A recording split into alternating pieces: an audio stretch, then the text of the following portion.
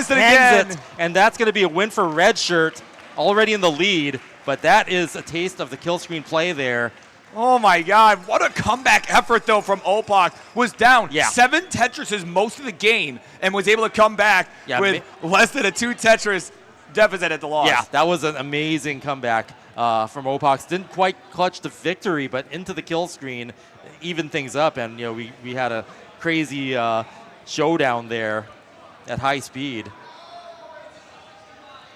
Oh, okay. Man. Meanwhile, no time to waste because we have 29 fast kill approaching. Coming, yeah. Level 229 lines. Next line clear will get it for Naui, but it's high up on the board. Both players opting to be up that high going into kill screen. Where's this bar, Chris? What in the world? Drought.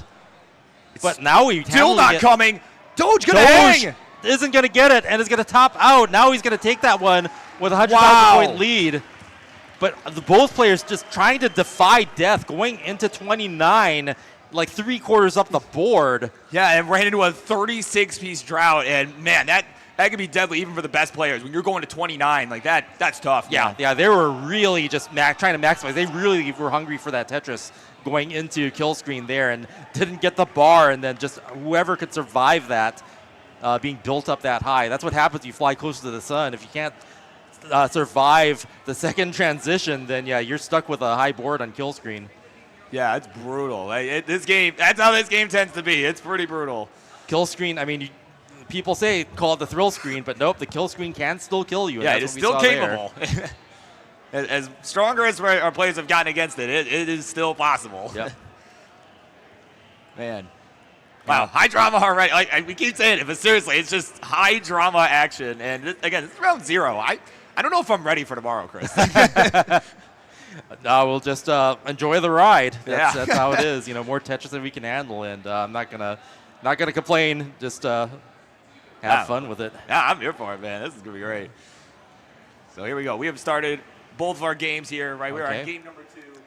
You have Red Shirt with the 1-0 lead. Naui with the 1-0 lead as well. So both those two players looking to build on that, maybe get a sweep going here. Yeah, we didn't have any of that yet on this channel. Yeah. You kind of saw Doge's eyes go wide there for a minute. He saw the hang of the L piece on the left side. Oh, yeah. It requires some burning here. Yeah, Naui, nice clean board there. Tetris for Naui. Neck and neck on the top, early days. Both players building up high on the bottom, waiting for that long bar, getting hit by a drought now. 16, 17. Oh, just man. really, they're trying to keep their efficiency. It ends at 20. Boom, simul Tetris, Opox and Red Shirt. Yeah, but meanwhile, Chris, at the top, as mentioned, Doge was kind of, getting in a little bit of a bind. He was able to get out of it, but of course, he just a little fun fact here. He doesn't describe himself as the worst Masters winner, which arguably is not true, right? It's based on, statistics, right? As so I've been told, right? But, describes himself like, I'm the worst Masters winner, guys. But a Masters winner, it's still a Masters winner, right? It still takes a lot of skill to be able to do that. And, it's kind of one of the few events that's even, close to like this caliber of a tournament. Oh, absolutely. I mean, at that point, you're already a superstar. So yeah. Someone that's always been pretty consistent as well, right? Someone that's kind of just always been in that mix, right? Pretty much month in, month out, right? So he's, and of course here he is, right? Finds himself here, top 48 once again, right at the World Championship. Yep. And yeah, with just the field getting so strong, even making gold bracket now, in a good position is, everybody here has really cut their teeth and they've really paid their dues to even be here. Yeah, it's it's a stacked field. It always is, but it just somehow every year stronger and stronger. Yeah, and I'm just blown away. Yeah, I don't think it'll ever not be mind-blowing. Tetris for Doge has a Tetris and a half behind. Catch up to Naui. Would love to make this the game to even up the set. And right now, Naui in a bit of a dig. This is what Doge needs to catch up. And hopefully clear that off to open it up. Tetris ready. And that'll do it. Boom, Tetris for Doge. We are neck and neck up on top. On the bottom, Red Shirt with a 2.5 Tetris lead now. Yeah, and we'll see if he, we kind of saw the last game, right, was able to build up a pretty substantial lead, and was in no small part due to, a lot of the burning on Opox's side. That crazy survival dig by Opox is still a highlight moment. But again, the moment. fact that the game ended so close, even in spite of all of that, I mean, that certainly bodes well. If you're Opox, that certainly bodes well, right? As long as you're able to keep things clean, right? Certainly, you got to like your chances. Yeah, no, that survival skill is definitely something to have, and will serve Opox nicely trying to get back this set. And yeah, Redshirt in a bit of a dig, can get a nice high dirty Tetris there. Boom, Tetris for Redshirt. Had missed a spin earlier on, which led to that. But now Opox, Tetris ready, boom, Tetris for Opox, evening it up almost to a 1 Tetris deficit there. So much closer game here for Opox. Yeah, and of course we are approaching the 19 transition at the bottom. Yep. Oh, but Doge, hang Doge on. way Doge up in on bit of trouble. screen. Okay, yep, good burn with the T. Okay, he's finding some good burns here, Chris. Some nice flat burns. And it's just holding out for this bar. And finally it shows. Yeah, and it takes there's a a good triple. burn. Yeah, he needed that for the relief right there. Yep. The left side needs filling.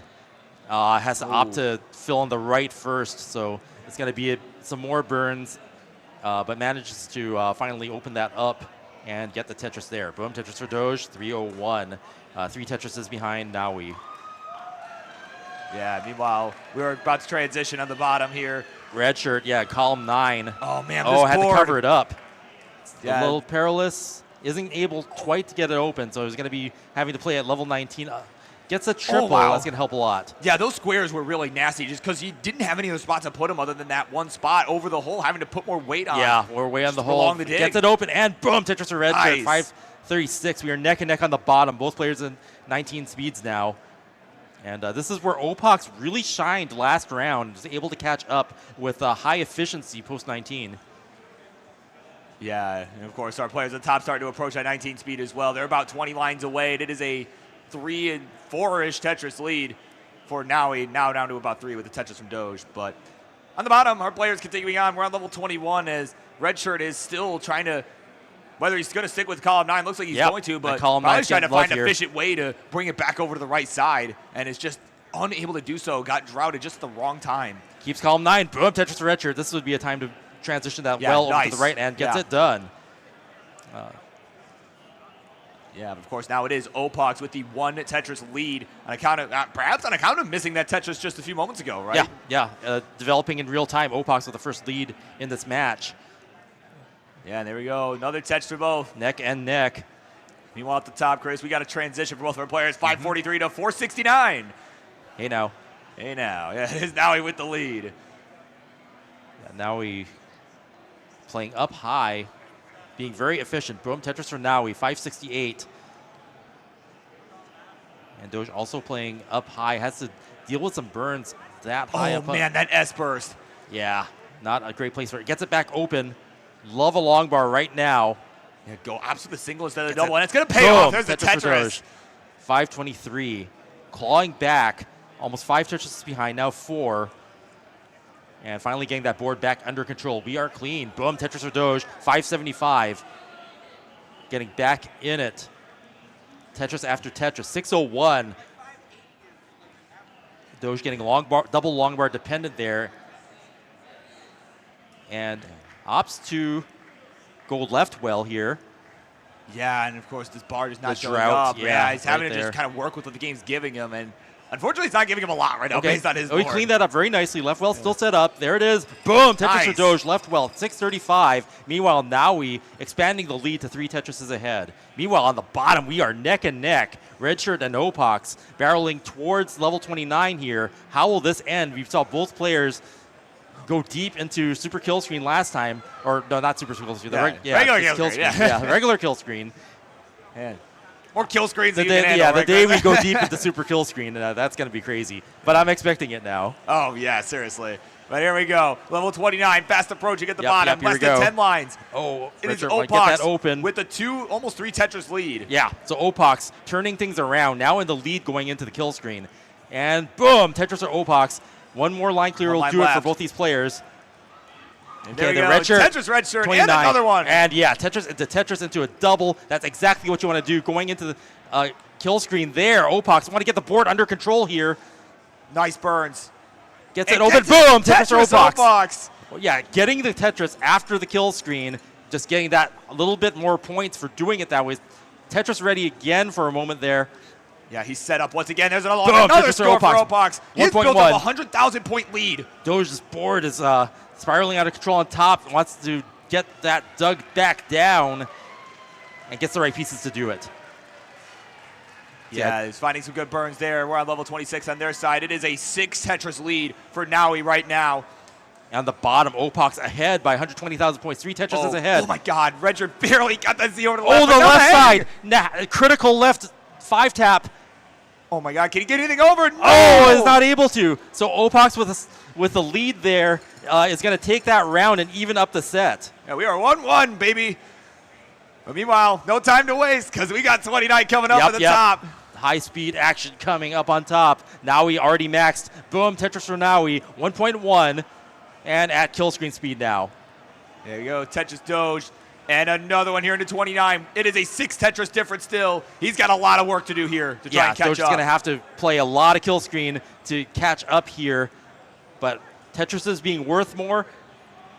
If he plays aggressive and pulls it off like he is there with that Tetris, it could happen. Yeah, and you know, Boom, certainly, Tetris Doge, another. Yeah, and certainly, you know, a mistake can happen to anybody at this speed. Certainly, Naui not an exception to the rule there. So yeah, Naui taking a triple there. Okay, Doge getting it back open. Gets that triple. Nice. Yep, that was needed. Got to just get this back under control. That is priority 1 here. But his board's starting to spiral a little bit. Board need to be under control. Oh, how did he get that? Oh my God, but not anything else. Didn't have anything left in the tank there. Now he's going to take that round. 2-0. Now he's looking to sweep here. 5 Tetrises ahead at kill screen speed. But yeah, what a finish there. Jeez, well, yeah, what a game. Seriously, that was crazy. 29 all around. I mean, 29's all around. Yeah, still no 39 yet, but I mean, it could happen here. It could absolutely happen here. Yeah, Opax able to turn that around and even up the score there. We saw, you know, the first round, Opax being so far behind and just high performance in the post-19, making the difference there. Yeah, definitely. I mean, yeah, what a crazy game, right? Just insane. Maybe had a really close one at the bottom, you know, some back and forth at the top. Pretty dominating performance there from Naui. But Doge, certainly, I'm sure he's still got some gas in the tank to maybe try and, you know, at least bring us to a game 4, right? He's got to start there. Oh, yeah. We saw Doge just making a lot of Tetrises in the post-29 speeds, so it was definitely possible. Just sometimes, you know, the board state is, you know, what the pieces give you to make it possible or not possible. Yeah, absolutely. So, of course, our judges getting our players squared away at the top, you know. And, of course, you know, worth noting here, Naui submitted a PB, right, when he registered for this tournament as a 1.262 million. I think it's out of date. That's got to be out of date. There's no way that is out of date. And that was even a top out there. Like, you know, he could have kept mulling that if it were a mullen. Basically, only a couple touches behind. Like, there's no way. But yeah, we don't allow mullins in the bracket play, so that's PB probably thrown away. Yeah. But hey, that's the price you pay for being a Tetris superstar. Yeah. Oh, man, Opax in shambles right now. He had a couple misdrops to start this game. So, yeah, on the comment, or on the Yap Cam. Oh, bro, not like this. That's what they said. Oh, man. Yeah, some they're having fun down rotations there. coming in. Yeah, no, they are, man. This is partly what it's all about, man, right? Just, you know, we're all here. I mean, really, you know, the Tetris is really our excuse to all get together and, you know, hang out. Oh, and have a lot of fun, that's you know. a lot of people have gotten into it just because it's the art community, want to get into it, hang out, and just, you know, all your friends are here, and I really see that that camaraderie between players, especially Opax and Redshirt, are just having fun. Oh, man. Yeah, no, this is fun, man. And, you know, of course, you know, Redshirt right now, speaking of Redshirt, right, he is kind of playing more towards the high end of his scoring range at the moment. Not quite there, right? But, you know, he's supposed to get PB of 1.9, right? And it's certainly, I mean, he's playing some really efficient 29 we saw in the last couple of games. So not quite like a perfect level at this phase, but, you know, he's been looking pretty good here. Yeah, Opax with a non-standard getting that dirty Tetris there. Definitely having fun with this. And was able to, you know, those mistakes we saw early on, they're just gone within moments. So these players can definitely get themselves in and out of trouble. Yeah, speaking of being in trouble. Both players up on the top field just playing close to the sun here. Who's going to get out of this dig?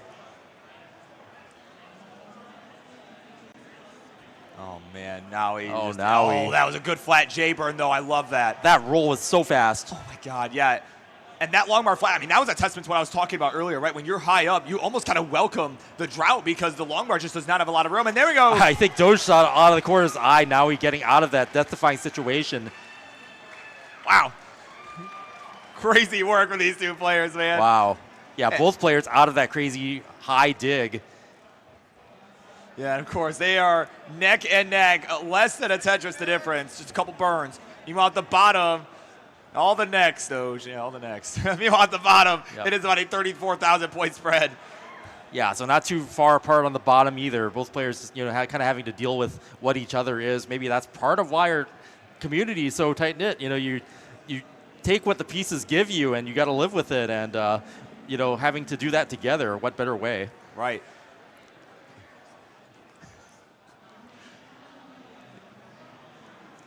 Yeah, so players finding their own way here. I mean, and look at this for Redshirt right now. He's at a 91% rate. I'm not usually the guy that brings that up a lot. Yeah, but that Tetris rate, I mean, 91% has barely burned at all. Yeah, it's like, is James Chen in the room? 91% Tetris rate. But, yeah, right. Where's James? His ear, somewhere his ears perked up. Exactly. He's excited right now. He doesn't even have to be here. I know he loved that. Oh, yeah. And taking the triple there for Redshirt. Oh, man. Of course, at the top right now, it is Doge with about a 1 Tetris lead. It is, oh, look at that, 1 point. 1 point. Yeah. Now he pushes That's down. The down push point. Harry Hung says, see? I heard that Harry Hong is lurking somewhere. Oh, yeah. I heard he and some of the Max Out City crew had went out last night. I forget where. They went somewhere nice, but it sounded like a nice time. I did not go, but that's the thing. It's like nowadays it's just like, wait, Harry Hong's here? Right, yeah. Like, just kind of lurks in the shadows. Yeah, lurking in the shadows. Just Yeah, no, he's a character, man. I love Harry. He's a character. Oh, absolutely. Party with the mayor. Oh, yeah.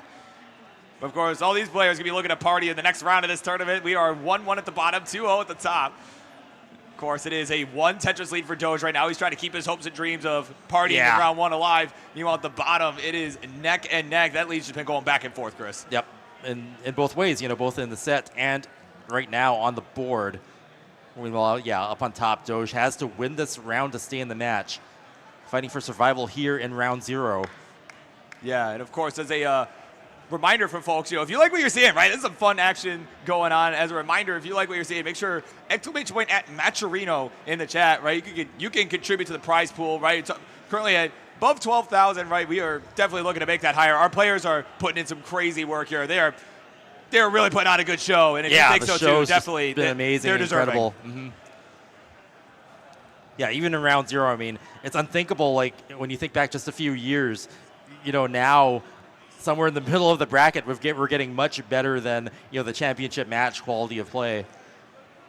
Yeah, without question. And of course, at the top, we got our first transition. Yep. Doge getting there at about 500K. Ahead, exactly what he wants in this position to take back some points in the set and keep this alive. Yeah, he's getting all sorts of locked in right now. Meanwhile, at the bottom, we got a transition for Opox. Now joining Doge. Oh, was that a... So I couldn't tell whether that was a missed Vitz or that was a roof waiting to be burned off for Opox there, but he did get it burned off. Yeah, either way, he's going to get this back down to safety. Of course, so it is neck and neck at the bottom. Meanwhile, at the top, it is a 70,000 point lead. Doge looking to hang on to that. Now he's playing way up high. Had a misdrop there.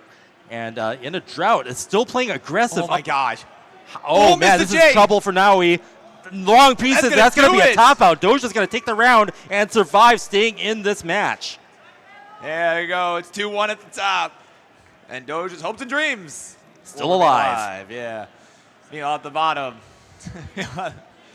On the bottom, it is a 80,000 point lead. Redshirt does have the lead. Again, and the momentum of this matchup hanging in the balance here. It is a game 3, 1-1. We saw it, go back and forth. Opox being far behind that first game. They're taking back all the momentum in the second game. Where is it going to lead them to here?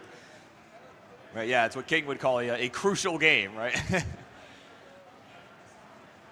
There we go. Tetris Opox will go to 751, 825 here for Redshirt. And yeah, again, very efficient games. I mean, Redshirt, we were talking earlier how he was at a 90% rate, still at an 80% Tetris rate here, and the 19 speed has still been able to maintain a very high level of efficiency. Yeah, I mean, we're at level 23, 856 is going to be a high scoring or an early max out here, possibly. Yeah, and and I was talking earlier about players, getting early max outs like 25, 26. Redshirt was among those players for sure. Exactly, he was able to get quite a few maxes, right? Yeah. Double digits. Definitely super efficient. Boom, Tetris for Redshirt, 948. This is going to be one of those. Opox getting up high. Definitely want to get the board back into shape here. Yeah, he's trying to find the right solves. There's the J for the left side.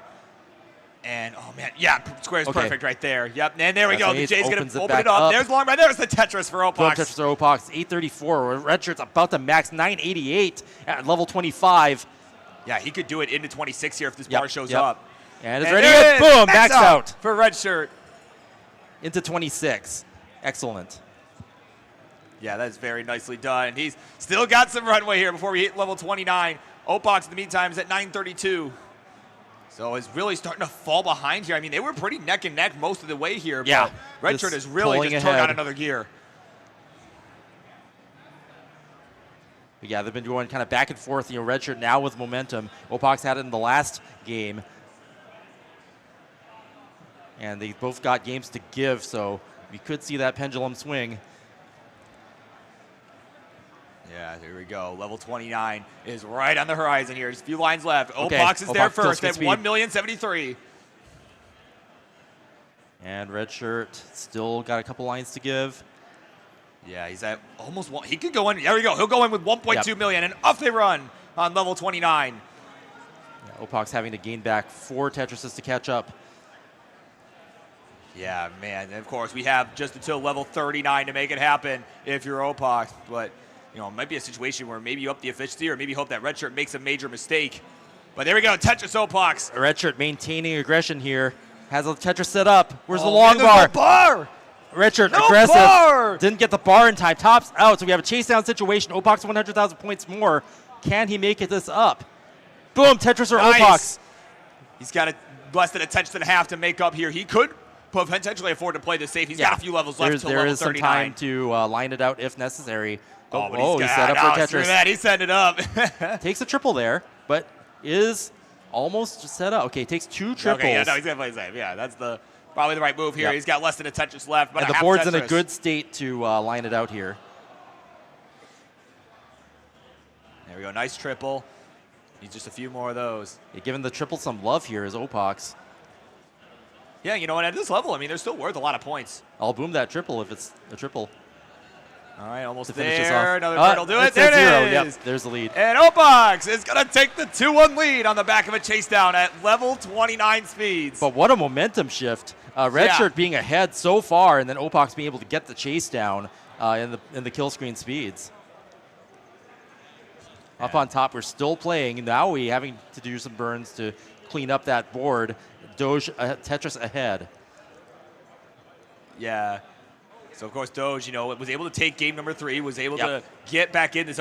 If nothing else, has avoided the sweep, right? But now, if you're him, you got to just kind of take this one game at a time.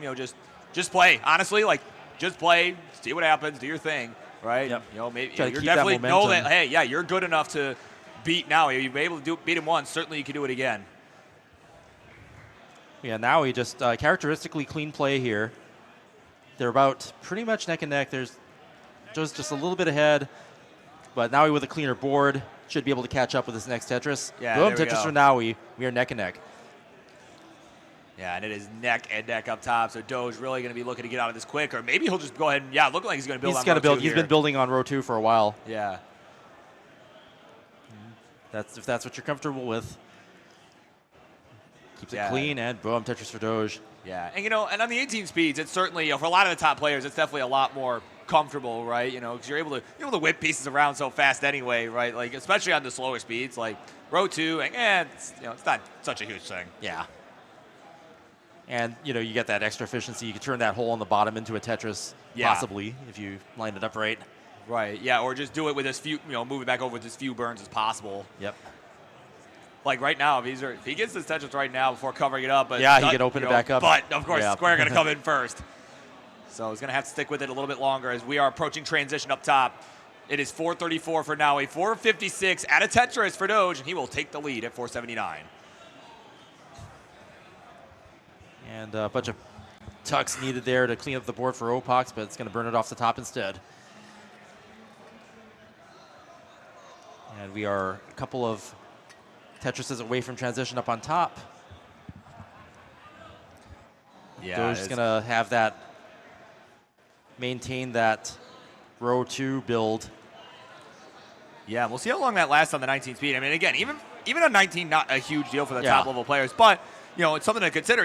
Is probably going to end up, if he stays on row 2, the pieces are going to fall a bit faster and likely will end up further ahead in the piece sequence, right? And maybe end up transitioning first, so could come into play for chase downs and such later. Doge still maintaining that, waiting for the long bar. And Drought gets the long bar, boom, Tetris to Doge. Nice. Yeah, just for the majority of this game, just playing off of row 2 there, and it's been working out. Is still in a 2.5 Tetris lead against Naui. Yeah, and he's still set up here. He's trying to, there we go, there's the Tetris for Doge. Yeah, and again, if you're Doge, this is exactly what you need, right? That 2 Tetris lead, just you're down 2-1, right? You're on the brink of elimination.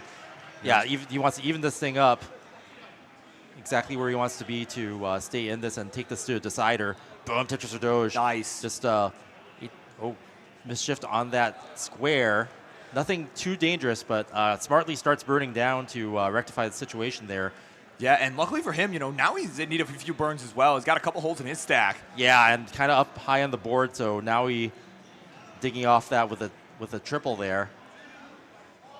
Yeah, there we go. Good burn there. It's just, he's been really good with his survival this whole series, and that's what allowed him to take the 2-1 lead in the first place. And there we go, another Tetris. Yeah, we haven't seen Naui in trouble very much at all. It's usually like if Naui's in trouble, then that's the only time in the round that it happens. Yeah, it happens like maybe once. Yeah, and even then, he always finds his way out, or has so far at least. So right now it is just south of a 3 Tetris lead here for Doge. Both players are not in the best of situations here. Yeah. But there we go. Another Tetris for Doge. We'll go to 773. So it's opened up about a 100,000 point lead. Yeah, great position to be in for Doge to even the setup.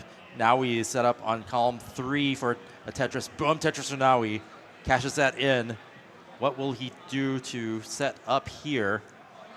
Yeah, and of course, as we start fast approaching 29, it kind of becomes, as we always talk about, right? Like, is the strategy, burn it down, or how long do you hold out for the well bar? transfer or not. Yeah. And looks like Naui is going to transfer well to the right, but ends up putting weight on the well there.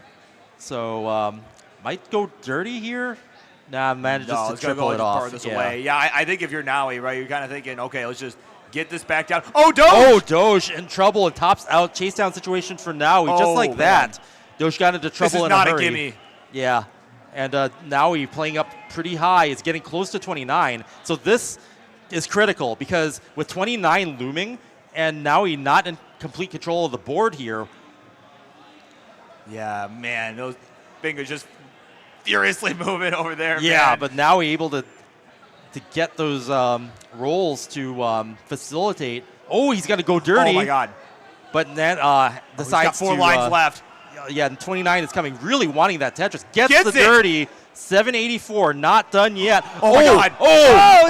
That's going to... Doge survives. Now he unable to complete the chase down. Like I said, the build being in such a precarious situation going into 29, if you don't get your board under control, the kill screen will kill you. Man, that was a gutsy move there. Like, go for that dirty Tetris, and instead of just opting to just start burning it all away. Yeah. And that's kind of what we were talking about, right? Like, what's the strategy going into 29? It's kind of like, you got to really treat it like another transition, right? Like, yeah, that was shocking because, trying to get a dirty Tetris up that high on the board with 29 looming, like, is that what you want to do? He did only have a couple of Tetrises of a chase down, so if it completely worked out, he might have gotten ahead and topped out on kill screen, but that just didn't happen. Yeah, of course, a drought came in, like, pretty much right at the end there. So we got a decider about to commence on top. But meanwhile, at the bottom, we are about to transition. Opox in red shirt Yep. Series hangs in the balance. It is Opox needing this win to take it. Red shirt looking to force a decider as well. But scores are neck and neck as they go into 19 speeds. How will this play out? Man, and seriously, these two, I'm telling you, man, these two always put on a friggin' show, and this match has been no exception. Okay, red shirt with a bit of burns there to have to deal with. Opox looking clean here. And bangs down another Tetris, now more than 2 Tetrises ahead. Man, it's just getting tense here, right? As you know, as all you can do is kind of sit and wait. Like, who's it gonna be as we start getting closer to 29? Tetris red shirt will bring it to within about 40,000 points as Opox regains that advantage. Yeah, the momentum shifting here, going on to the bottom is just so crazy. Opox hanging that T there. He's gonna have to burn that off at some point. And luckily gets the long bar to bring down the stack to facilitate the cleanup there. Oh, Gets man. the right pieces, and it's almost as if there Oh, was... man, Opox, that hang there. Yeah, that's going to put some pressure up on the right, and does some spins to try to keep it neat and solve this out. Yeah, there we go. Nice long bar flat there, but, man, this board is not in good shape Yeah, here. both boards are just kind of not too happy here. Redshirt having to build on top, has to settle for a triple there. So we'll see what things look like when the dust settles. Opox out of the dig now. And backs down to Tetris, 750. Yeah, and that's the thing, you know, with Opox being in the dig, you know, Red Shirt also being a dig wasn't really able to capitalize on that.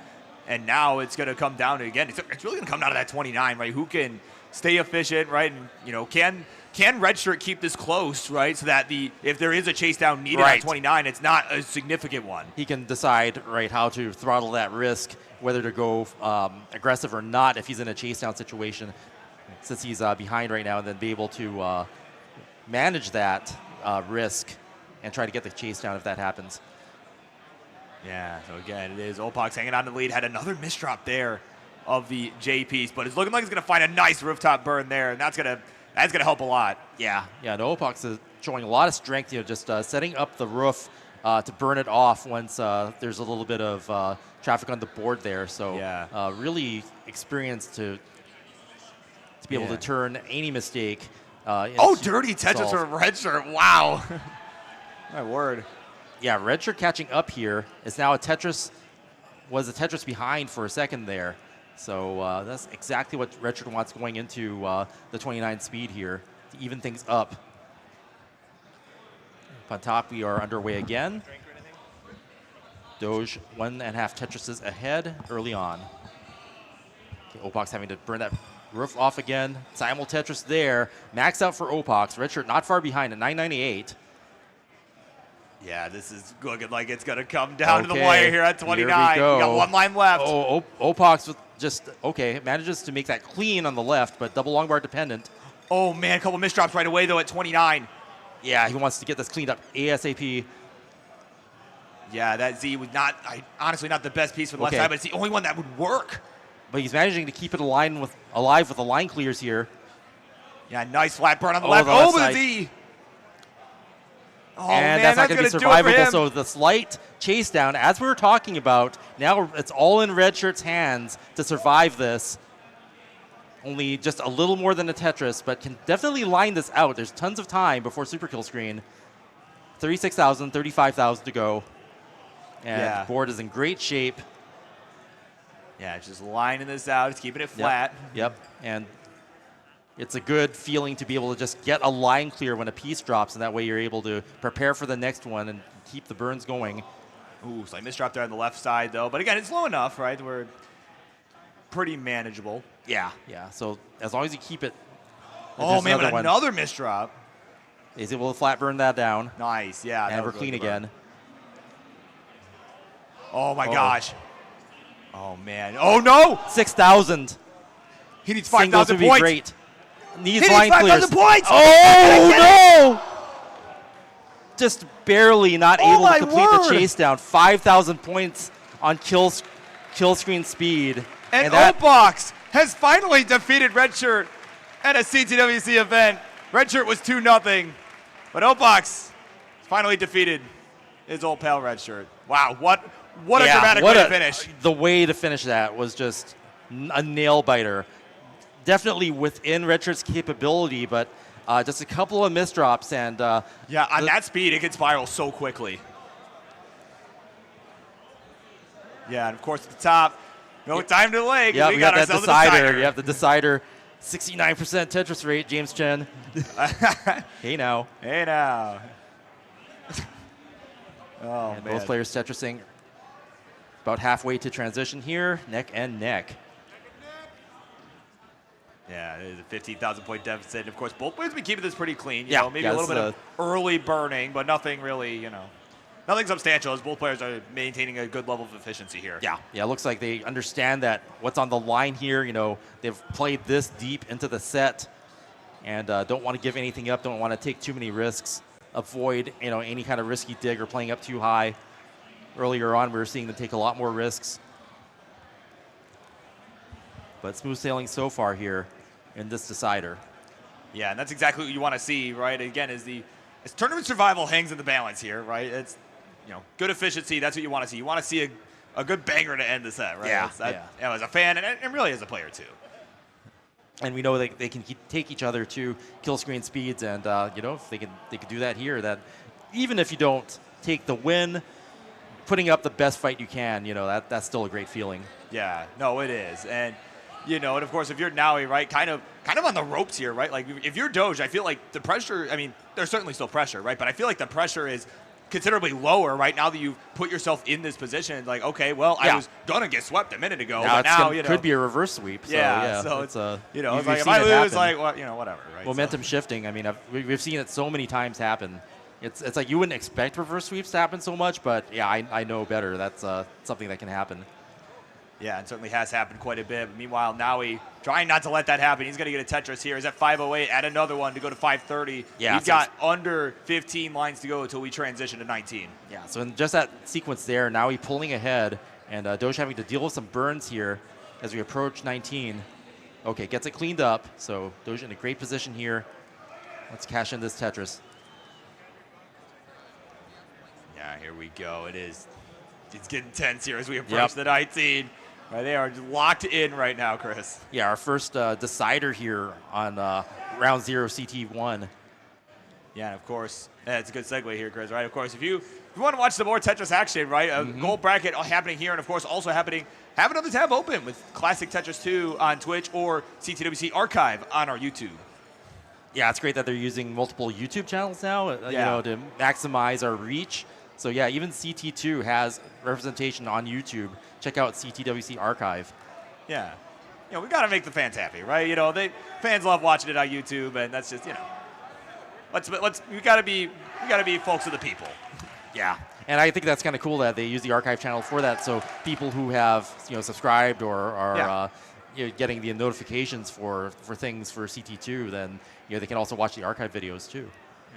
Absolutely, and of course, we are on the 19th speed for our players. We're on level 21, 669. Hey, now, at a Tetris 695 for Naui. Doge with a Tetris will go to 591. So it's do or die for both of our players as we just start speeding along to 29. Doge trying to maintain efficiency here, building a well on the right. We'll have to probably take a triple of that long bar. And is set up on, there's that one game where Doge was playing off of row 2 for a very long period and did very well to maintain that. That's actually when the momentum shift happened. Yeah, it's very, very well to be able to shift the momentum there, right? So now he's looking to just maintain this level of efficiency. He's at about a 70% rate here. Yeah, now just a monster efficient game here. Was 5 Tetris ahead, but now has some holes in the stack. Doge, very content. You're playing the very best off of row 2 here. Once again. Yeah, he's been doing it pretty much the whole series. Yep. And there's a hang there of the L piece on that left side. Could be an efficient roof burn here if things play out right. Yeah, let's see. He wisely starts constructing that. Yep. Oh, interesting spin there. Yeah, a little spin tuck there with the T. And but then followed by another misdrop of the S piece. This is not what you want to see in a Game 5 situation, but now nice he's not looking much better. Look at this dirty triple. Oh, there we go. Dirty Tetris for Naui. Wow, he's going to clean that up real quick here. Both players are testing their dirty skills here, trying to clean things up and stay efficient. And it is coming Oh, down Doge. to it. Oh, Doge. Doge Column 3, boom, Tetris for Doge. now being super versatile here. Yeah, this is, I mean, yeah, he's like, hey, now you can do something crazy. I'll do something crazy too. Why not? You know, row 2, column 3, Yeah, Tetris, no another problem. Yeah, but here we go. We got about 20 lines left to go before we reach Yeah, level 29. players want to keep these boards clean as possible going into 29, so you don't have a repeat of the situation that happened before where they both topped out going into 29 because they were built up too high. Yeah, and then a bar never showed up, so you know you can't count on it, right? You can never count on it. Yeah, you always want to keep your stack in a position where you just burn when needed. But Doge playing up high gets the Tetris into level 28. Tetris again, that's going to help a lot. Now he's lead 4 Tetrises now, but of course, you know, going into the kill screen here, you can make that back. Yeah, here we go, Chris. It all comes down to this. Now we in Doge. Who's it going to be? Level 29. Yeah, Going to it all decide comes down it. to this. Yeah, and of course we do have Naui with the max out. Doge has yet to get there. Yeah, wants to dig back down, get things safe again, and hopefully, you know, when one player makes a mistake, then the other will be able to gauge their aggression, complete the chase down. Yeah, a couple misdrops. Okay, now in in trouble, and it's he's going to gonna top top out. So Doge Doge with the chase down. with the chase down. Oh my God. Needs a flat burn. Something sticking there. Okay, nice. Yep, just the bar for Takes the a right double. side. Very nice. Yep, okay. we got the bar in the 126,000 to go. middle. Yeah. Plenty of time. Yeah, he essentially just needs 1.1 million. Oh, man. There Getting we the go. line Ooh, clears. there's the Nice. flat burn. There we Yep, now get gets the that flat 5 burn. tab. Yeah. And then trying to keep the playfield safe, and then not make any mistakes, and then just taking the line clears where you can. You know, possibly even just getting doubles and triples to make it up. Yeah, and again, with this being 29 play, like this is certainly, I mean, not a gimme like we saw with Redshirt in that other Yep. game, right? Like, Yeah, we have not seen a lot of successful chase downs here, actually. Oh, nice build here. Set up for a Build triple. up. Okay, set up for ready? Tetris. Tetris ready? And boom! Boom, Tetris for Tetris. Doge. 48,000 points to go. The Tetris and Oh change. my God, couple misdrops. Oh my goodness. Getting About halfway line up the clears. stack. Okay, gets gets the a L for double. the right. Yep. Oh, takes the flat burn. Nice. Smart. Yes. Minimizing chance for error there. Okay, that left side's critical. Yeah, he's only Gets got a a flat couple burn. levels left to go, so he's. 28,000 points. Oh no! Oh no! Oh, no! Get it! That long Just bar like hand that, gonna do him in! Man, the kill screen Wow! shattering the chase down dreams. Now we will advance. But what a showing by Doge. Hanging in there like that, almost completing the chase down. Got most of the way there. And just just a level of pressure is just off the charts. Crazy. What an exciting round. Yeah, that was insane. That very, and you know, and I was just starting to say, like, you know, he's only got a couple levels left to do it, you know, and perhaps maybe feeling some of that pressure, ended up early shifting or whatever with a long bar, and it just, it spiraled so quickly because he was already halfway up the board. Just, wow, what a dramatic finish. yeah. I keep saying it, but The players it are keeps so being true. capable, and it's just, you know, you can't help but just mentally cheer for every single piece drop. Yeah. And then when you see, like, you know, the board spiraling out of control, it's just like, oh, Yeah, no. your heart just sinks Just like, like oh, this, gosh, yeah. not like this. Oh, my word. So, wow, what a block here. I mean, of course, we still got some more round zero action to come. And, of course, in the meantime, we got some folks to thank here for making all of this even possible, right? So, Chris? Yeah, so a shout out to Enhance. Now, you know Enhance from Tetris Effect Connected. You know, they put the classic score attack mode in there representing classic Tetris. They have a new game coming out. Oh, yeah, they do. And if you like Tetris Effect, wait until you see the new version of Lumines coming out for, I believe it's PS5 and PC. And it takes what they learned from Tetris Effect Connected, you know, the sort of like the trance and the lights and the pulsing and the music, and it takes that and it puts it back into Lumines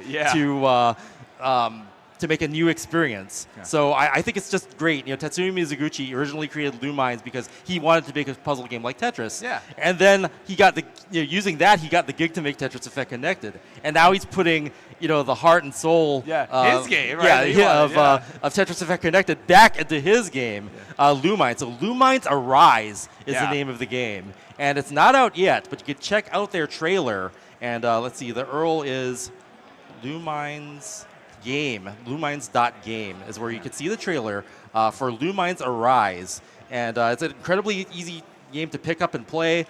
You manipulate blocks of 2x2, and then there's a beat of the music, there's a timer, and then it'll eliminate blocks from the field. So it's a different take on the puzzle game, but a lot of the things that you love about Tetris you can find in in Tetsuya Mizuguchi's game, Lumines, and Lumines Arise coming for new platforms later this year in the fall. Yeah, that'll be really exciting to see. Kind of a different take on this, right? Different take on Tetris. So I'm excited to see how that goes. And they've been evolving their games. They keep their games alive. They keep doing weekly challenges for Tetris Effect Connected, so you can count on Lumines Arise getting that same kind of love and the same kind of maintenance. Maybe they'll put like some kind of weird classic score attack mode in there, and just more puzzle game love going around. And they're sponsoring us. They're continuing help us keep what we're doing, and maybe someday we'll have a Lumine side event. Yeah, maybe that would be pretty cool. It'd be interesting to see. But I think it'll also be interesting to see, of course, someone else that has helped us make this possible. I'm going to turn this over to King, as he's got a guest here with one of our folks from Stand Up to Cancer. King? Thank you, Burb. So, ladies and gentlemen, I'd like to address you all for a moment. We are partnering with a great organization by the name of Stand Up to Cancer. Now, we all know cancer has affected us in one way or another, whether it's been through our relatives, friends, or ourselves. And it's something that has been something difficult that we have to deal with, but with great support from people such as you, we can continue to fight against it. And it's my honor to present to you a member from Stand Up to Cancer who's been working with us from last year, and he's back again this year. Please welcome Andy Stieg.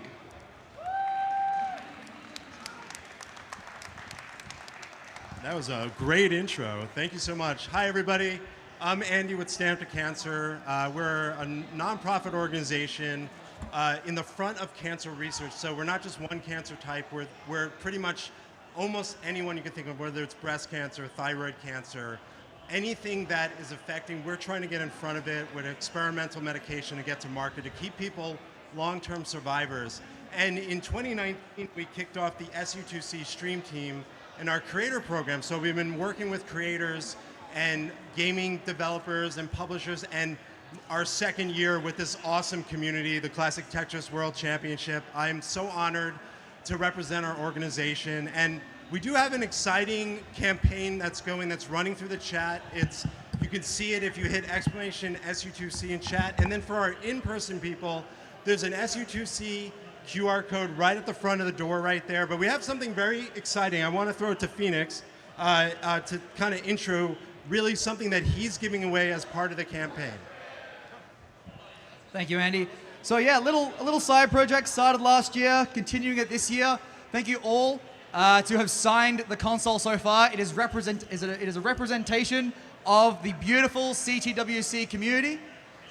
And as a thanks to Stand Up to Cancer, in partnership, we would love to give it away if our goal of $2,500 through the Stand Up to Cancer campaign is reached.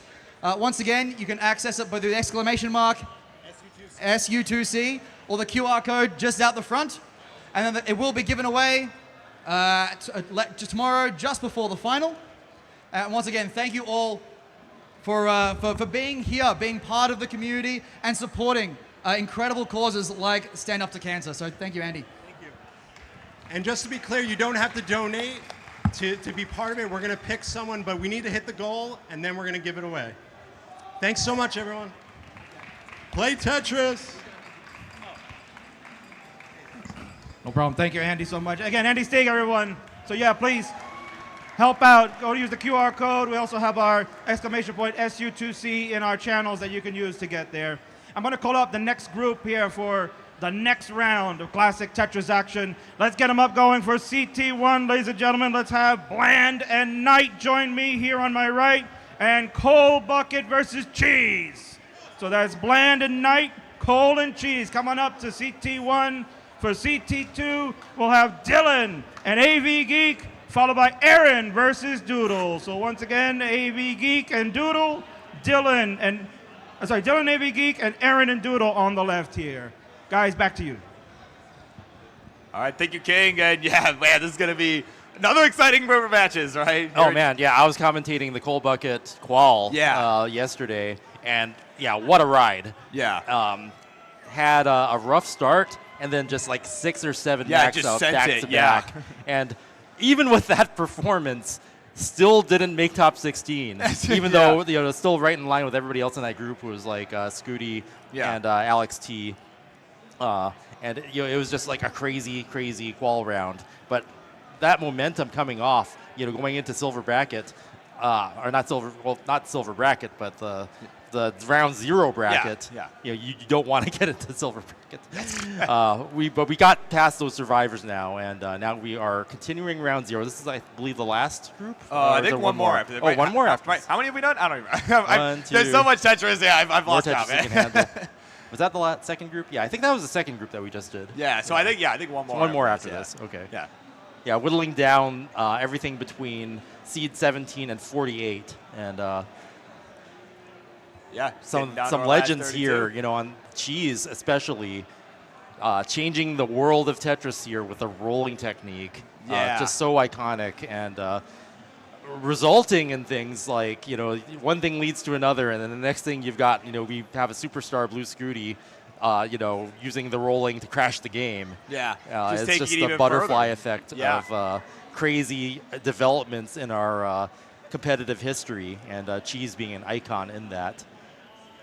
Yeah, and of course, in Cheese's qualifier, right, I was up here for that one, and, he kind of had a tough start himself, right? He kind of, was getting a bunch of, kickers here and there, and then towards, like, the middle, the back half of his qualifying session, was able to get his few max outs to qualify him for this tournament, right, to qualify him for the tournament, and, but I think by Cheese's standards, certainly, probably not up to par for what he was wanting to see. So now, being seed 42 here. Yeah, and I looked in the able notes, to redeem Cheese himself. being more inactive lately, so kind of a wild card here. We're not sure the performance potential here in comp, because we used to see Cheese a lot in comp, and then after taking the break, but still with a strong qual round. Yeah. Going against Cole, who just also came off of a very impressive qual round, C23, C42. Yeah, it's going to be a really exciting match for sure. Kind of, it's weird to say this, but like, old school rollers, right? That's a weird thing to say in the same sentence. Oh gosh, right? my brain just exploded. The OG roller versus someone who's really, the taking it to another original, level. the original roller, the innovator. And up on top, Knight, we got Knight representing Canada once again. So we got like the 3-1 balance where 3 Americans, 1 Canadian. Yeah, absolutely. Yeah, there's been at least a good amount of international representation. Honestly, I feel like more than previous years, too. Oh, right? absolutely. Because the fact that every time so far we've at least seen someone from outside of the United States. Still pretty U.S. dominated, of course, but, it's nice that we're seeing more international representation. Yeah, as the years go absolutely, on. especially when you realize that NTSC, Nintendo Tetris, isn't like a worldwide game. A lot of places, had to adapt. Not so much Canada, but more so like UK. Yeah, the rest of the world. Yeah, especially Japan. If you see Japan come back, it was great seeing Corian and Griti again this year. Hopefully, we will see them in the years to come. Yeah, I hope so. I mean, yeah, certainly saw them at the TGM tournament last night. They qualified this morning and are, playing in their own matches, right? And so, yeah, no, it's definitely the energy's better with them around for sure, and it's nice. It's nice to have them. Also, we've been having more regionals in other countries. So as those play out and more players get involved in those communities, and they reach out to players who are able to see our scene, in the far corners of the galaxy. Yeah. We'll have more players compelled to join us wherever we may be. Yeah, absolutely. Of course, for these 4 players in particular, of course, some got all the fun facts, right? Yeah, of course, 1,500 max outs. Yes, yeah, 1,500 max outs. My God, that's crazy. Of course, overnight also apparently won $25 at a Mario Kart event. So that's pretty neat. Now I got to know which version. Hey man, right? back in the early days of esports, you'd be happy to get $25 for anything. Exactly. Yeah. No, that's a good thing. It is interesting to see. Like, oh, man, wonder what version it was. Like, was it the correct version? Was it the good version? I actually used to be, so I don't talk about this much because it was a terrible, terrible experience, but I used to be like a national or world class Mario Kart player. Oh, really? It's Mario Kart 64, but the rule set was the most tragic, I don't know. I don't know a way to say it in a family-friendly way. Yeah. But I basically will not compete in a Mario Kart tournament ever again. Oh, wow. Man, that bad, huh? Yeah, Jeez. that bad. Oh, my word.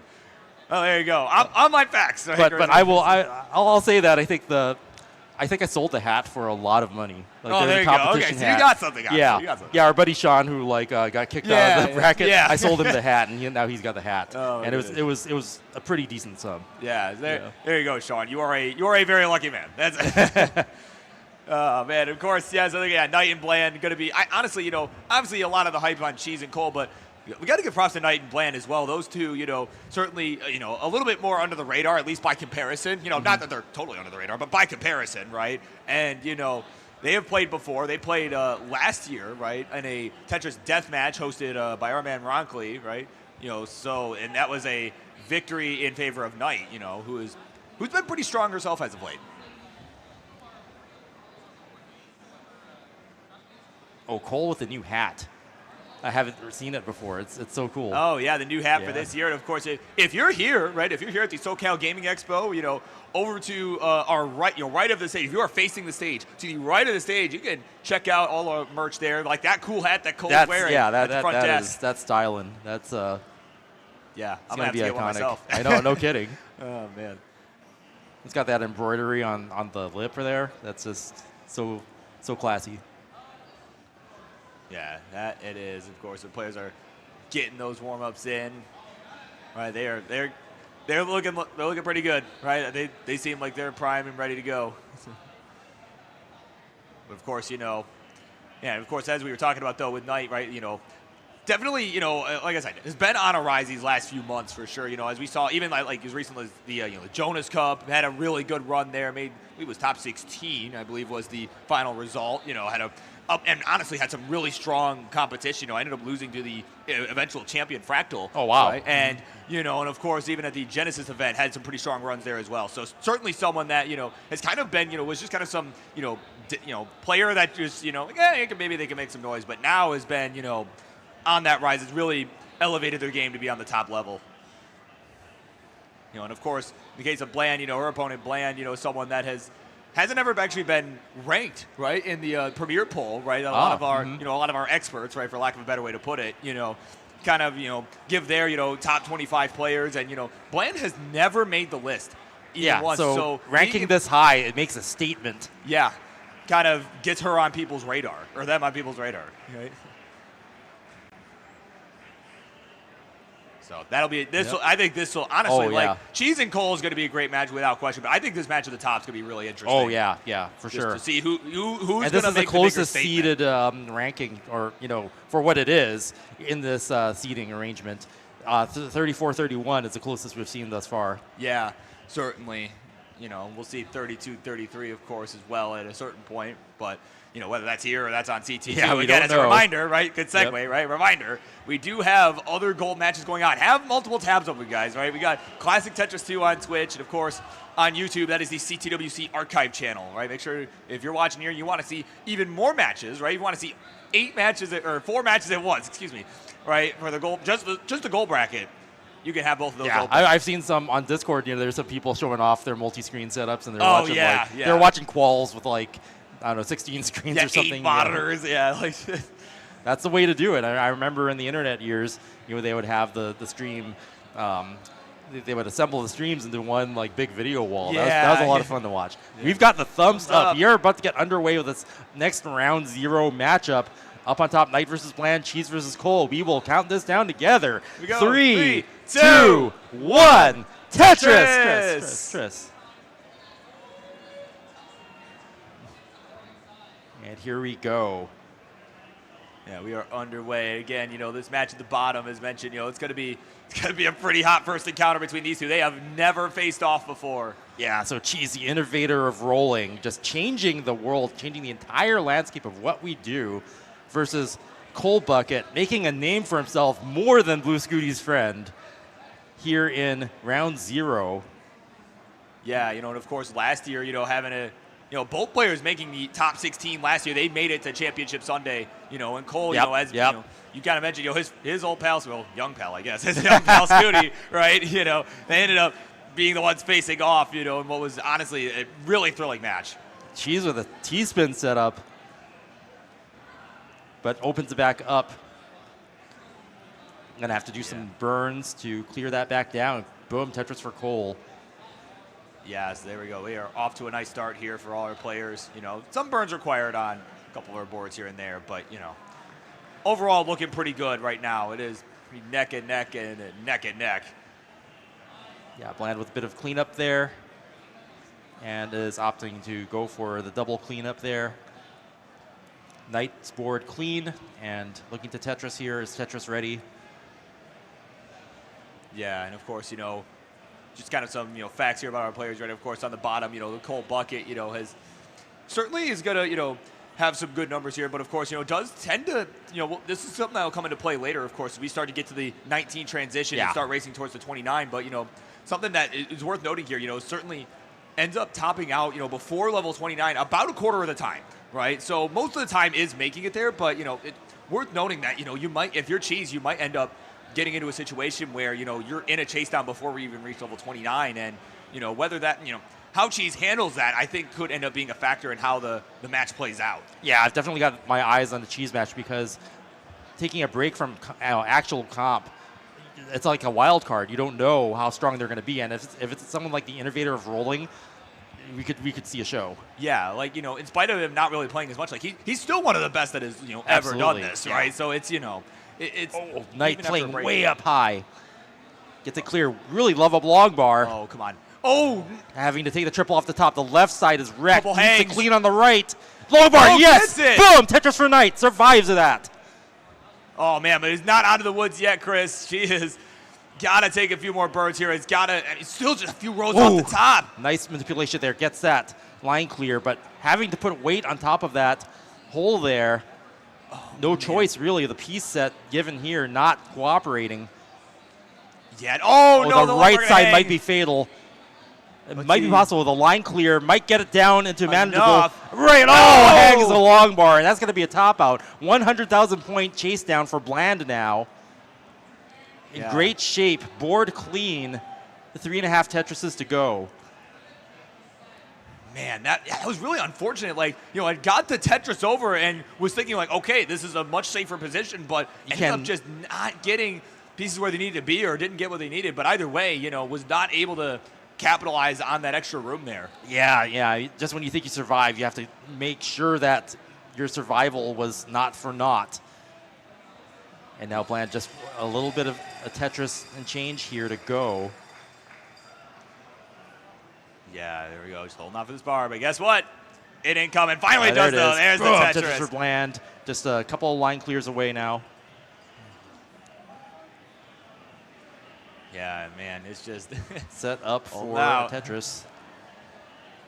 And there we go. There's the Tetris for Bland, and that is going to be a 1-0 advantage for Bland. GG's. But meanwhile, at the bottom, Chris, we got about a 5 Tetris lead here for Cole early on. Yeah, Cole. We're about 100 lines through. Super strong game from Cole here, hot off that qualifying round.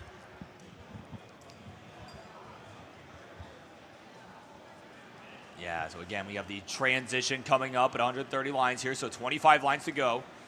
And Cole's going to look to just maintain this lead. And, you know, something I always find, you know, Cole as a player in general, and I think, and you're going to see this even as we get into the 19th speed, but just the amount of adjustments, just how crazy the adjustments are that he makes. That's right. Right, are just so good. Like, he makes it's a lot of fun to watch even, yeah. Yeah, they are. And he makes it with the last possible second, and I think that's going to be really interesting to see all of that play out on level 19 as we start to get there in the next few lines. Yeah, absolutely. I think the future of improvement is being able to make adjustments and make a playfield that accommodates for them. And a player that has a moveset that can take advantage of that. And we see that in Cole Bucket. Yeah, and as they are about to transition at the bottom, of course, at the top, they are underway again. And, you know, again, kind of surprising early top out that first game. You know, as Knight ends up making it to 19 almost 95% of the time. So that is you know, the 5% still happens, and that was, you know, one of those scenarios, but it's still surprising when it does.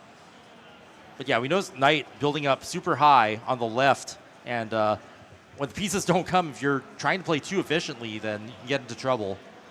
And of course, being a transition, we're there on the bottom. There's a touch for Cheese going to level 20 at 402. So kind of an uncharacteristically low transition score for him, but that's going to allow Cole to build up about 100,000 point lead. He's at 528 here as we are racing along here.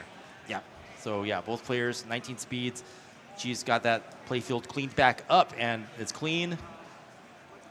Has a bit of ground to have to catch up, but you know when you hit those 19 speeds, sometimes players improve their efficiency. You know, with a little bit less time to think, they actually make less errors in some cases. Yeah, and you know, and it's interesting because a lot of the times, you know, that sometimes that's the case because, you know, people are warming up on level 29 and, you know, the 18 speed almost feels too slow, right? You start maybe overthinking some of the decisions and you know, and 19 gives you less time to think, right?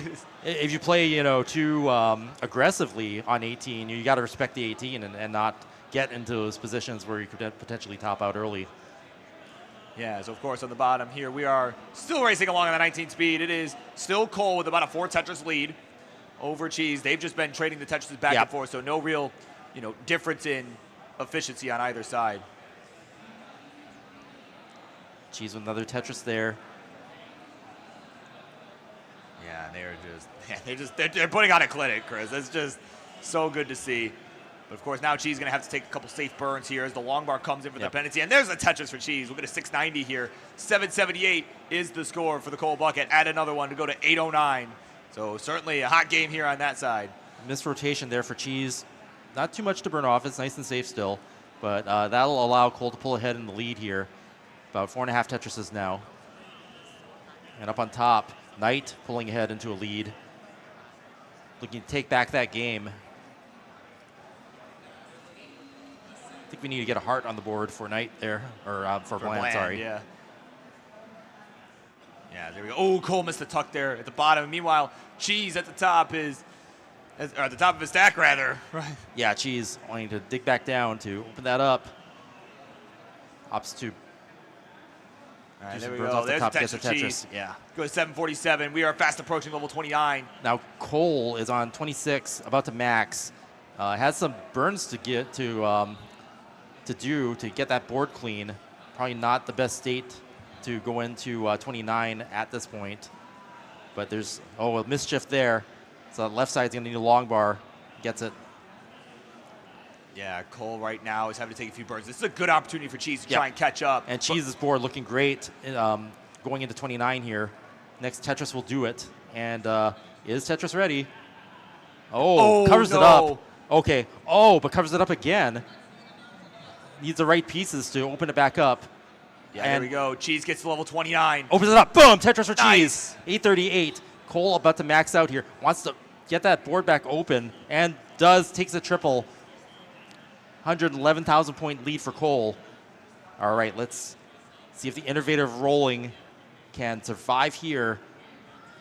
Yeah, certainly is capable of it. Of course, he's a top 16 finisher in the last World Championships. Certainly he's got the chops here, but right now, had him misdrop to the square. Oh, no.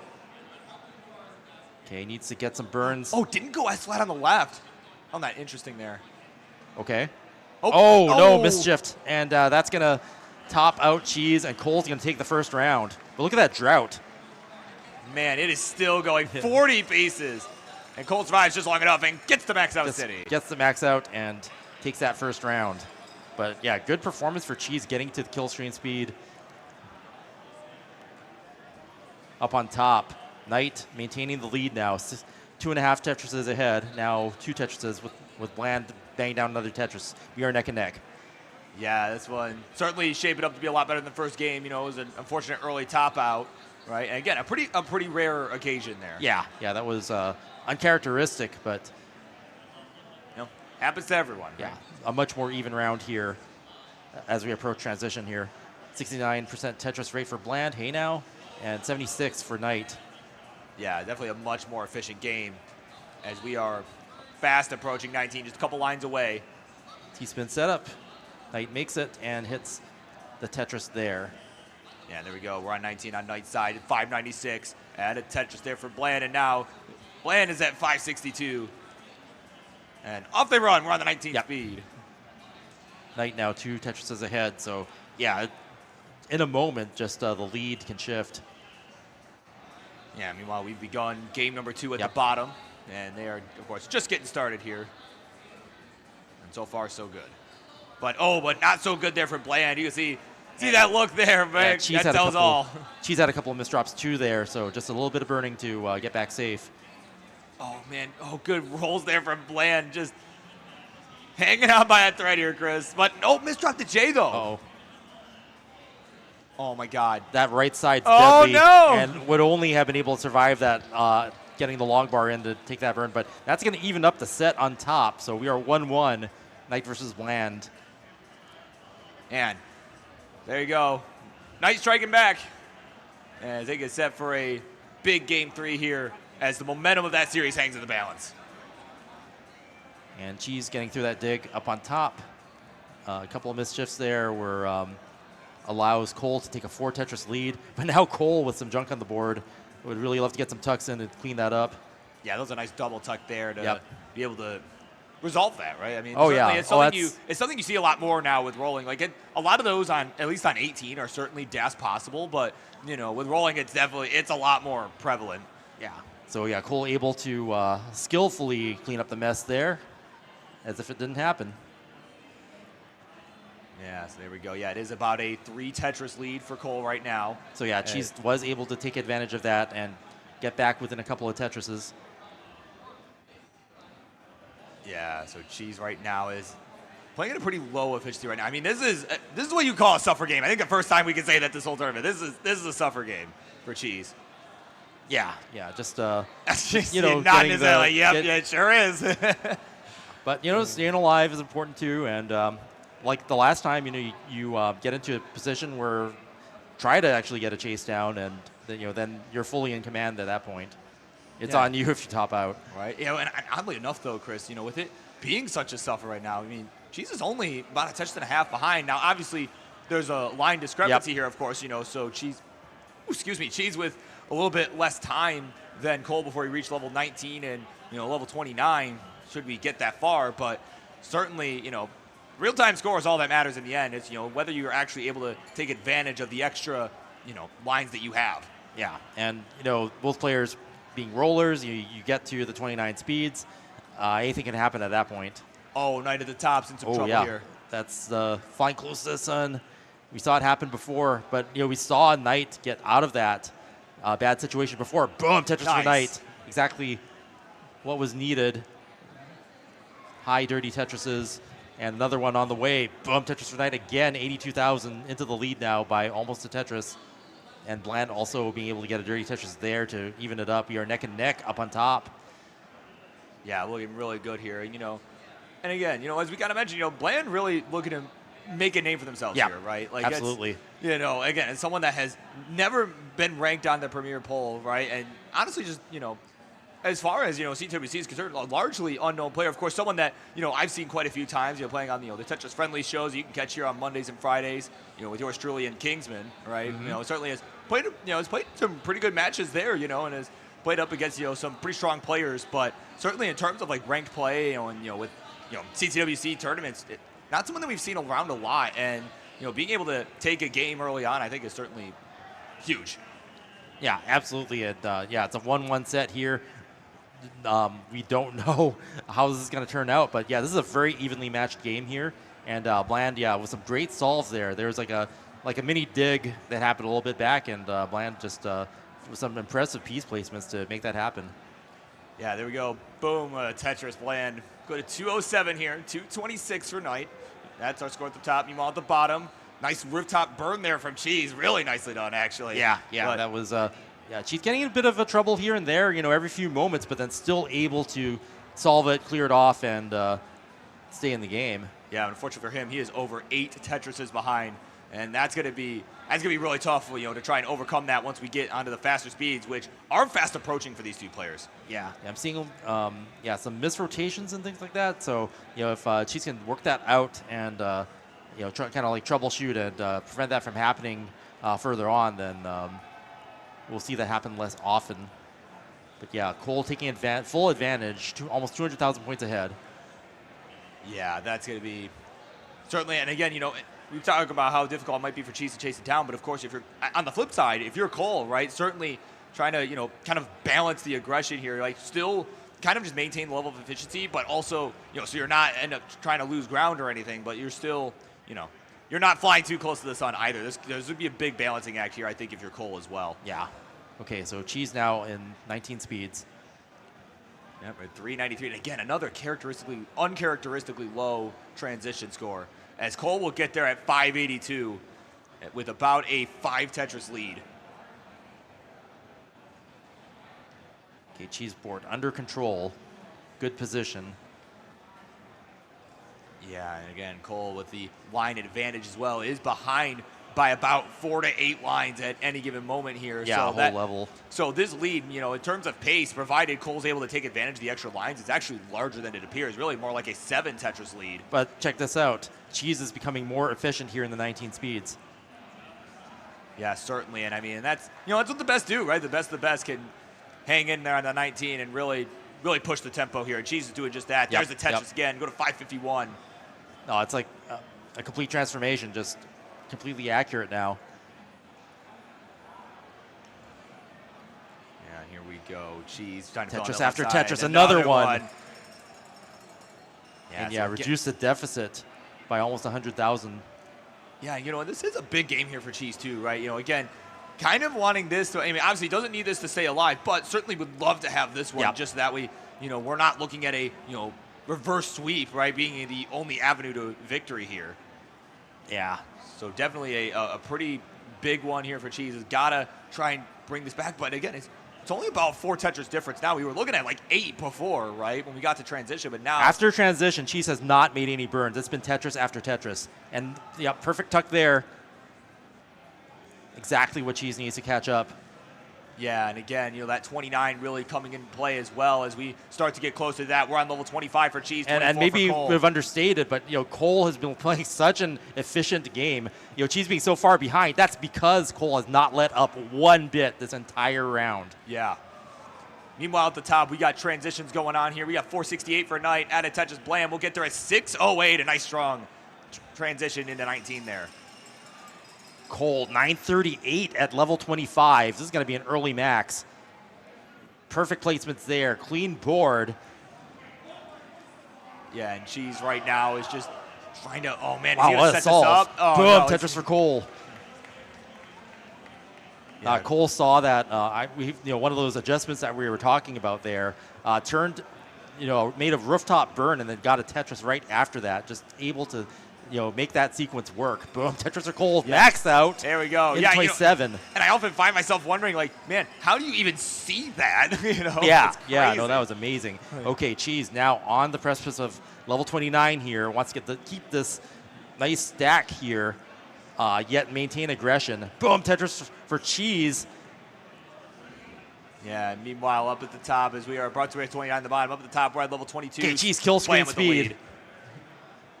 And has managed to reduce the deficit to 3 Tetrises now. So, but just Cole's efficiency, any other opponent practically, this would have been a massive catch-up from Cheese. But Cole has been able to maintain the aggression and stave off the comeback here.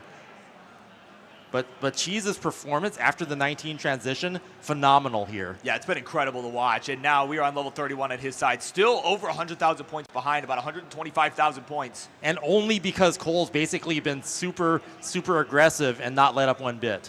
Yeah, and that was something we talked about on the 18. Like, how is he going to handle the post-transition knowing he's so far ahead? And he shows full aggression, and so far it's paying not off. letting up one bit. Not letting Cheese make the comeback. But not able to make the Tetris, and Cheese is going to top out. Cole still in the lead, takes the round, is up 2-0. Yeah, Cheese's tournament life now on the line with that one.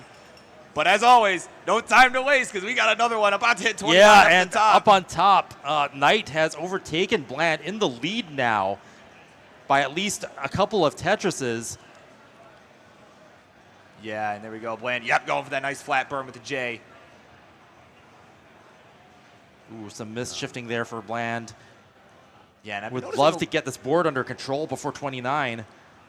Yeah, I've been noticing a bit of just some misdrops, even like right as they got into 19, right? I noticed a few misdrops like that, but certainly has been able to hang in there. Now it's got the board back down to a took the manageable dirty height. triple, and yeah, the board's looking good again. But Knight taking full advantage. Yeah, Knight Hits with the max max out. There we go. And We're at 900K here for Bland. As Knight is going to look to maintain this lead. We have 29 coming up in just a few 29's lines. coming, and Knight's board not in great shape. Bland's board much better. So Knight wanting to get this under control in time for kill screen speed. Here it is. Yeah, it's about the best they could have done there. Oh, miss rotation. Is able to clear off one line, but up so high. Gets a dirty triple. Excellent. Oh my gosh. Got the square. And now Bland's on 29 as well, way up high. Wow, both players. Gets it over. Oh my God. Both Tetris for Bland. And another one. Wow. Gonna Another take Tetris the for lead. Bland. Uh-oh. And Oh, another my Tetris goodness. for Bland. That was a huge scoring run there for Bland. Man. 3 Tetrises in a row. Man, Bland is on fire right now, Chris. Yeah, making that name. Oh Knight my with God. a clutch triple up near the top of the screen. A few misdrops for Bland. He's only got a 1 Tetris lead. They're going to top out. Knight with less than a Tetris to make to catch up and take the momentum away here. What a round so far, though. Okay, so chase down situation, 26,000 points. Yeah, Can and line this out. And we Yeah. have not seen many successful chase downs here on CT1. Could this be the one? It sure could be. Ooh. Had a hang of the left side. This is Oh, definitely that left manageable. side. This is critical. manageable. No, the hang. Oh my goodness, they Does missed it. not get the chase down. What is going on in CT1? Another near miss chase down. And Bland's going to take that one. Yeah, Now no. up 2-1. Man, seriously, as you were starting to say, I was just thinking, like, man, we haven't had What's very going many. on? Yeah, like, and yeah, that was definitely manageable. Just missed the 5 tap, but again, it's a testament to how difficult that is to hit that with any amount of consistency at that speed. It's just heartbreaking. We just keep seeing it over and over again, and I'm just like, don't get into the chase down situation on CT1. Yeah, man, they're gonna kick us out of here, man. All right, word. I don't know if I could take much more of this. Oh, it's man. just like the not like this. Yeah. Oh my God. Well, at the bottom here, they're rocking and rolling here as we are about 40 lines through, and Yeah. it's about a 1 Tetris lead for Cheese. And again, he's on his last life here. Needs this one to stay in it. Yeah. So work out those rotations and see less mistakes leading up. The thing is, Cheese had such a massive comeback in terms of pace.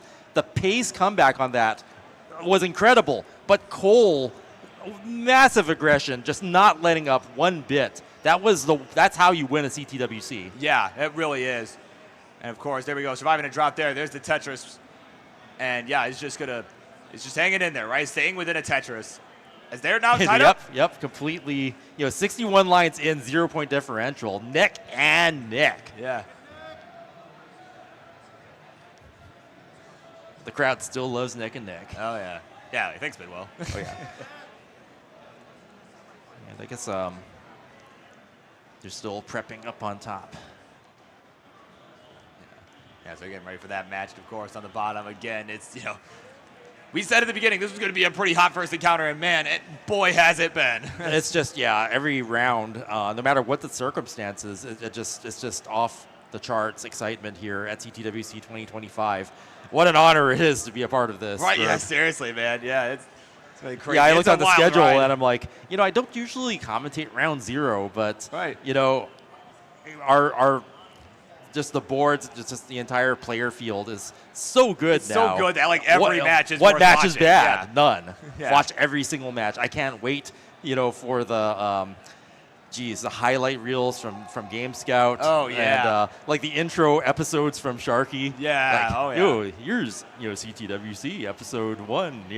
Check out this match. Yeah, yeah. I mean, I can't wait to watch some of the ones that are going on over on CT too. So Exactly. a Yeah. little plug we're, here, we're right? missing out on the hot matches elsewhere, but Yeah. No, I heard some pop-offs earlier while we were calling some stuff. I don't know what was going on, but, make sure to have that open. Again, Classic Tetris 2 on Twitch, or if you're on YouTube, CTWC Archives, make sure you have that open in another tab. Yeah. See all the action. That's right. We say more Tetris than we handle, but you'll find a way to handle it. It's worth Oh, yeah. handling.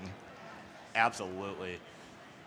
Of course, right now, these two handling these pieces pretty well Yep. as we are about 100 lines through, approaching the transition here. Yep. Cheese with the lead, 1.82 touches ahead. So, So 480 to finally 439. some great pace out of Cheese early on. No big digs. Yeah, no, well, as soon as you say that, of course, this board not looking too hot. Not too bad. I mean, get the long bar in there, and okay, there we go. There we go. Be Tetris ready.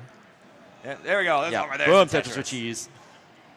5:08. And yeah, in the lead for the first time pretty much all match. And if Cheese can get the kind of pace post 19, which is, fast approaching, we could see, a comeback in the round in general in points. And that's what Cheese needs to stay in the match. Yeah, absolutely. Yeah, and again, like we said, this is last life here. He's gotta just hang in there. He's really gotta make Cole work for it, and he sure did the last game. That last game, yeah. Well, Cole left nothing on the table. Like, how do you even compete with that? Yeah. That kind of efficiency. So here we go. This is a more typical transition here for Cheese at 6:01. Yep, here we Cole go. right behind him here at 5:77 with one line left. This is what you want to have. Like, if you haven't had that great game yet, this is a great game from Cheese This right is the here. time. Yep. Yeah. And up on top, we've finally gotten underway neck and neck early on as we start. Knight having to win this round to stay in the match. Yeah, so it's our players on the right here this time around really setting the tone so far. But, of course, the players on the left, I think will have something to say about that as Cheese has about a 40,000-point lead right now. We're on level 20 at Tetris for him. He will go to 7:03. So, yeah, really hot game. And sometimes you see the players not get their full momentum until, halfway through. And last game, Cheese just turning it on, finally, getting that momentum after the level 19, and is continuing to do so here in this third game between Cheese and Cole. Yeah, it's bound to happen. And we saw it with Doge in that match with Naui as well. Yep. Really started to turn on another gear once he was on the brink of elimination. So certainly a case of that happening here as well. Yeah, and Cole with some traffic on the board, he's going to have to dig here. This is Cheese's chance to extend the lead now. Is Tetris ready? Boom, Tetris for Cheese. 796, 5 Tetris ahead, completely reversing the complexion of the match here. Yeah, Cole's got to try to get out of this decently quick to try and stay in it. Again, he's got some good 29. They both do. Oh, but, yeah. You obviously do not want to be put in a position where you have to play from behind on 29. It's already stressful enough playing on that speed. No, I'm already feeling like the momentum shift here. Cheese, probably in the best position to start a reverse sweep if that's possible here. But yeah, Cole being so strong last round, what will we see happen once the level 29 hits? Oh, she's now misshifting, not getting that tuck in. Should be able to recover though. Yep, gets the flat nice long flat bar. burn. Yeah, there we go. Good TP style left side. So Cheese trying to get out of this quick. Cole already starting to capitalize on this bird sequence here. Is less than 2 Tetrises behind now. 840 to 899. Yeah, Cole turning it on again. Because that last round just completely efficient. So we know what Cole is capable of. Yeah, and Cheese is just, it's not a fun dig for Cheese right now, but is almost out of it. Yeah, it got really jagged there. As we are again fast approaching level 29. Oh, nice adjustment from Cheese. And it's getting on the verge of maxing out here. 955. Has had to cover up the well there. Okay, LJ solves that. And is Tetris ready? And boom, Tetris for Cheese. Oh, almost on max out. Cole on that left side, though, gets that long bar over. This is getting tight here up the top. Yeah, Cole is approaching 29 and is high up on the board. He's still got holes in the stack. Wants to get this under control. Does get the triple. That's going to help massively. But a level to give. Wants to really get that well back open and not be in a bad position. Okay, Cheese hitting level 29 speed. Here we go. 5 Tetrises ahead. Yeah, if you're Cheese, this is exactly the kind of game you were looking for. Now he's starting to cook here. Oh, gee, Cole. Oh, man. Finally gets it back. Oh, but just in the nick of time. Gets that Tetris into 29 speed. Has not maxed out yet. Does get a triple there. Wants to get the board back under control. Gets a dirty triple again. Man, he is so locked in, Chris. This one is going to come down to the wire. Yeah. Cheese has got a pretty healthy lead, but I could see Cole coming back here. There's another Tetris at level 30. Wow, yeah, Cole really turning it on in the post-29 speed here. Oh, man. Oh, Cole starting to spiral out of control a little bit. Bland has his ball at the top. Oh, Bland had an early top out. And now, finally, with a potential for a chase down here is Knight. As Cheese will take the round at the bottom. It is now 2-1. So Cheese on the board now, staying in this tournament. with a great performance there. Yeah, we saw that momentum shift last game where after 19, just Cheese banging down the Tetrises, and that continued into this round. Cole now having to stop that momentum shift. Still had a great game, and near the end was performing a lot better post 29, but now Cheese still in it. Yeah, and of course, Knight taking game number 4 Right, up at the so top, so we are going to a decider, Decider on top. Yeah, and again, we saw the early top up from Knight early on, and of course now, and this time, Bland taking the early top, kind of giving the gift right back. Yep. Like it's not Christmas. Christmas in Christmas in June. June, yeah. Oh, my word. There you go. Getting all squared away here. But, man, all these what a matches, they're not, all these players are really leaving nothing to chance. They're they all had a great game, so that's what you want to see. Yeah, absolutely. So again, one more on the top, potentially one, maybe even 2 more at the bottom. We'll see how Cheese fares, right? That was that game. That game that you wanted to see. You get that good game on the board, and that's what Cheese got that last round. We wanted to see that. Yeah, it was definitely needed. So now his tournament life alive, at least for now. And of course, we were kind of talking earlier about the Premier Poll rankings, right? And how Bland, being an unranked player, conversely, conversely, their opponent Knight, ranked number 17 currently out of the 25 players that make it on there, and had a peak of ranked 13. So certainly, the fact that that's kind of a testament to how much Knight has improved over the last year, even really the last 6 months. For a Premier Poll where you have all the super known superstars, that's super impressive. Yeah, it really is. And then of course on our bottom, right, our bottom match, which has been a pretty hot one too.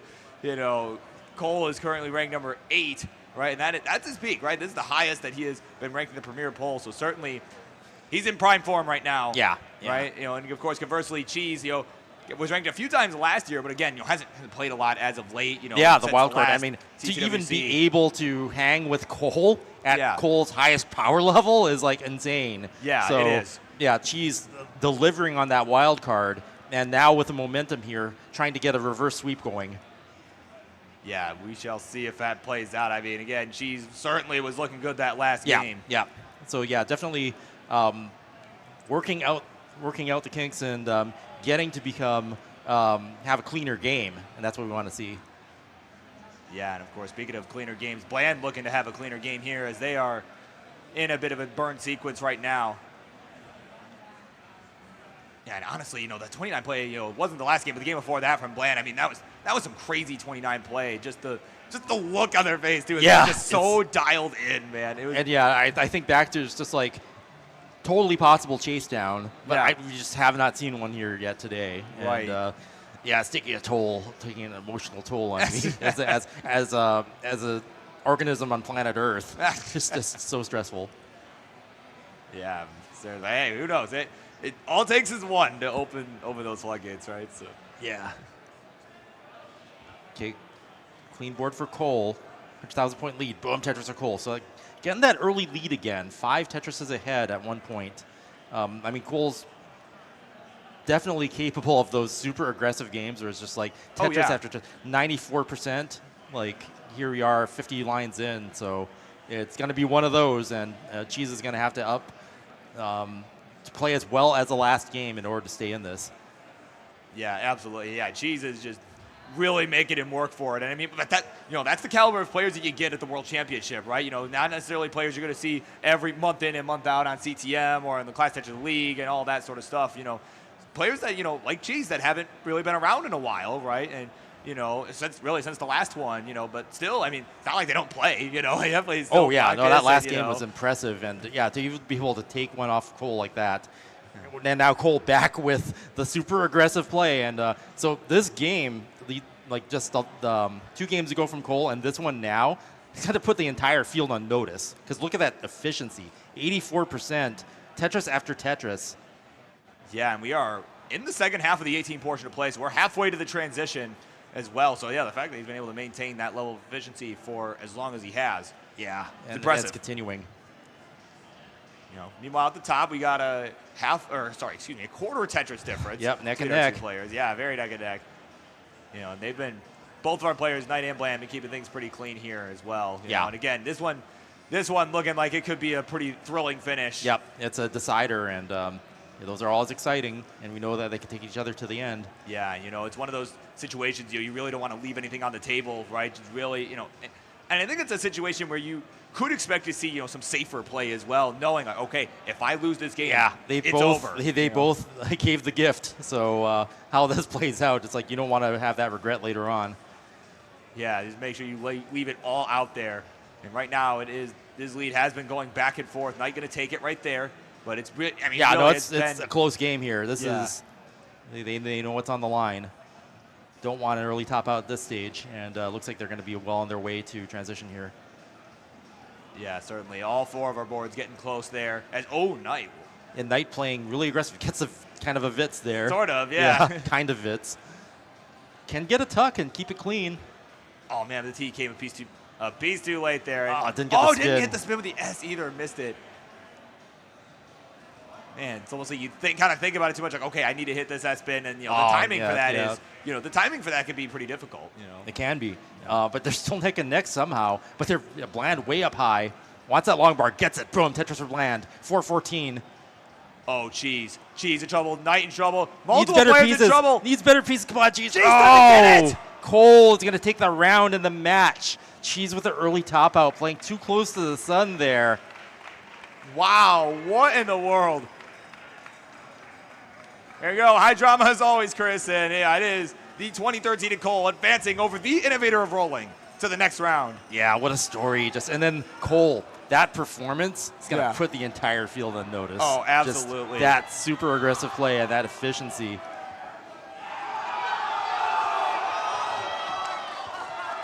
Where's that? Man, something going on happened over there. Something happened. The party on CD2, if you're not tuned in. Yeah, I don't know what happened, but I'm going to watch the VOD like tonight or something. But wow. Yeah, oh my God. Something worth screaming about for sure. We have transitioned it here between Knight and Bland, Chris. It is a 25,000 point lead for Bland. This is it's going to be a close neck. one. Here we go. Into the 19 speeds. As we get our cameras centered again. Yes. Nice. We are back. Yeah, I mean, you got to shout out our 1v1. production crew. Those guys have been really doing good work this time around. It's been fantastic. Yeah, got us a 1v1 view here. Yeah, and here we go. It is still just the one Tetris difference. Though, worth noting, Bland is ahead by about 4 lines at any given moment, so it might be something to consider as we start getting closer to level 29. Yeah, you know, who's got more lines left to go before the end of the game. It's a pretty much neck and neck, not the true score lead. So, yeah, it is really close. Here we go. You have some burns required on both sides. Again, this is the 19 speed here. We got one more game. This is our final game of this series. Yeah, you can see them managing that risk, you know, making sure that, you know, they have to take some burns here and there, but they're not stacking up super high like they were before. Yeah, oh man, these squares coming in. Oh, geez. Not good for Bland right now. Now Knight encountering that burst. Rain and squares there. Boom, Tetris for Knight. 688. And yeah, answering back is Bland, neck and neck. Yeah, again, just a few levels left to go before we reach the level 29, the second transition here. Yeah. And as we saw, yeah, you definitely want to get those boards back into shape. We had that situation where it's just like stacked up too high near the kill screen, and it will kill you. Yeah, you know, and certainly having the lead going into 29 has been huge here, at least in terms of CT1. That's been a very big advantage for anybody going into level 29. Knight's out for Tetris. Boom, Tetris for Knight. Extending the lead now to 2 Tetrises, almost 3. Yeah, and of course we are just a couple levels away now from level 29. Knight has opened up over 100,000 point lead over Bland. Yeah, really getting that efficiency here where the points count. Missed shift for Bland, not happy about that, but is able to get the board back under control. Knight looking a bit jagged. Yeah, Bland getting this back down to safety in the meantime. It just needs one more burn to reopen it. There we go. There we go. And now it's set up. It's back by about 4 Tetrises. And yeah, nice talk. Yep. And there we go. Oh, there's a Tetris for Bland. Okay, both players clean. They're feeling like the home stretch here. They're really wanting to get their points here where they matter. Tetris is being worth more, closer to 29. That they are. Like I said, having that advantage going into it is going to be huge for either player. Knight stacking up really high and not with a clean board either. This is precarious. You want to get it down in time for 29, and Knight does. Yeah, there we go. One line left. Knight will burn in at 975. And back down to the bottom. Okay, Bland now at 29 speed. Not the best board shape. Wants to get this under control right away. Oh, man. Left side. Oh, no, misses yes! a shift. And Knight is in the lead. Bland's not Knight's going to be able to gonna do survive it! that. Knight is going to take that round and the match, and the decider has been decided. Wow. What a way to finish. What a match. But, of course, Bland really making a name for themselves here in this one. You know, putting on an absolute clinic. That was hard fought to the end, and wow, what a finish. Yeah, that was amazing. Just the level of play and almost exhausting to watch. Yeah, a little bit. So much happened. I mean, you had them giving the gift to each other, then you had these games that pushed each other, and then you had that one. It's just, you know, they had to play level 29 speeds and really leave nothing behind. And both players should be super proud of that performance, both making a name for themselves with that matchup. Yeah, absolutely. That was quite the match. You know, and of course, you know, seriously, we got one more round here, one more block here of round 0 matchups, and man, if they're anything like this, you know, these last 3 have been, and I think they will, but it's going to be heck of a show. Yeah, it's already been just so crazy, and I think I can only survive like one more round of this commentary. We haven't seen a successful chase down yet. It's just like my heart's like almost broken in two. Yeah, palpitating a little bit. Come on, guys, let's not like this. Right? Yeah, can we like? You know, I want to cheer for everybody here. Right? It's Yeah. just, So don't give Chris a heart attack, please. That would be that would be ill-advised. You know, and of course, so we do want to shout out, you know, some of our sponsors here as well. You know, some people that have made this event possible. Right? Of course. Yeah, thanks, production. Very cool. So, of course, we got to shout out My Play Launch along with My Arcade. You know, My Arcade making the portable Tetris machines. Yes. They make a little mini arcade cabinet, and they've got like multiple handhelds. Yeah.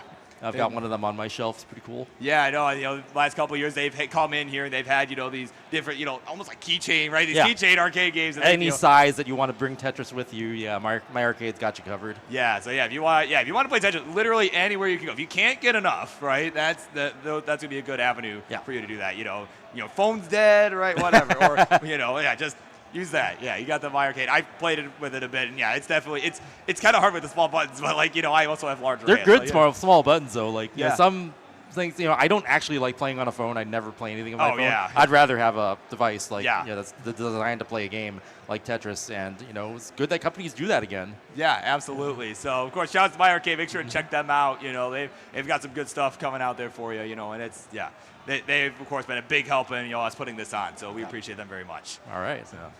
Yeah, so with that, of course, you know, we got a little bit more round 0 action to come here. We got, you know, some going on CT2 at the moment, some of that wrapping up, and we'll have our next block coming up shortly here. Something like that, yeah. So, I mean,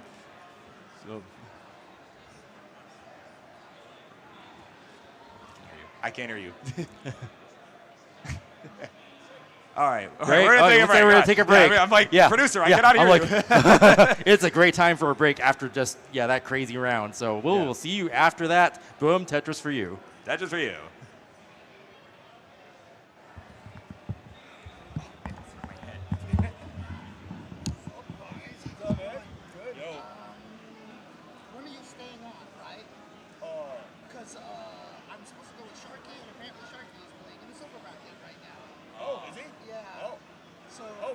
Was that the end of round 0? I thought that was over one.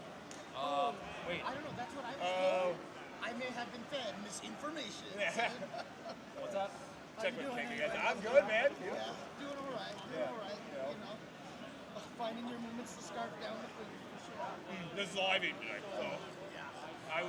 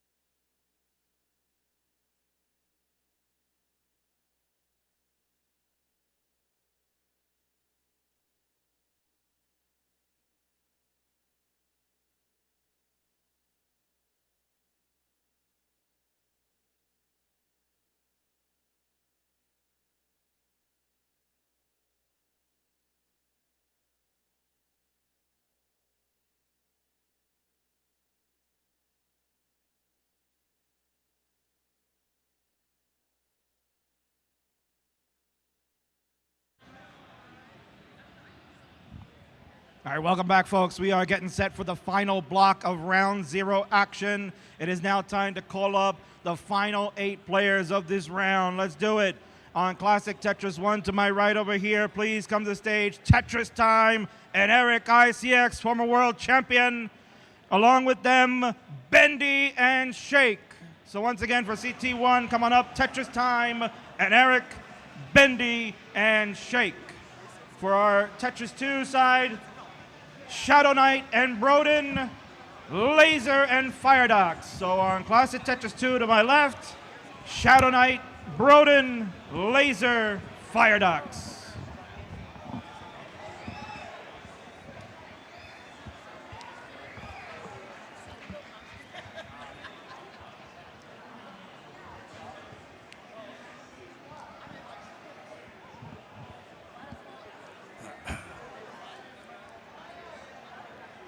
And of course, welcome back, everybody. It's CT1. It is the final block here of round 0, the last top 48 matchups, of course, before we get into the top 32 here at the World Championship. And man, what a banger lineup we've got every right here again, every match like, just worth watching. It's banger just the after quality banger.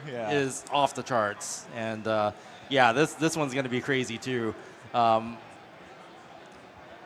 Earlier this year, I mean, Tetris Time just tore through regionals, like 3v3, back-to-back regionals. I think it was Washington, and then Phoenix, and then Las Vegas, which he helped organize. Yeah. And it was like 3 weekends back-to-back, and he won all 3. Yeah, like just the level, we were kind of talking about earlier, now we doing a lot of international travel over the last few months. And of course, with TT, it's, hey, I traveled 3 weekends in a row to just go win all these events, The thing is, it's like you're grinding like experience, more than just, the prizes and the trophies and stuff. You're getting that live event experience week after week. And I have experience with this too. We had the tournament in the NWC, and my mom would have to drive me Oakland one week, LA another week, and even though I already won LA another week, it's just like, I was doing the grind and I was getting better and better with every run. Big one, playing Tetris, and that's what we're seeing Tetris Time doing, doing the events and having the motivation to do that. And it was great to see. I got to commentate live in Phoenix, and Tetris Time was there. And the other thing I think is interesting about Tetris Time is Tetris Time is a tapper turned roller more recently. Yeah. So you see like the evolution. And last year when Tetris Time was here, had the table, like, it was a table tapper, and then would switch grip, kick the table whip it out, off, and then the cameraman would have to change the camera angle and would get that drastically. And it was definitely an iconic moment. But no more table for Tetris Time. Tetris Time's all about the rolling now. Yeah, tableless TT, of course. Yeah, and of course his opponent in this one, the former world champion, Eric former ICX. world champion here on stage. And also runner-up yesterday in the TGM4 tournament. Yeah, so certainly no slouch. Seed 46 here, right? At the had kind of a similar quality to Cheese, right? Well, he was a little bit a slower start. We had some kickers, right? But then was able to start getting. And then less about halfway through. Less prominent in competition lately, but then a wild card because you just don't know how strong a former world champion is going to be when they burst back onto the scene. Exactly. Yeah, and of course on the bottom we've got kind of an interesting matchup to me at least, right? We've got Shake versus Bendy. Shake, who I haven't really had the pleasure of watching a whole lot, but meanwhile Bendy, was the silver bracket champion last year at the World Championship. Now finds himself in the gold bracket, having a pretty good run at C22, no less. So a pretty big jump from last year. Oh yeah, I've heard a lot of the whispers about Bendy. It's like they're saying, "Oh, Bendy's qualing over there. No one knows what style Bendy's playing." Yeah. And it's just like, whoa, let's check that out. I heard he had like 6 max outs at one point. I was just kind of, I was doing some Nestor Champ stuff over here, right? And I was hearing like, man, Bendy's got 6 max. I'm like, wait, is he dassing? And it's like, oh no, he's tapping. I'm like, oh man, like that would have been cool. You see, like, man, I thought he was like breaking the world record or something, So that would have been pretty crazy. Yeah, so a lot of unpredictability here. And then Tetris Time having so much live event experience. I'm looking forward to see what Tetris Time will do here. Yeah, and of course Shake there on the bottom left, the 43rd seed in the tournament. He got a 1.3 million score there, right, as an overall PB, and not someone that I've seen around a whole lot, right? That's kind of, for me at least, sort of an unknown quantity, but he does have the advantage in this matchup though, up against Bendy, right? 1-0 lifetime. They played back in May of 2025 during the CTM tournament, the community tournament. But of course, More everybody's sponsors. watching. MyPlay Watch. There's the MyPlay Watch. Yes. And man, that thing is a thing of beauty. I have dreamed like all my life to have a watch that looked that cool. Like back when I was a kid in like the 80s, Yeah. they'd have like those Nelsonic LCD watches. No, Yeah. but this thing's like color and looks really cool. I definitely want to get one of those. Pre-order coming soon for MyPlay Watch Tetris. Yeah, make sure I check it out. Wow, that looks sick. I know, it looks totally sick. Yeah, just, you want to, get away sneaking away at school. You're at school. I'm just checking the time. Yep. CTMC does not condone, giving school. Right, stay in school, kids. Stay in school. All right, that is a personal thing. That does not represent the. I could the make a views T-shirt of- that says I was a Tetris dropout. Oh man. Actually, when I think about my life, it kind of did play out that way. Because I won the NWC in LA, and then I got a Right. job at Tengen. Right. Yeah. It's just like, and then I Yeah, did it kinda worked independent out, study. yeah. I mean, I did finish school, but it was a little. I had to do it a little differently if I wanted to work. Right. At the It same wasn't time. really. Yeah. It wasn't really like the traditional sort of way. Right. Yeah. So that's. Yeah. No, Depending on how you play it, Right, It's, exactly. But the thing I did notice is Tetris does open doors for you. So many opportunities. We see that with the Blue Scooty. Has a movie coming out. Right, And yeah. a lot of people that are involved in that get to be superstars too. You got Right. Fractal and Sharky and Game Scout. Everybody, and, in their own yeah. special ways, right? I mean, heck, I never thought I'd be sitting here right now. If Yeah, you asked me even just the- if you asked me 5 years ago if I'd be doing this right now, talking to all the masses like this right now, I would never believe you. So. And then the audience and everything is just so electric, and it was really cool seeing on that trailer too. Our Yeah. audience, our community being showcased on the big screen like that. Yeah, That's just sweet, so man. inspiring. And no matter what part you play in our community, you're all building something wonderful together, and I love to see it. And that's why year after year I've been here since the beginning, and I don't Yeah. ever want to stop. Oh yeah, no, that's why we're here. We're here for the love of it, and that's why we do this. Man. So Shake's bio says hates video games. So I guess let the hate run through you and let the hate flow through you. Yeah. win that Tetris championship. Yeah. Oh man, that's incredible. Yeah. Conversely, Bendy, has the interest in the 1993 Doom. Interesting. Yeah. That's Specifically something- that one. right? Specifically, yeah. Yeah, and of course, as a reminder for folks, if you like what you've been seeing all day, I mean, I know we've been having a blast here, but you can support the prize pool by doing !Matcherino in the chat, Twitch, YouTube, everywhere. You can make a contribution to the prize pool, right? And of course, we did have a recent contribution from Avi Schreier of $111 and 3 cents. So of course, thank you very much for that. That is a big contribution for us, and we appreciate every little bit that we get. Our players are very deserving. And speaking of giving, also Stand Up to Cancer. Once again, we had that presentation earlier. Don't forget about Stand Up to Cancer. We need $2,500 to give away that signed CTWC Nintendo console, the NES that you saw earlier in the black and gold. So yeah, remember the Stand Up to Cancer. Do SU2C. Yeah, right? In You the haven't think chat. about it. And that'll get you all the deets on that. Yeah, definitely. I mean, again, if you were watching earlier, you saw that. I mean, I've seen the thing in person. It looks so sick. Like, Yeah, I signed it too. I made Yeah. sure it was all nice. So. Oh, yeah.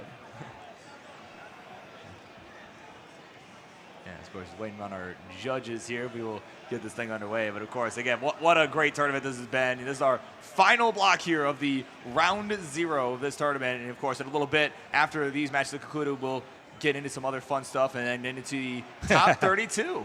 Yeah, yep. And I think, they're still working out what's going to happen with that, because I remember James was here wondering who's going to commentate with, because Sharky's over on silver bracket. Right? Yeah. Yeah, I may have to stick around for a minute. Oh, no. So. Or, maybe someone who's been hungry for being on CT1. Yeah. That's the thing, is it's funny. I've been taking for granted. I've always been on CT1 like this Right. entire stretch, but, there might be someone who's just hungry for that shot. Yeah, absolutely.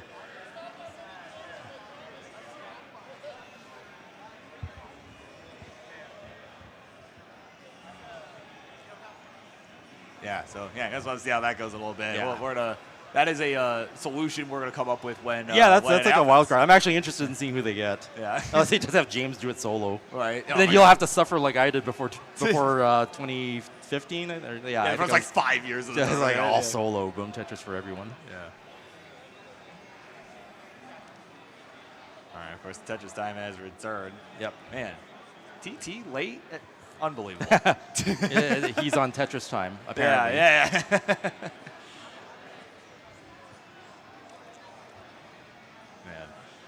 Man. Earbud crew on the bottom.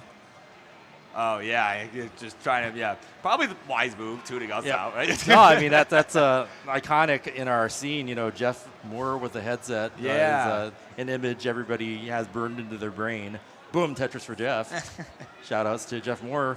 Not here this year, but he might be at Jonas Cup. He had to choose between one or the other. I know, yeah. Yeah, Jeff, if you're watching this, you better show up to Jonas Cup, man. Yeah. No, I mean, that's the DAS tournament, so definitely, Yeah. his bread and butter, and we love seeing him every year.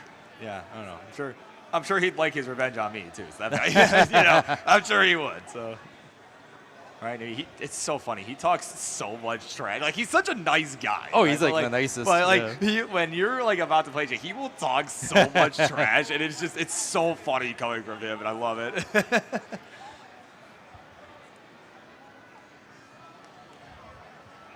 Okay.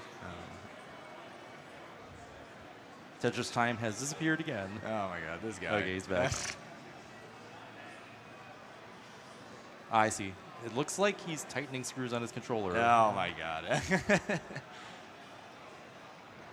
just feeling it out. Oh yeah, you got the judge there. You got King there. I wonder what the heck he's doing, but we got thumbs up. All right, we got thumbs up. We're going to count this down. Last round of round 0. Here we Is go. everyone ready? And 3, 2, 1. Tetris! Tetris. Time.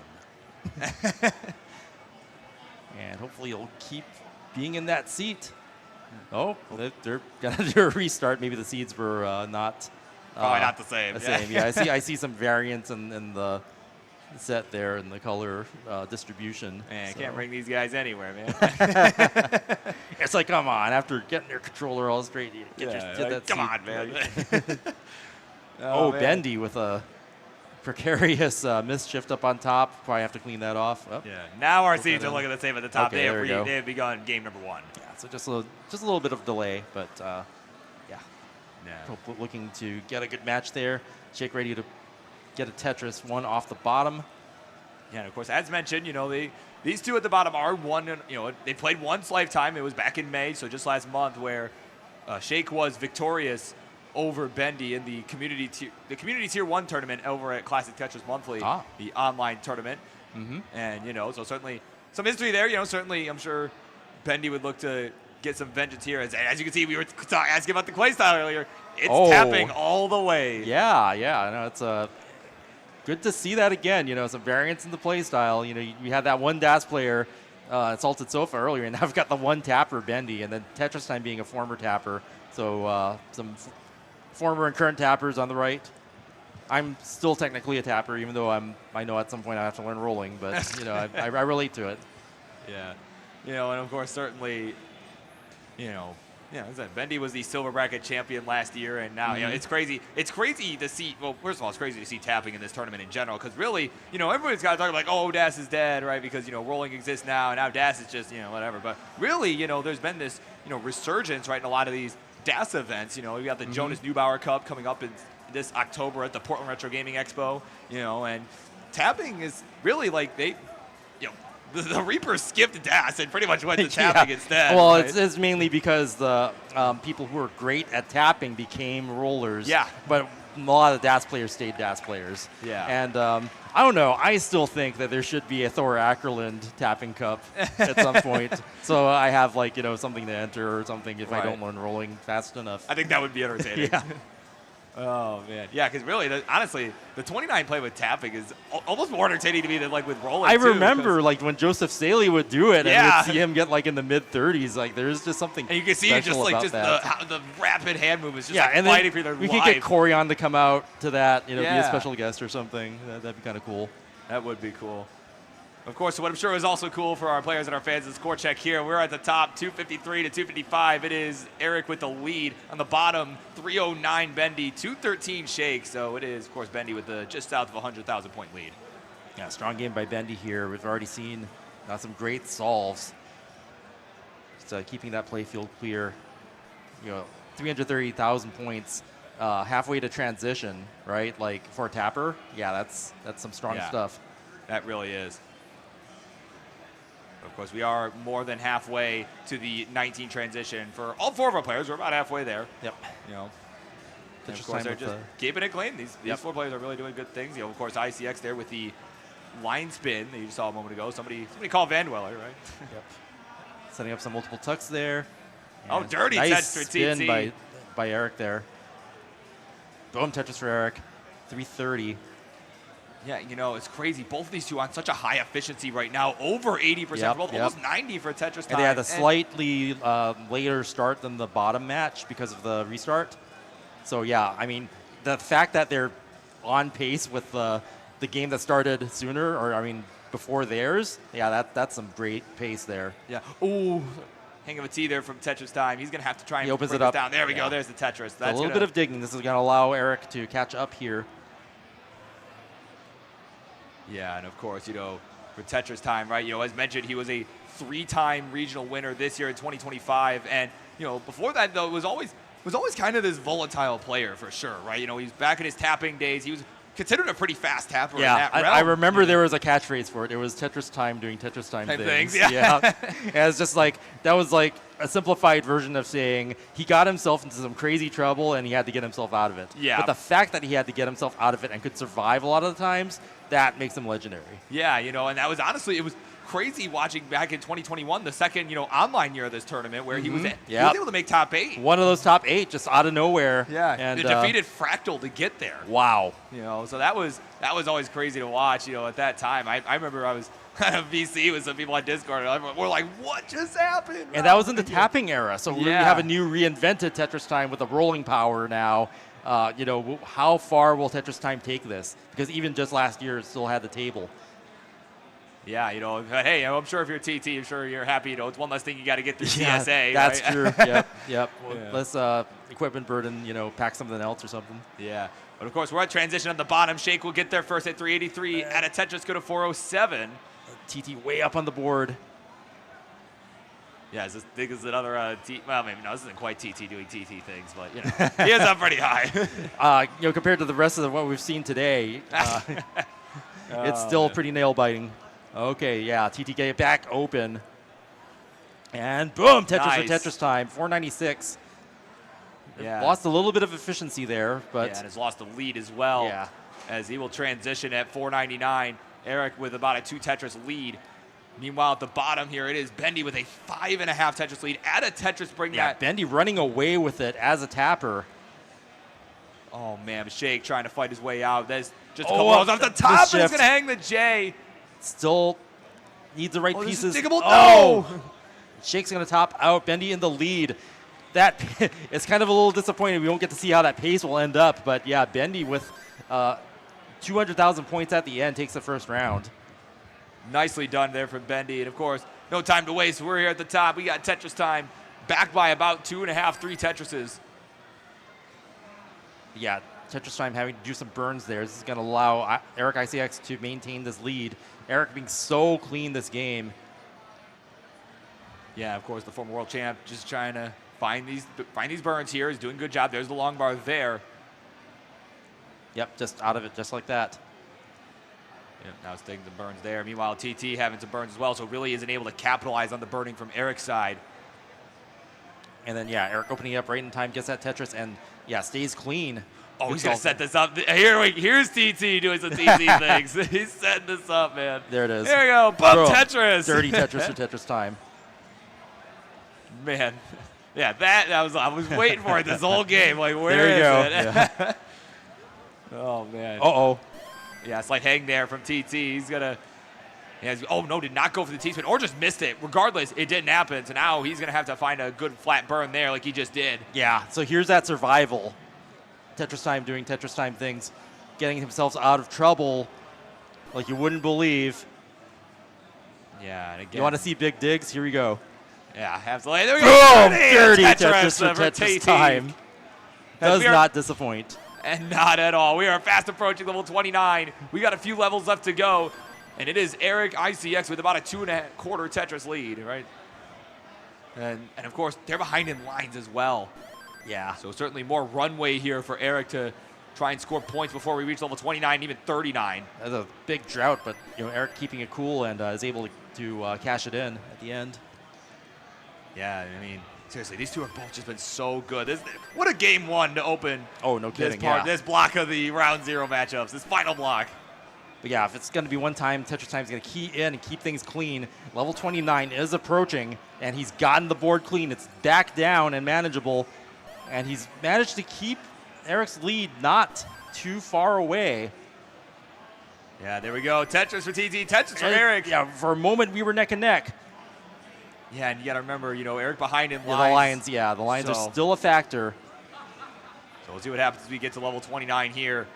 Tetris Time will get there with the Tetris 920 his score. He has the real-time 29 lead. speed. Yeah. Okay, but wants to get that board back under control. Yeah, he knows Eric has the ability to catch up Yep. and will take the lead right there. Eric being one of those players that, the reason why we have super kill screen is there was that one CTWC where they didn't, and they just Yeah. kept playing and playing and playing. And that's going to be a factor here going into the 29 speed. Yeah, of course, we do have the max out on Eric's side.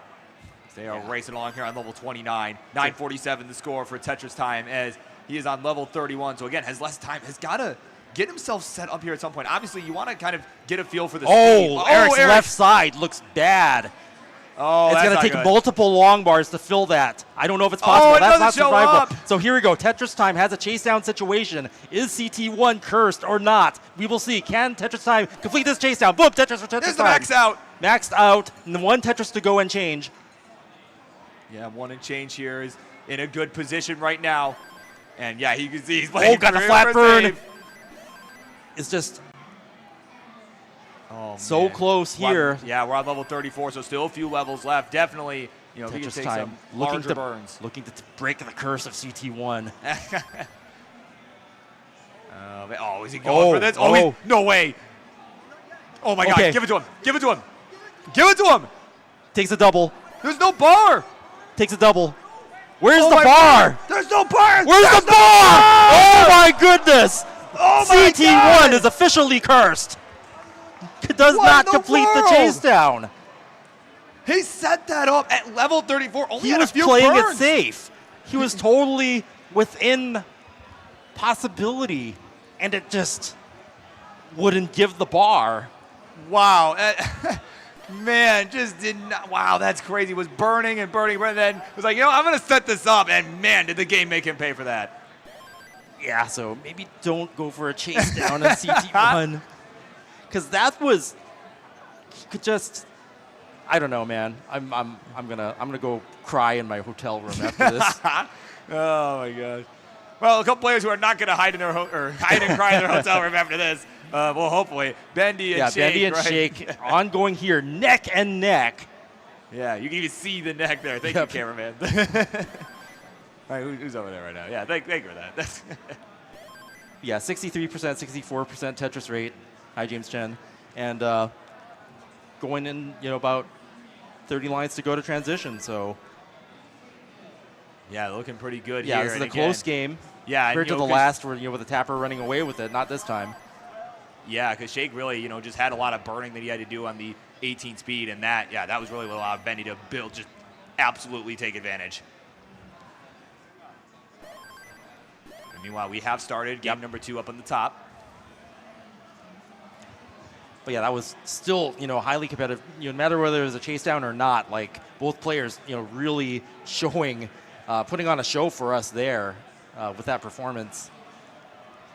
Yeah, no, it's been, again, these have all been very good matches. This one, no exception, as Shake's going to take the lead here with that Tetris, as Bendy's now in a bit of a burn sequence right now, and this is not the time for this. With 10 lines before transition, certainly can make some good maneuvers as a tapper, but, certainly it's not where you want to be halfway up the board.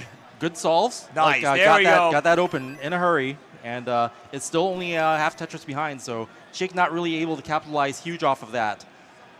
Yeah, it's 538 to 504. It is Shake with the lead right now. And we'll see if he can hang on to this, maybe tie this series up. Bendy taking a triple off the top there. Yeah, they're both looking for a long bar there. There's a mini drought there. Bendy and Jake being able to cash that in. Yeah, and there we go. Shake is keeping this clean. He's just got to maintain this level of efficiency, really, right? Because it's been basically the same as Bendy ever since the 19 transition. Yeah. Every Tetris that's been This scored, the other has player been a has got one super too. close game, right? And they're both like right at the same, lines and efficiency pretty much. Up on top, Tetris time, building up high, bang down that Tetris is ahead by 3. Yeah, here we go. Tetris Bendy with 617. So again, we are just racing along to level 29, and I'm going to be really curious to see how this goes here once we get there, right? Because again, the first game it ended pretty early post 19, right? So we didn't really get to see the full showcase of these two abilities there, right? Yeah. So I'm going to be really excited to see, like, with Bendy tap, like how much 29 can he play? Will we see a tapper, get into the mid-30s, back like in the old days with Joseph Saley? Joseph Saley, man. Yeah. Like, could it happen? We'll have to see. But again, it is still Shake just barely hanging on to this real-time lead. Yeah, we're neck and neck. Yeah. And Bendy taking a dirty triple there, opening it back up. Both boards clean. Boom Tetris for Bendy. Boom Tetris for Shake. 743 to 717. Yeah, and again, it's just, man, these two are just putting all the pressure on, man. Just every time, like, no player is even giving an inch right now. No, this is a good one. Back and forth they go. Just neck and neck scores right now. And level 29 impending. Eric way up on the board there. 43-piece drought, 44, 45, 46. Wow. And Eric hanging on to that and able to cash in the Tetris even after a huge drought like that. And Tetris time also in good position, being able to burn off the top and keep it open, maintaining that efficiency even through a huge drought. Boom, Tetris for Tetris time. 316, 90,000 point lead. Now 5 Tetrises ahead. Yeah, as they're getting ready to get to that 19 transition at about 50 lines here. But meanwhile, at the bottom, we're at level 26 here. We have level 29 fast approaching. It is still neck and neck. Yep. And it is coming down to the wire, Chris. Yep. Very, very equal match. I mean, despite the seed differential, Bendy at 22, Shake at 43 seed, so close. Yeah, again, this is the World Championship. This is where legends are born, right? And anything can happen. Yeah. Okay. You want to get your board back into shape or keep it in shape when you're, within 10 lines of level 29 speed. We saw some boards fall apart earlier. Yeah, and again, it's something we see quite a bit on the 29, and it's bound to happen, right? Is it being such a fast speed? Here we go. 1 line left for Bendy, and yeah, here we go. Shake hitting 29 speed. Nice talk. Okay, here we go. Bendy also, so both players on the bottom. Yeah, here we go. Shake is just getting dialed in here. Oh, missed the J! Shake, board spiraled out of control. It's going to top out there. Bendy's on level 30. Slight, so tapper now, having a chase down situation. 14,000 points to go. Could this be the chase down? Oh my God. With a tapper. Is it going to take a tapper to break the curse? We're at level 31. Just a few lines left. We are seeing. Oh man, that last time. Wow. Okay, he got the square over the left. Wow. The chase down. Bendy the tapper completing the chase down on CT1. The curse has been broken. Oh my God. It's happened. It has finally happened. Oh my word. It took a tapper to do it. I love it. Oh, Tetris time doing Tetris time things. What is that? Oh man. Shake his head at that. The board is agape. His mouth is just screaming right now. That hole. That is just levitation of Minos there. Man, and Bendy made it to 33, man. Yep. That's crazy. Do not underestimate. Tapping's not dead. Yeah. It's 2025 and tapping's not dead. I'm so happy. Oh, man. We've transitioned up to the top. Eric 477 at level 20. Tetris time about 10 lines back at 542. So he is looking to even this one up at 1 game apiece.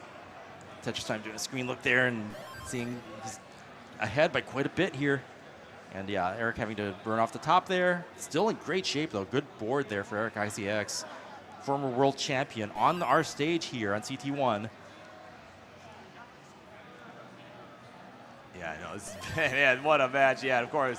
TT was doing some TT things, but but the fact that he's the one person that I think if given these situations that he puts himself in, is probably the only person I can think of that be able to survive them. No, I know. It's like you see a board situation. Like, whose board could that be? And then it's like, they survived somehow. It must have been Tetris. Yeah, you're like, oh, it's TT. Yeah, like honestly, like it'd be crazy to get like some sort of like somebody had brought up to me at one point. I forget who, but like, what if we had like some sort of game show where it's like, hey, guess whose stack this is, right? Like, guess the stacker. Yeah, that'd be fun. That would actually be pretty cool. Yeah, his would probably be the easiest to guess. Yep. Oh man. Oh. Okay. So that's the game. Yeah, we're on level 23 and 24, of course, for TT and for Eric, respectively. Add a touch for Tetris time. He will maintain just south of a two Tetris lead. As we have begun game number 3 at the bottom, it is Shake on his last life here, and Bendy with the win can advance to the next round. Yeah, so this is critical here. Shake wanting to win this round, stay in the match, and Bendy breaking that curse of the chase down. Yeah, that's okay. All right, so here we go. We got 29 approaching here at the top. Just a few levels here. Again, this Tetris time just trying to hang on to the lead. Mm-hmm. And, and the thing is, we didn't really get too much into the 29. Well, we did a little bit, actually. Tetris time did not get the chase down. But, contrary to, that match, right, that game, right, certainly his 29 has been just phenomenal. It's been just these last few months has really, he's really upped his game on 29. Yeah. And in ordinary circumstances, that would have been a successful chase down. It's just... It just he had to be in it for a long time, and then until the curse was broken, I guess. We'll see if that holds. Yeah, so if he has to do a chase down and completes it, right, he could thank Bendy for that, right? Yep. Oh man, so here we go. We're on level 27 for Tetris time. Level 28 for Eric. Yeah, we're about to go into that speed. They're neck and neck going into it. Oh man, it is neck and neck. Wow, Eric barely gets that over. Eric is still playing super aggressive. Okay, it gets the wow, Tetris. That was risky. Like it was just right on. You don't want your long bar to get hung there. Yeah, that you don't. And of course, Tetris time is maxed out. We got 6 lines to go on his side. He needs to get that board under control too, because he's only a couple lines away. Okay, long bar did come. Tetris time is still in the lead now by a little bit more than 2 Tetrises. Yeah, we are racing along, fast and furious here on level 29. Some traffic on the board for Eric. Would love some better pieces to take care of that. Covers it up. That left side's dead, and it looks like Tetris time might take this round and even it up. 1-1. Nicely done. Coming down to it right at the end. So we are tied 1-1 at the top. Oh man, I love that camera alignment where Tetris time and Eric ICX did a fist bump, and their Tetris boards were like right there. Oh, man. So there you go. That is game number 2 concluded at the top. Meanwhile, at the bottom, it is 2-0 for Bendy. With a win, will advance to the next round if he could take this Shake, looking to keep his hopes and dreams alive. And, of course, honestly, after seeing that last game, that's pretty close. That is the 4th most lines with tap in CTWC history. Oh, like, like last year, we saw a couple good runs from like Koster and from Dylan, making it to level 30, and they both had their double 1.3 match with tap, right? But Bendy, at least in terms of lines, is having himself a pretty good run here himself. Yeah. Oh yeah. No, this is definitely one for the highlight reel.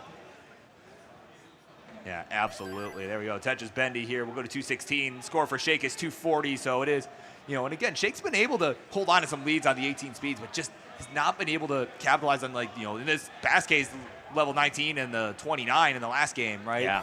So, had that one misshot of a J, and it just threw everything off. And that's really what it comes down to as well. When you're trying to play on 29, you have a millisecond to make a decision, but also, if you make a mistake, you're not expecting you're going to make a mistake. So when you do, it can throw off your timing. Yeah, you got to adapt on the fly. Piece, yep. And be prepared to get yourself out of that. And that's what we're seeing here. If you're able to survive, then it's more than just when a mistake does happen, can you deal with it?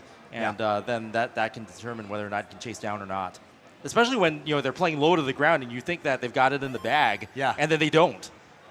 Yeah, then something happens, something throws them off, and that's what being human beings like, I guess, right? Okay, Shake looking for column 5 here, being versatile. Long bar not coming, but is able to burn off that triple off the top. Yeah, And he's they'll- maintaining this well, pretty, no pun intended, but very well. Oh, yeah. right? Excellent for, and yeah, set up for another Tetris even. Gets it. Boom. Tetris for Shake. You know, more column 5 action, giving the rest of the board some love here. You love to see it. Yeah, it's definitely, I mean, these are some good looking stacks right now. You know, Bendy playing one off the bottom. Yeah. You know, and everyone else just Take crystal clean. Yeah, the situation as it comes and be versatile and make those Tetrises wherever you can.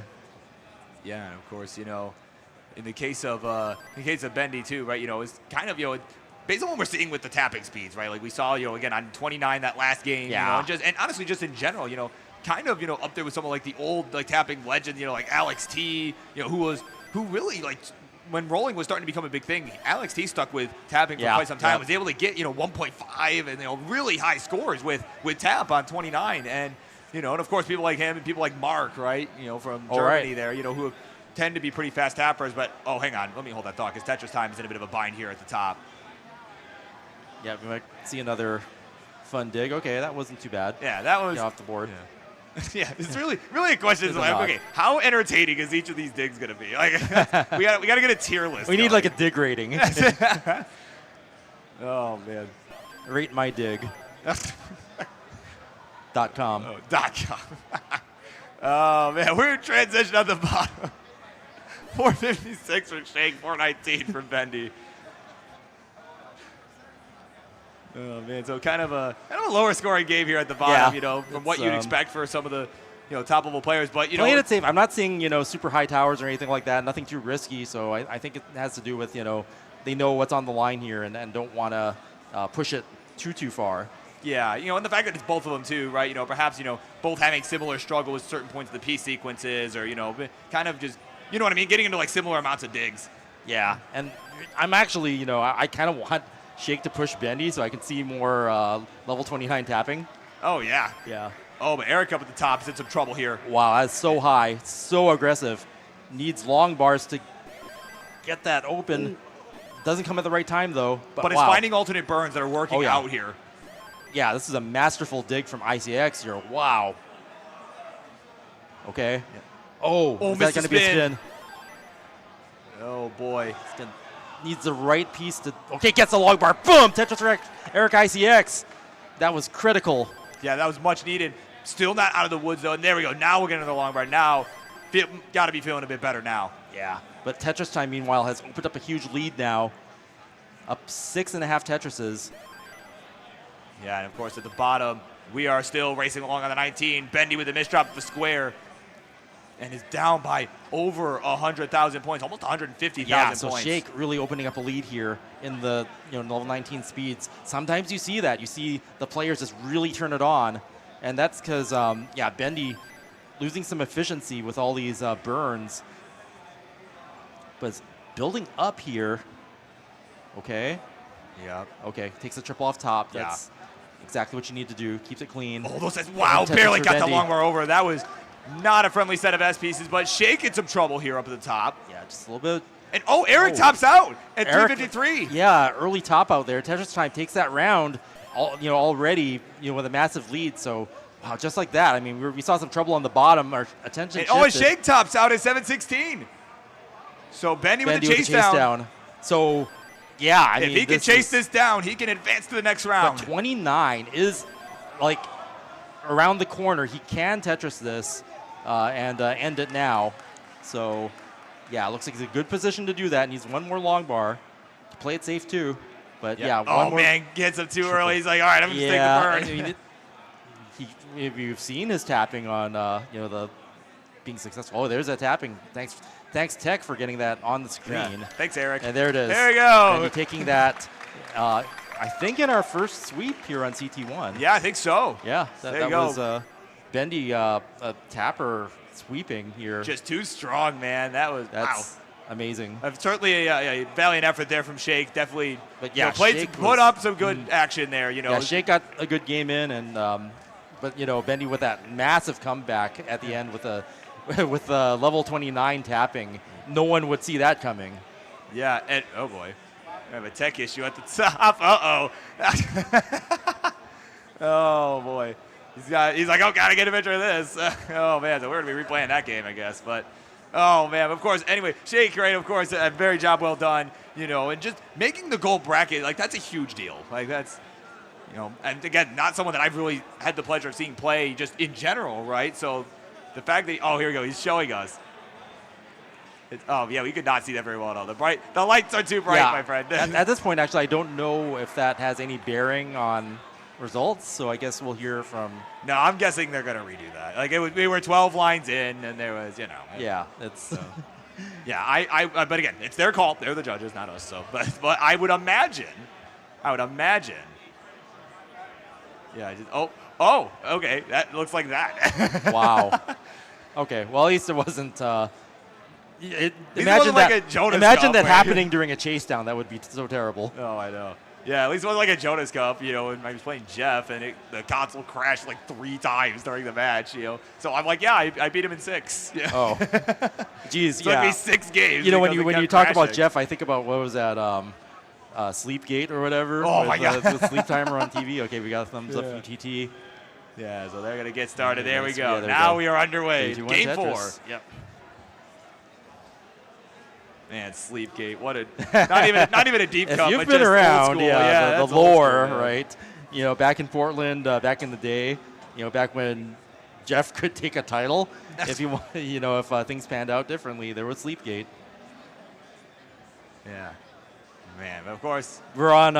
All of our stage monitors are now PVM CRTs. Yeah, so it's no more sleep crazy. timers. Yeah, when I saw that Barrett had said, "Hey, so we we got all PVMs for all 4 of our channels," I'm like, oh my God. I was excited, man. I'm like, man, God, I wish I was playing. Yeah, we're pro now. Let's go. Speaking of pros, though, right? These 2 players certainly pros. Oh, yeah. A former world champion on the left, a 3-time regional winner on the right. There are so few former world champions, and then so many less that are active now. Active, yeah. Yeah, so really a rare sight to see. Great to have Eric back here, in top 48 in round 0. Yeah, and of course, these 2 in particular, I don't know if we mentioned this already, but these 2 have never played a matchup before. This is their first meeting here, and it's been a hot one. Much like with some of these other first-time meetings and matchups that we've had here. This one, certainly no exception. And I really feel like there's, they're kind of like from the same generation where there was like another wave of players that took up the game after Joseph. Yeah. And they were, at the time they were tappers when they started, and now this is like their resurgence. They went away for a while, and then maybe they changed their play style. Now they're both rolling or doing a different style, and it's great to see that they stuck around and they're back and better than ever. Yeah, absolutely. They definitely look in prime form. And again, definitely, Tetris Time has definitely kind of surprised me in the in fact winning 3 regionals and everything. When King had first booked him for the the friendly super show that you and I were both a part of. Yep, the I remember reckoning that. when they had him up against SV for the heavyweight championship. And at first when King had booked that, I'm like, really, Tetris Time, right? And then but then he ended up winning 3 regionals, and I'm like, oh, okay, yep, I see it now. I can see it. Yeah. So, but right now Eric in a bit of a bind, barely gets that J over to the left side, is backed by about a Tetris and change.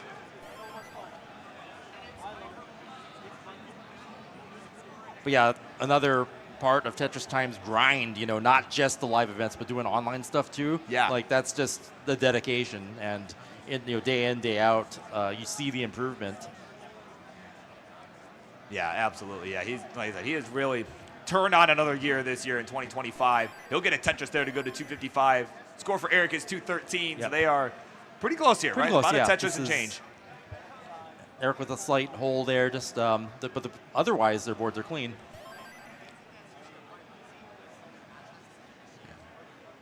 And TT with a couple long bar dependencies. Yeah, and Eric with the tuck dependency there gets the right piece, tucks it right in, keeps it clean. Yeah, there we go. Yeah, it's just it's always fascinating watching how players solve these situations, right? Sometimes they'll do something. It's usually stuff that I wouldn't think of. So, Exactly, exactly. That's pretty satisfying. It's like, oh, okay, that's the other hand plan that's all cool. along. Yeah. Yeah, it's like, oh, I should steal that. Like, I should try that. But there is actually a tool that I do, not a sponsor, right? So I want to shout out, our friend Ansel, right?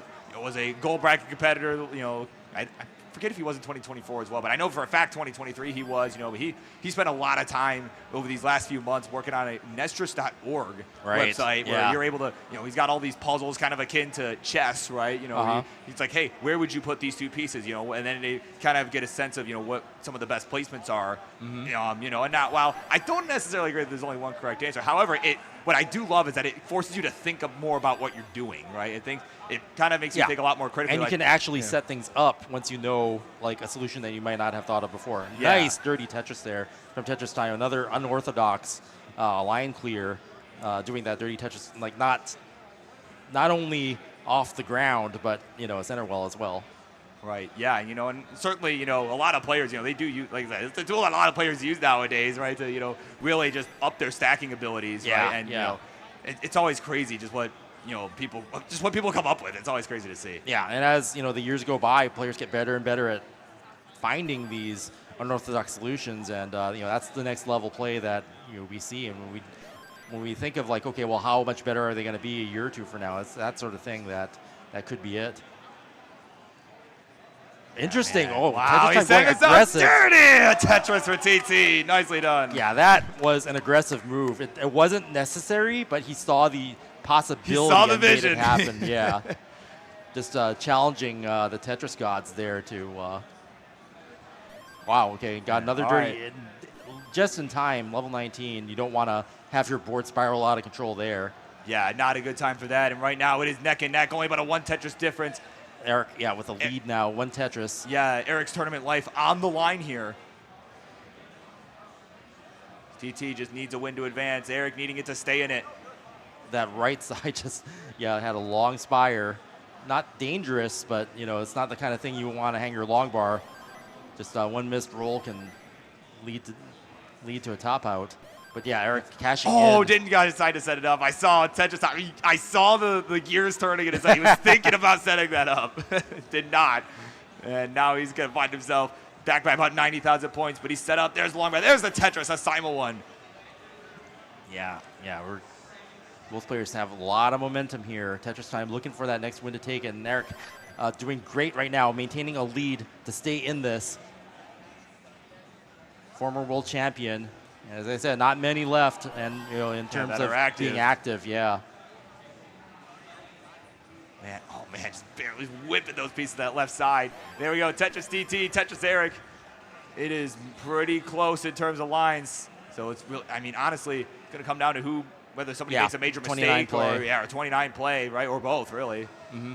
And we know they're both capable. And then we had that crazy failed chase down by Tetris Time, where it's like, you know, the amount of time he was in. Oh, another nice dirty Tetris. Yeah, that was excellent. So, yeah, Tetris Time definitely being resourceful in getting those Tetrises wherever he can.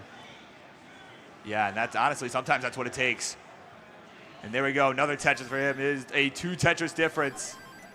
Yeah, I actually do think the whole, you know, Tetris Time doing Tetris thing, Tetris Time doing Tetris Time things is something that makes you stronger for being able to survive things that no one else can. Yeah. That's like a power. Yeah, absolutely. Yeah, because a lot of times I find myself baffled watching what he's doing a lot of times. But, you know, it works. Don't question it. It works. And his first run, we would be just like, oh, well, you know, that didn't turn out well. But now we're seeing, like, the fruits of that, those attempts to survive pay off. Yeah. Man, we are starting to approach the 29. Oh, nice tuck. Whoa! Eric with, like, some crazy compound tucking there. Wow, that was a really good solve there. I love that. And it took all that skill for the execution. Excellent moves by Eric ICX there. You know, proving why he's a former world champion in real time. Yeah, absolutely. But here we go. It is a 15,000 point difference. Yeah, the gap has closed. Yeah, we are fast approaching 29. Tetris Time at level 28 is trying to find the dependency. Does the risky thing and keeps it open. Boom, Tetris for Tetris Time. It's going to open up a lead there, about a touch to change. Getting dependent, though. Oh, Eric, too, though. This board is not looking too hot. How are they going to handle the transition? Okay, Tetris Time is good, starts burning down. Eric is way up there, he got the long bar and the L, and yes, is able to do the flat burn. Oh and my grinds gosh. down those line clears. Oh, gets the J over. Oh my goodness. Excellent execution by Eric there. Yeah, wow, just bringing this down. Wow. Meanwhile, TT's got about a 50,000 point lead and is going to take the safe triple there. Okay, Eric. Oh, left Eric. side drop. Oh, Eric. Oh, that is tough. Oh, and that's gonna going to do fall it. out of control. Tetris time takes the win. And has defeated the former world champ. Your 3-time regional winner, Tetris Time, will punch his ticket to the top 32. And yeah, just both those players are just so decorated in Yeah. terms of their skill. Like you couldn't predict that outcome.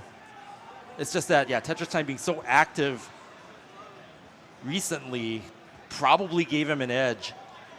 Yeah, wow, crazy. But yeah, nothing.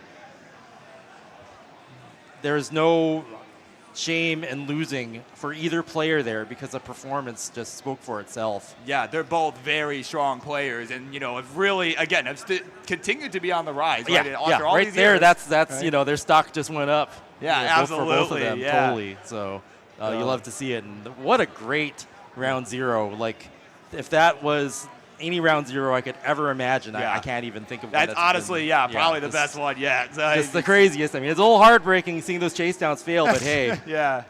Bendy pulled it off Yeah, the tapping, we're so gonna we have got that one. We'll have a group therapy session at the hotel with you later, okay? Yeah. Yeah, I'll like cry into my hotel eggs or something. It's just, jeez. Yeah. But, man. wow. No, we got you guys. It's all good. Yeah, but there's plenty more action. We got another block. Yeah, we with started round one, James yeah. Chen, with up, round yeah. one, and whoever, I don't know who's gonna step up Yeah. to commentate with James Chen, but Yeah.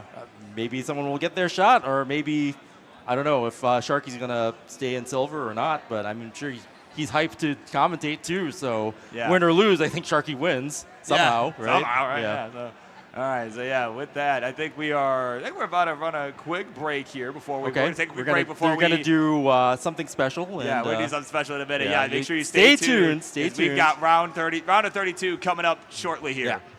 So We're Tetris right for back. you. Tetris for you.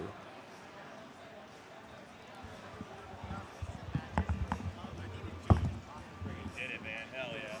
Yeah. Shit, dude. What an honor. What an honor to call it with this, seriously. Oh yeah, that was great. What's that? Actually, I don't know, but they're gonna come back with like. You want to know the break between the next round? I think there's probably at least 15 minutes, maybe more. Actually, you don't know who they're gonna give it to first. I'll go talk to Vince about that. Yeah, I'll be right back. Oh, yeah, leave it. Yeah, they're right there, so I can.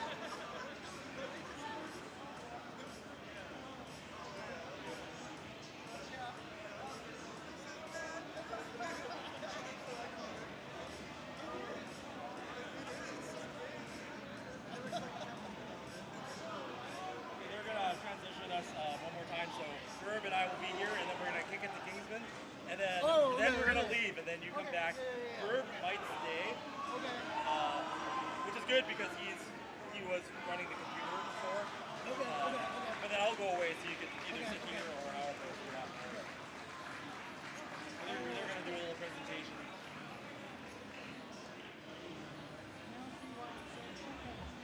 I thought I had to look over there. Okay, I got it.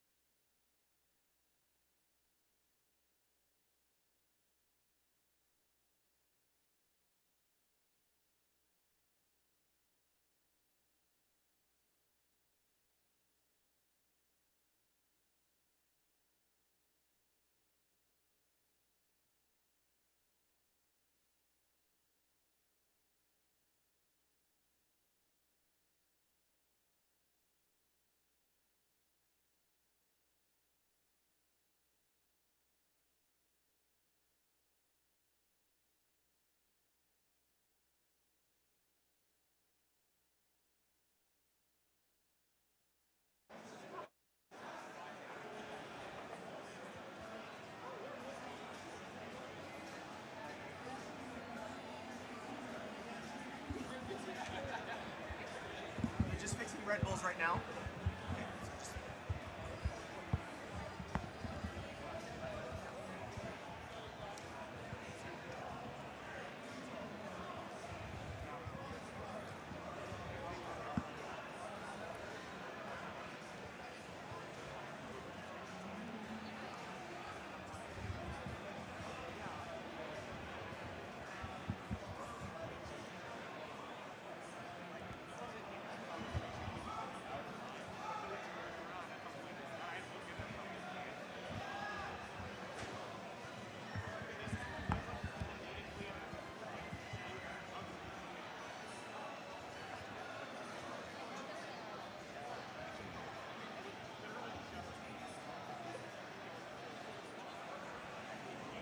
Check.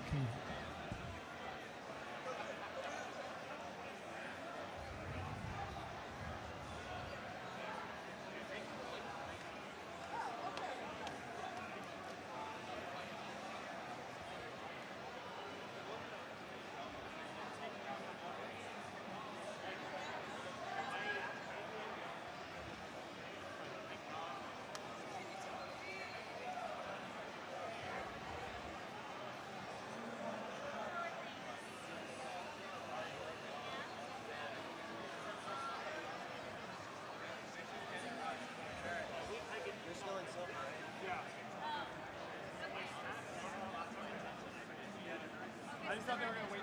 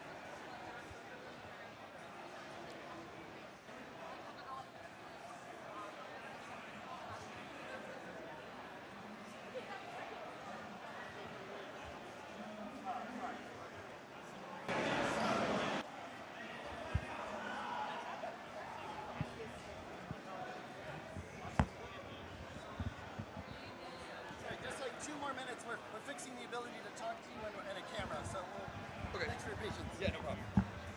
There's more stuff here. Are these empty? Can I get rid of some of this? Oh, you can get rid of this, yeah. Yeah, thank you. This entire burger? Yeah, well, yeah, it took me so long. I was like, all right, it's kind of gross now. It is what Is this anyone's? No, not mine.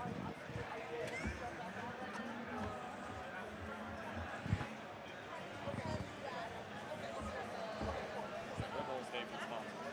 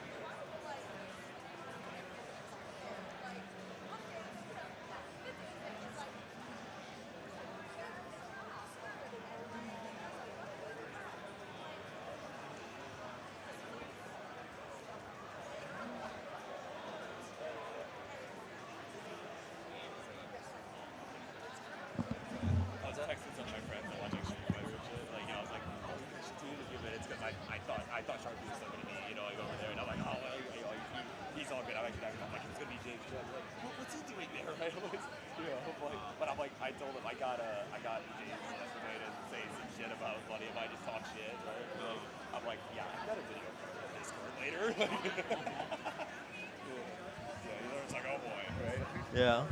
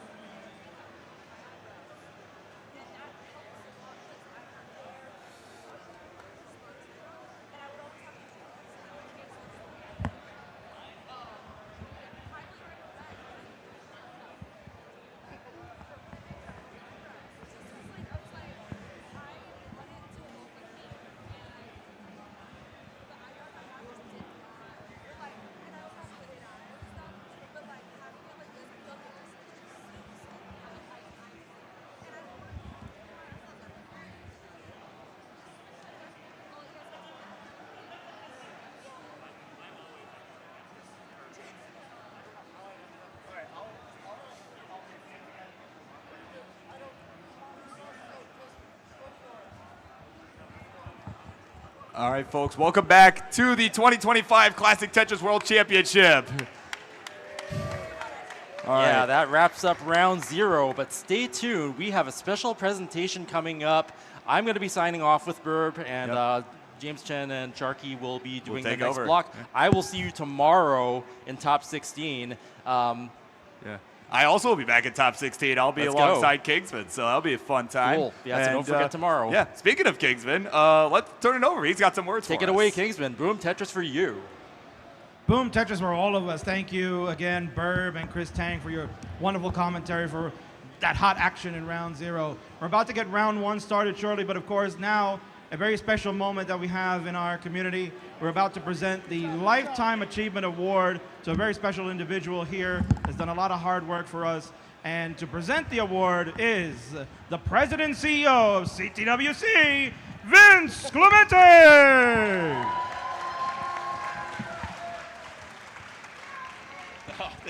Thanks, King. What's up, everybody? So it's one of my favorite moments of the tournament. And lucky enough for you guys, I get to do this again tomorrow because we're giving out 2 this year. Very exciting times. So the Lifetime Achievement Award goes to somebody that's done a significant amount of work for the community to help it grow. This person has been here since 2012, but really since 2010, they helped with making the original Ecstasy of Order in some capacity. They could talk about it. In 2012, they came live to the tournament, and they took photos, and then loved what they saw. Hadn't really seen the scene or knew what it was about, and wanted to do more and more every year. So, hey, how can I do more? What can I do? Became a referee, and just was like passionate about like, hey, what can we do to make this look better? You know, back in 2010, 2012, you know, we projected this on a like a security camera thing, which was ridiculous, and now we do this, right? So look at what we do. We went from that to like webcams, and it's like, how do we make this look better? What do we do? So year after year, we bought more stuff. How do we get this into a computer? Okay, we don't have that dumb cable, right? Can we do more than one camera? Like, is that a thing? Can we use another computer, maybe? Like, great question, right? So yeah, and then, you know, time goes by. He gets more and more involved with the camera crew. In 2022, he became head of the camera crew, which is kind of the evolution of where we are now, with what you're looking at with multi-cams and, you know, like, let's get reactions, let's get player walk-ups, things like that. In 2014, he got into making this documentary that took a decade. But, you know, it took a decade not because he wasn't working on it, which he was all along. You know, things happened along the way that caused it to take longer, and not, you know, Jonah's passing and making it, you know, adding that in there in a tasteful way. But it was like, he wanted it to be perfect for each and every one of us to, you know, give justice to the scene that this is. So it's not that he's lazy, because he's definitely not. He might be bad at Tetris, but let's give it up for Christopher Higgins.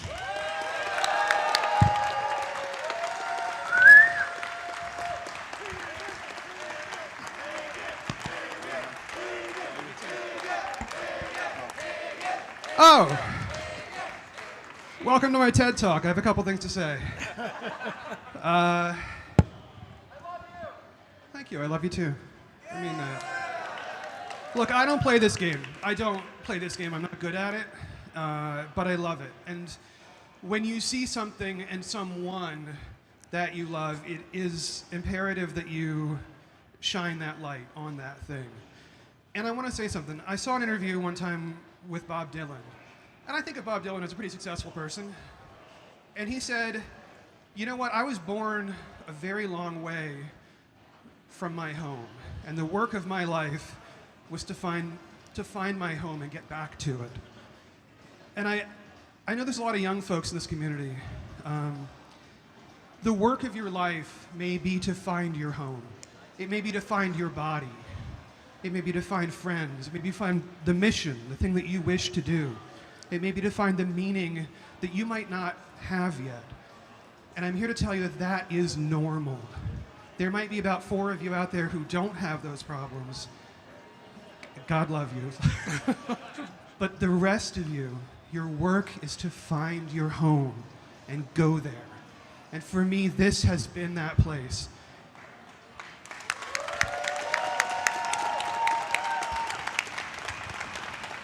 If anybody tells you that you can make a lot of money doing documentary films, don't believe them. It is nice to do, though, and it is lovely to be among friends. I appreciate you all. I love you. Thank you.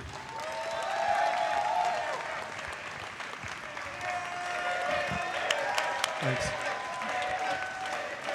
So do I just go backstage or fade away?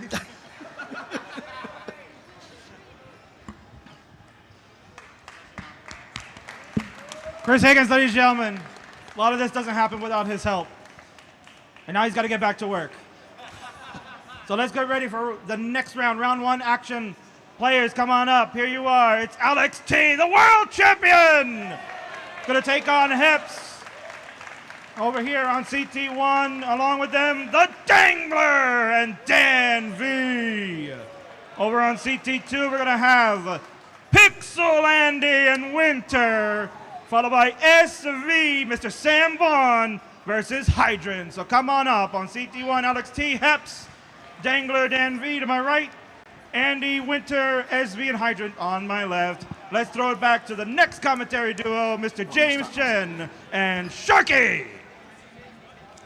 Welcome back, everybody. I just love Chris's message that he gave out there. It was a wonderful, wonderful message. It takes a lot of us to find our homes. But you know what? Every time I'm with you, it always feels like home. Yeah, and I'm super excited to cast with you, and I'm excited to see what's going to happen. I mean, already round 0 was truly insane. I mean, we had a game, I think it was game 1 that was won by 100, just barely over 100 points. I mean, just looking at the bracket, I mean, if you see like Tetris Time going up against Eric ICX in the round 0, you're just like, what happened? You know, it's crazy, but it's just, that's how many good players there are here these days. Yeah, a lot of good players, and then of course, you know, these 16 players got a bye into the first round, so we're seeing them play for, you know, the first time today, and with the exception of Dan V, because he qualified today. But now we're going to really see, you know, how they're going to do. Are they, you know, are they warm up enough, or are the players that have already gotten a match, you know, they're used to the bright stage lights, the blaringness of the commentary. Yeah, I mean, that's such a crucial factor as well. You know, you watch it, and even if you are, you know, do play a lot of this, the NES Tetris, you know, you're like, oh, I can do that. And then you get on the stage, and then everything is like, you know, where am I? And it's just like the deer in headlights all of a sudden, you know? Yeah, literally. Yeah, exactly, right? Well, so, you know, that means I just need some shades like you do, right? I mean, like, do you have like an extra pair for me? You know? Unfortunately, I don't.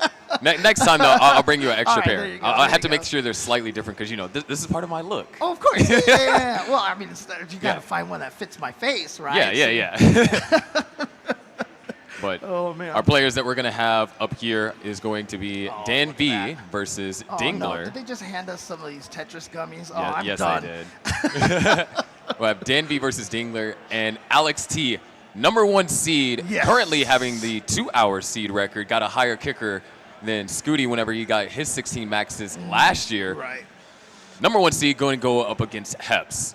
Yeah. It is a very interesting matchups that we have over here. Dan V versus Dingler, especially because Dingler, you know, he's kind of like the sleeper that, you know, majority of people there are always focusing on the narrative about Dog. They're focusing on the narrative about Alex T. But if you think about it, you know, back in 2023, Dingler did get 2nd seed and made it to top 8. Last year, Dingler made it to top 4, but was just knocked out by Dog. But we were all, you know, enthralled by Trisop knocking out Fractal, knocking out Blue Scooty, and then coming to a decider with Alex T. So it's easy to forget that Dingler is still a phenomenal player. Yeah. And then Dan B showed up and played and had a phenomenal call and just shifted a lot of people downwards.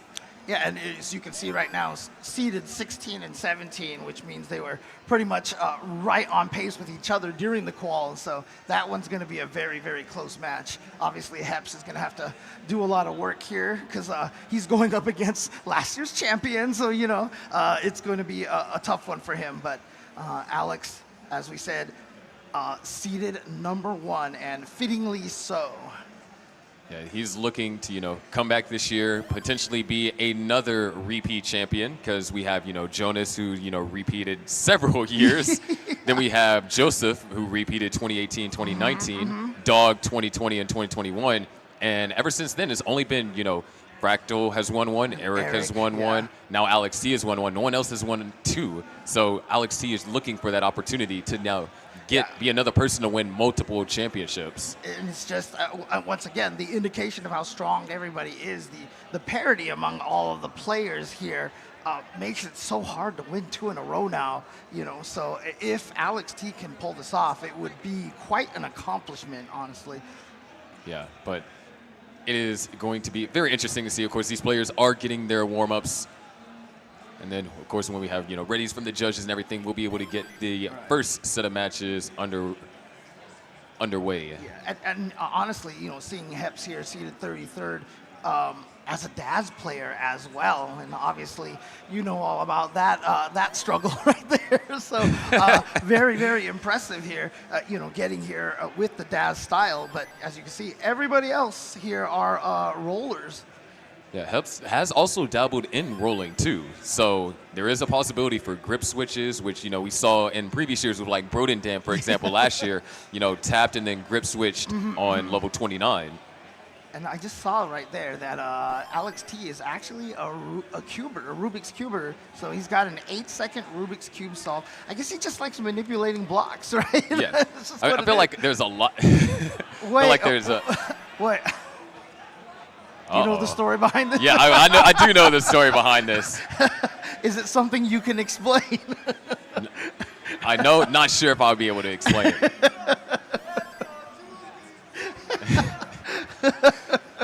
Oh man. But yeah, with that being said, there's a lot of overlap with Tetris and cubing. I mean, I know, blue Scooty cubes. I cubed at one point. I don't cube anymore. Oh yeah, okay. Yeah, I mean, I'm still sub 60, but my fastest solve time was 17.6. I used to always like solving the Rubik's Cube, but it was before cubing was really a thing. Yeah. And, you have, like, I never got to use one of those super, the oil loose cubes and stuff like that. Yeah, like, I've never done that, and I don't even solve it the right way, because I know there's that one specific technique for that now, right? Well, what's it called? Well, there's different ways to solve it. Okay. But it's like a lot of people, they try solving it side by side, where generally you would solve it layer by layer. Right. So you'd solve, the first layer, and then you'll solve the second layer, and then the last layer. Interesting enough, the way that I learned it was one layer, and then the opposite layer, and then the middle. Whoa. Okay. Yeah, that's the way I learned how to do it, and I got fast at it, but I'm nothing like sub 60 or anything like that. So, oh man. But it looks like Judge Zempro is, getting the players briefed, making sure that they are on the same seeds.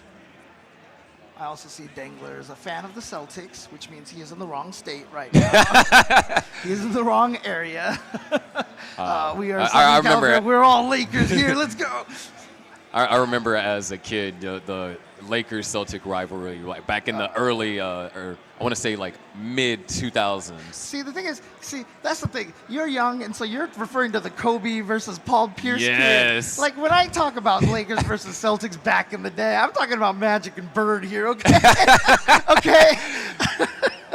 Yeah, unfortunately, I was not around to see that live. Yeah, that's fair. That's fair. Oh, man.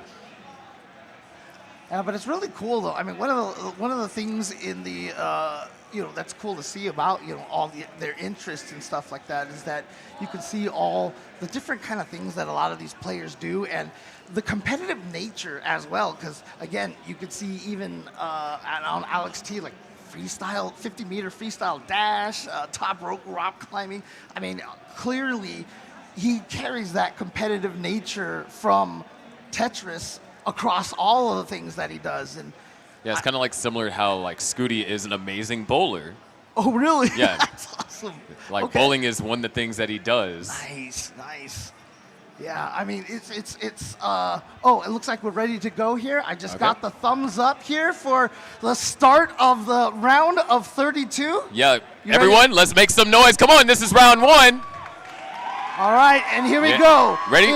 3, 2, 1, Tetris!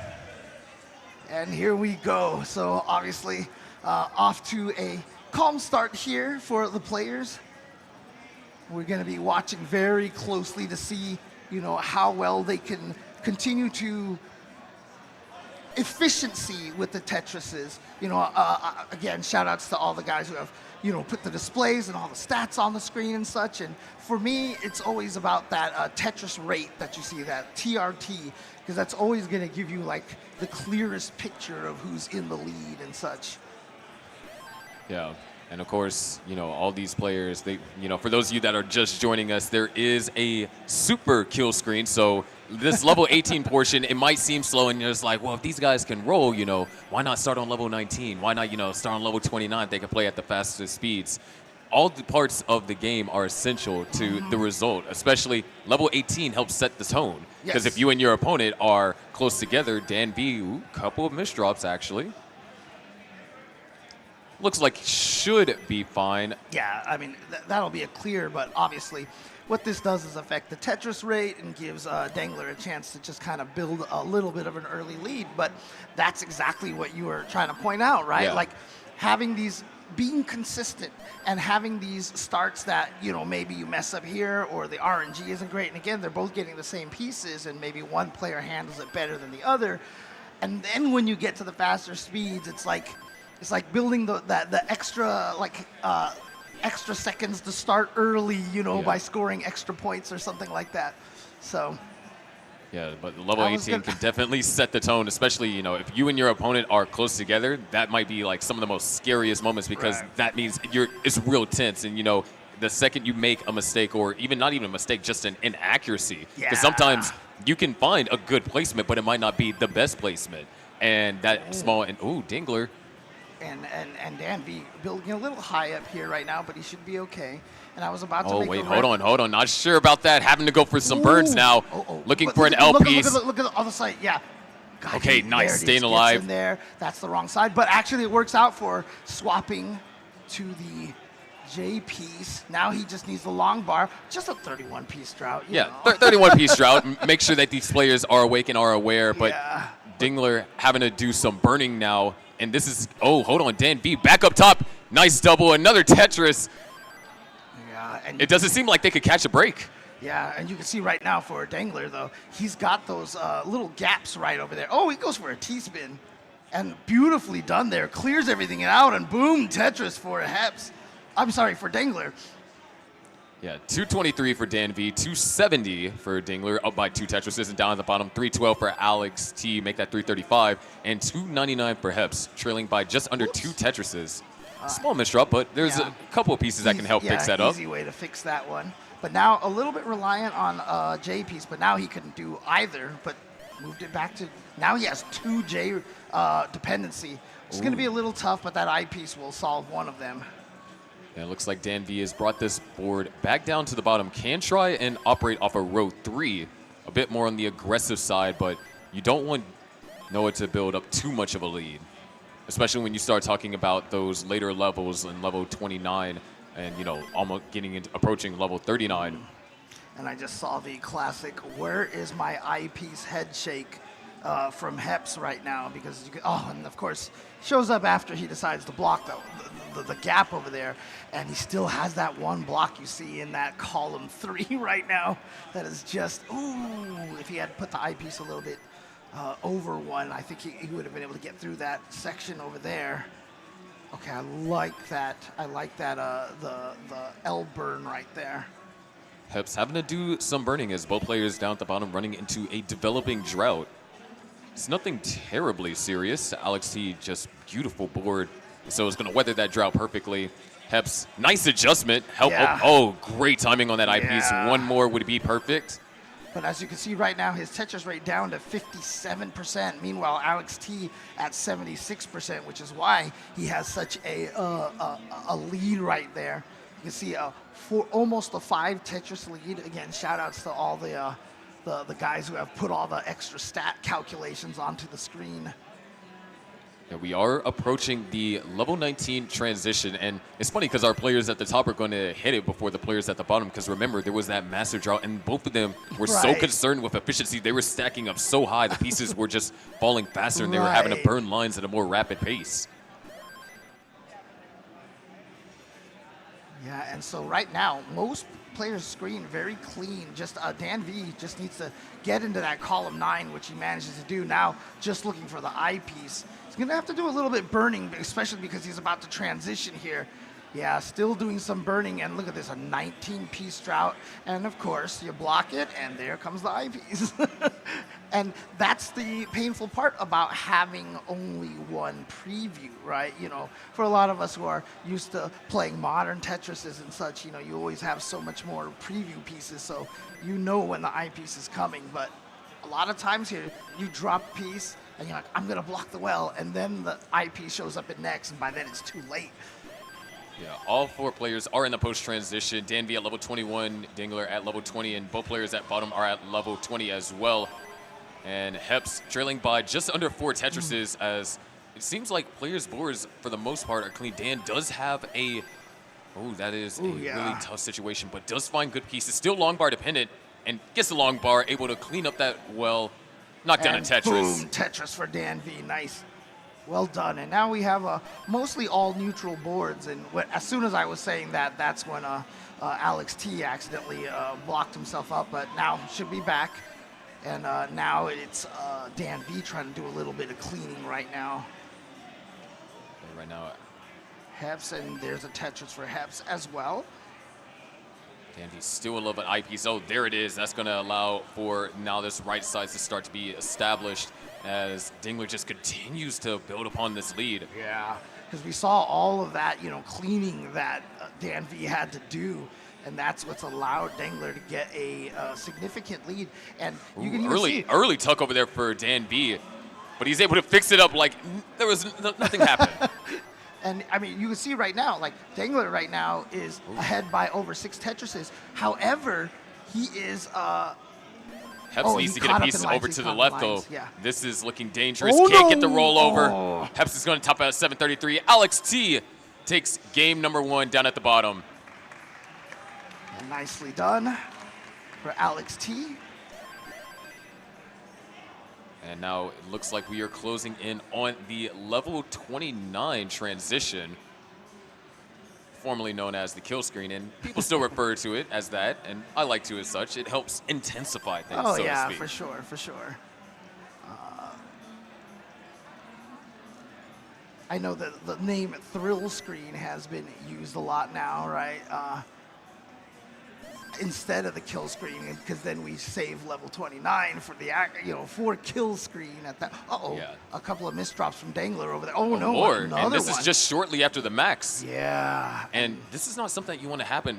Danby also wants to get this board under control, but we are closing on level 29. Danby down by over 200,000 points, which is a scary deficit. Oh, missed rotation for Danby, and 29 is reached 852,000 as Dingler still has to bring this board down up about midway. Danby having to maneuver over this kind of formation in the center. I mean, right now, the board for Dan V, clean enough here that he's able to get back to a neutral board. And actually, Dangler also got back to his neutral board right as soon as he transitioned. So beautifully done right there. Now it's probably going to be another misdrop over there for Dan V. Needs a couple pieces. He needs to get a piece over there to the left. Nice flat burn. Great flat eye. Look, these eye flat burns are genius. Way to keep the wall open. If he gets another eyepiece, might be able to salvage it, but it's not going to be possible. Dan V tops out at 886. Dingler is good for game number 1. And again, that's one of those situations where, he kept getting a bunch of Z pieces, right? And you're wondering, why didn't he drop that in there? Well, it's just because of the, the parity that we like to talk about. If you drop that Z piece in there, it just recreates the same situation over and over again. It loops. It doesn't actually solve that column that you need to get through. So he was really trying to hold out for the S piece instead that would have allowed him to get through there, or a T piece. Yeah, I think T-piece would have been the perfect solution because you would have had to gone one less tap. And when you're rolling, hitting those 5 taps, that's one of the most difficult parts of any player's rolling journey is learning how to hit those 5 taps. So if you only have to hit 4, then that's going to be ideal. Yeah, but especially because it's just the 4 fingers is easy, so you got to find a way to get that 5th tap in there. And they've started their next game going, as you can see right now, playing identically so far. It happens a lot early on because there's a lot of very logical places to put the pieces early on, but as you can see, they started to diverge, especially with Dangler getting a misdrop and basically getting a gap right there. I didn't see if it was a misdrop or if it was just one of those bad piece RNG situations. Yeah, that's one of the things that you'll see interesting at the highest levels. Some of these top players will end up in these situations, and you're like, how do they end up in something like that? And it's not because they made a mistake. It's that they were banking on a certain setup that would have been more efficient should they receive the pieces, and sometimes you just don't get the pieces that you need for that said setup. I know we talked about this a lot last year too, but that gamble right there of how long do I want to hold out for this piece? Oh no, Alex T here. Is it 2 long bars. double? Those were actually perfectly Yeah, timed. and actually that's going to be great over there, but how is he going to get into column 8 over there? And he still keeps forcing himself to create some gaps, but I like that eyepiece drop. That was really nicely done, but now he needs another J piece to get into that column 1. He got it. All right, so he just needs something Nice, now. going for the flap. Oh, wow. Yeah, double the- S's perfectly. The flat burn to the double S is incredibly efficient and an adjustment, and he shakes his head because he knows that there's also another long bar dependency to be Yeah. dealt with. But And the it's- triple, and I Well mean, is open. You're happy that your well is open, but you're sad that you had to use the eyepiece to do that at that point. But you know what? Survival is always going to be better than anything else. But survival doesn't come without consequence, and that consequence is now Alex T is down by almost 2.5 Tetrises. Yep. So 230 down at the bottom to 285. Up top, 189 and 175. You know, we just got their game started, and so Dan B with a slight advantage in terms of pace. And you see there, Dangler. Yeah, I was just about to talk about, you know, the main kind of aspect of holding out for pieces. That whole concept of, do I hold out for this piece because I just believe it's coming soon, or you know what, forget this. I'm just gonna start covering, you know, creating gaps because I don't believe in the RNG. That's like one of the most important factors of playing NES Tetris. Yeah, it's like, what is your risk tolerance level? Do you have faith that you can go 10 pieces and then you'll get the piece that you're eventually looking for? Or is it that, for example, you're like, all right, if I don't get this piece now, then I'll compromise and choose a different solution? Because now there's a long bar dependency over there in column 3 for Dingler, and might actually convert this into a dirty Tetris should the long bar come, but a drought counter starts ticking. Yeah, you can see right now 20 bar drought that they're both going through right now. Okay. Yeah, Oh, dirty. that's perfect. The S piece can just drop right in there. And another J as well. So there we go. Back to a neutral board for Dan V. You know who's not at a neutral board, though? Alex T, but he does find a dirty Tetris there. Still Ooh, finding he's ways going to be. for it. He's going for it. I thought he might have actually dropped the piece in there, but yeah. It looks like he wants that eyepiece for the Yeah. ideal solve, and But- he's doing the best that he Yeah, can to get look it. at that. Even there, he decides to hold out for that eyepiece, but now all of a sudden a 21-piece drought, and it caused him to drop that one piece right over the gap. Oh, wait, this is right before transition, and the drought continues to grow. 29. Oh, there we go. Finally got that open there. Oh, okay. Perfect timing for that transition. Wow. And another Tetris, and another long bar. We're back down to the right-hand side. Yeah, nicely done. Alex T out of danger. However, with that 47% Tetris rate, he is actually not even that far down anymore. But he is about 10 lines ahead right now. So technically, Heps does have a little bit more of a lead than it shows right now by the numbers.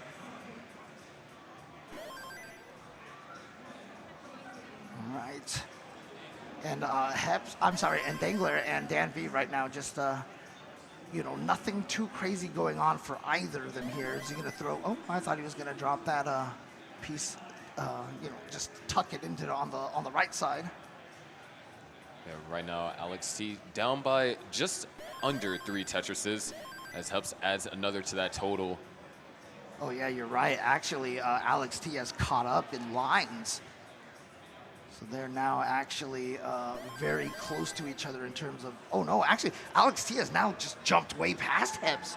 So you can tell Alex T has been playing faster than Heps has been. Look at that, he's up to 171 now. And generally, when you're in those extended digs, you would end up playing faster because you're burning lines at a much more rapid pace. Higher to the top of the screen. Ooh, okay. Nice adjustment Yeah. over there for Alex T. I love that, those micro adjustments. One of my favorite parts of watching these high-level players play this game is like that one right there, dropping the J piece, rotating at the last second to find a spot for the T piece. 663 for Alex T, 704 for Heps. We just reached our transitions up above. 643 for Dan B. Powerful transition to Dingler's 611 currently in the level 20. Well, DNV had a little bit of a scary board for a second there, but you know, nothing too scary as he fixed it. But Dangler all of a sudden has reached a critical state over here. Yeah, there's been just a lot of uncharacteristic misdrops in this particular game, and despite all that, he's still able to maintain a good degree of efficiency, but you can just see they just continue to cascade on the board, and each time Dingler makes a misdrop, that's just another opportunity for Dan B to grow in the lead, as he's kept clean this entire time. Oh no, Dingler with a really unfortunate drop over there, and I heard Chris Tang and Burb talking about how the CTW1 stream was like cursed or something. Yeah, cursed apparently with chase downs. And it's not just like CT1, because the amount of like 9-9Xs that we've seen for, you know, Max during qualifying, and the amount of like sub 10K chase downs, like, oh, you just needed a triple or a single. The amount of stuff that we've seen that just in the past 2 days alone has been kind of on getting closer to the scale of ludicrous. Yeah. I mean, I'm trying not to sound like a broken record like I do every year. Like, my God, how do they do this? You know, speaking of how they do this, that's a level 29 transition for Alex T. He needs the long bar right now and able to get it over. Oh, boy. All right. Staying alive here. Staying alive. Nicely done. What a scare right there. Yeah. What a scary time to transition at that height. Yeah, that height, able to hold out just long enough because the long bar didn't come immediately upon reaching level 29. He had to find somewhere to place pieces and still have enough maneuverability to get that bar over to the right-hand side. And Hep still has the lead, so now it is a battle of 29 play as our players up top. Dan V up by an astonishing 7.5 Tetrises.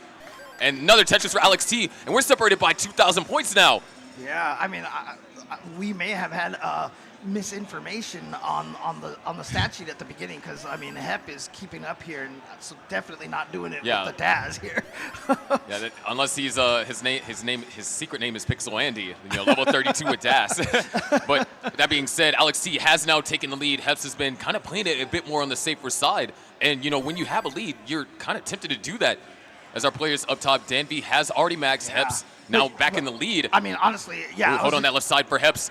Things are cascading out of control, and Heps with a top out, and Alex T just barely crosses the threshold and takes game number 2. Yeah, right before I had the chance to call that match neck and neck. But that is going to be 2 for Alex T. But right there, I mean, the first game was kind of like chill, relaxing for Alex T. But all of a sudden, game 2, definitely pushing him to the limit a lot more. And speaking about pushing to the limit, we're going to be going back into 29 speed up top as Dan B transitions with a 1.2 million. Dingler goes in with a 921. So we're talking about over 200,000 point deficit, 300,000 points. I mean, this lead right now for Dan V. At this point, I feel like Dangler's, you know, just hoping that Dan V tops out at this point. He needs Dan V to make an early mistake. Like, oh boy, I hope I didn't commentator curse that one. Oh boy. Oh no. This a lot of misdrops over here for Dan B. There is still chances of survival and eyepiece. Nice split double. That's what the power of rolling is here. Oh, but now look at these timing on these pieces. These pieces are perfect for Dan V. What a nice burn right there. But again, just that one piece right there. He needs to get an eyepiece to the right, but it's not going to happen over here. That's going to go down, and now we are going to have a chase down here for Dangler. He is over 6.5 Tetrises behind. How is he going to play this? Is he going to be, slow? Is he going to be safe? Or it'll take a while. And again, because of the super kill screen, he can't just take his time and relax forever. It will reach unplayable speeds. Yeah, there is a final crescendo. It is that one increase where very few players have even been able to manage a level 40. One of those players actually being Alex T down in the bottom in like warm-ups. But right now, Dingler's deck is getting up a little bit higher. We are actually getting closer to that threshold, and a missed tuck over there for Dingler. That's a triple. Yeah. But you know what? At least he's down stacking, right? So that's the important. He might have missed that Tetris by just a little bit, but if you survive, that means you have more chances to get Tetrises, but he is at level 36. He has 5 Tetrises. That's 7, maybe just a little bit more than 7 lines to burn. Ooh, yeah, here we go. We're in a situation. Oh, actually, those are great pieces. It worked out just right. But he needs an L or a J. Oh, no. Things are getting more complicated. Oh, and that hang, I think that might be fatal. Dingler can't do anything. Dan V ties things up 1-1. Just the sheer efficiency on level 18 and level 19 made the difference in that game.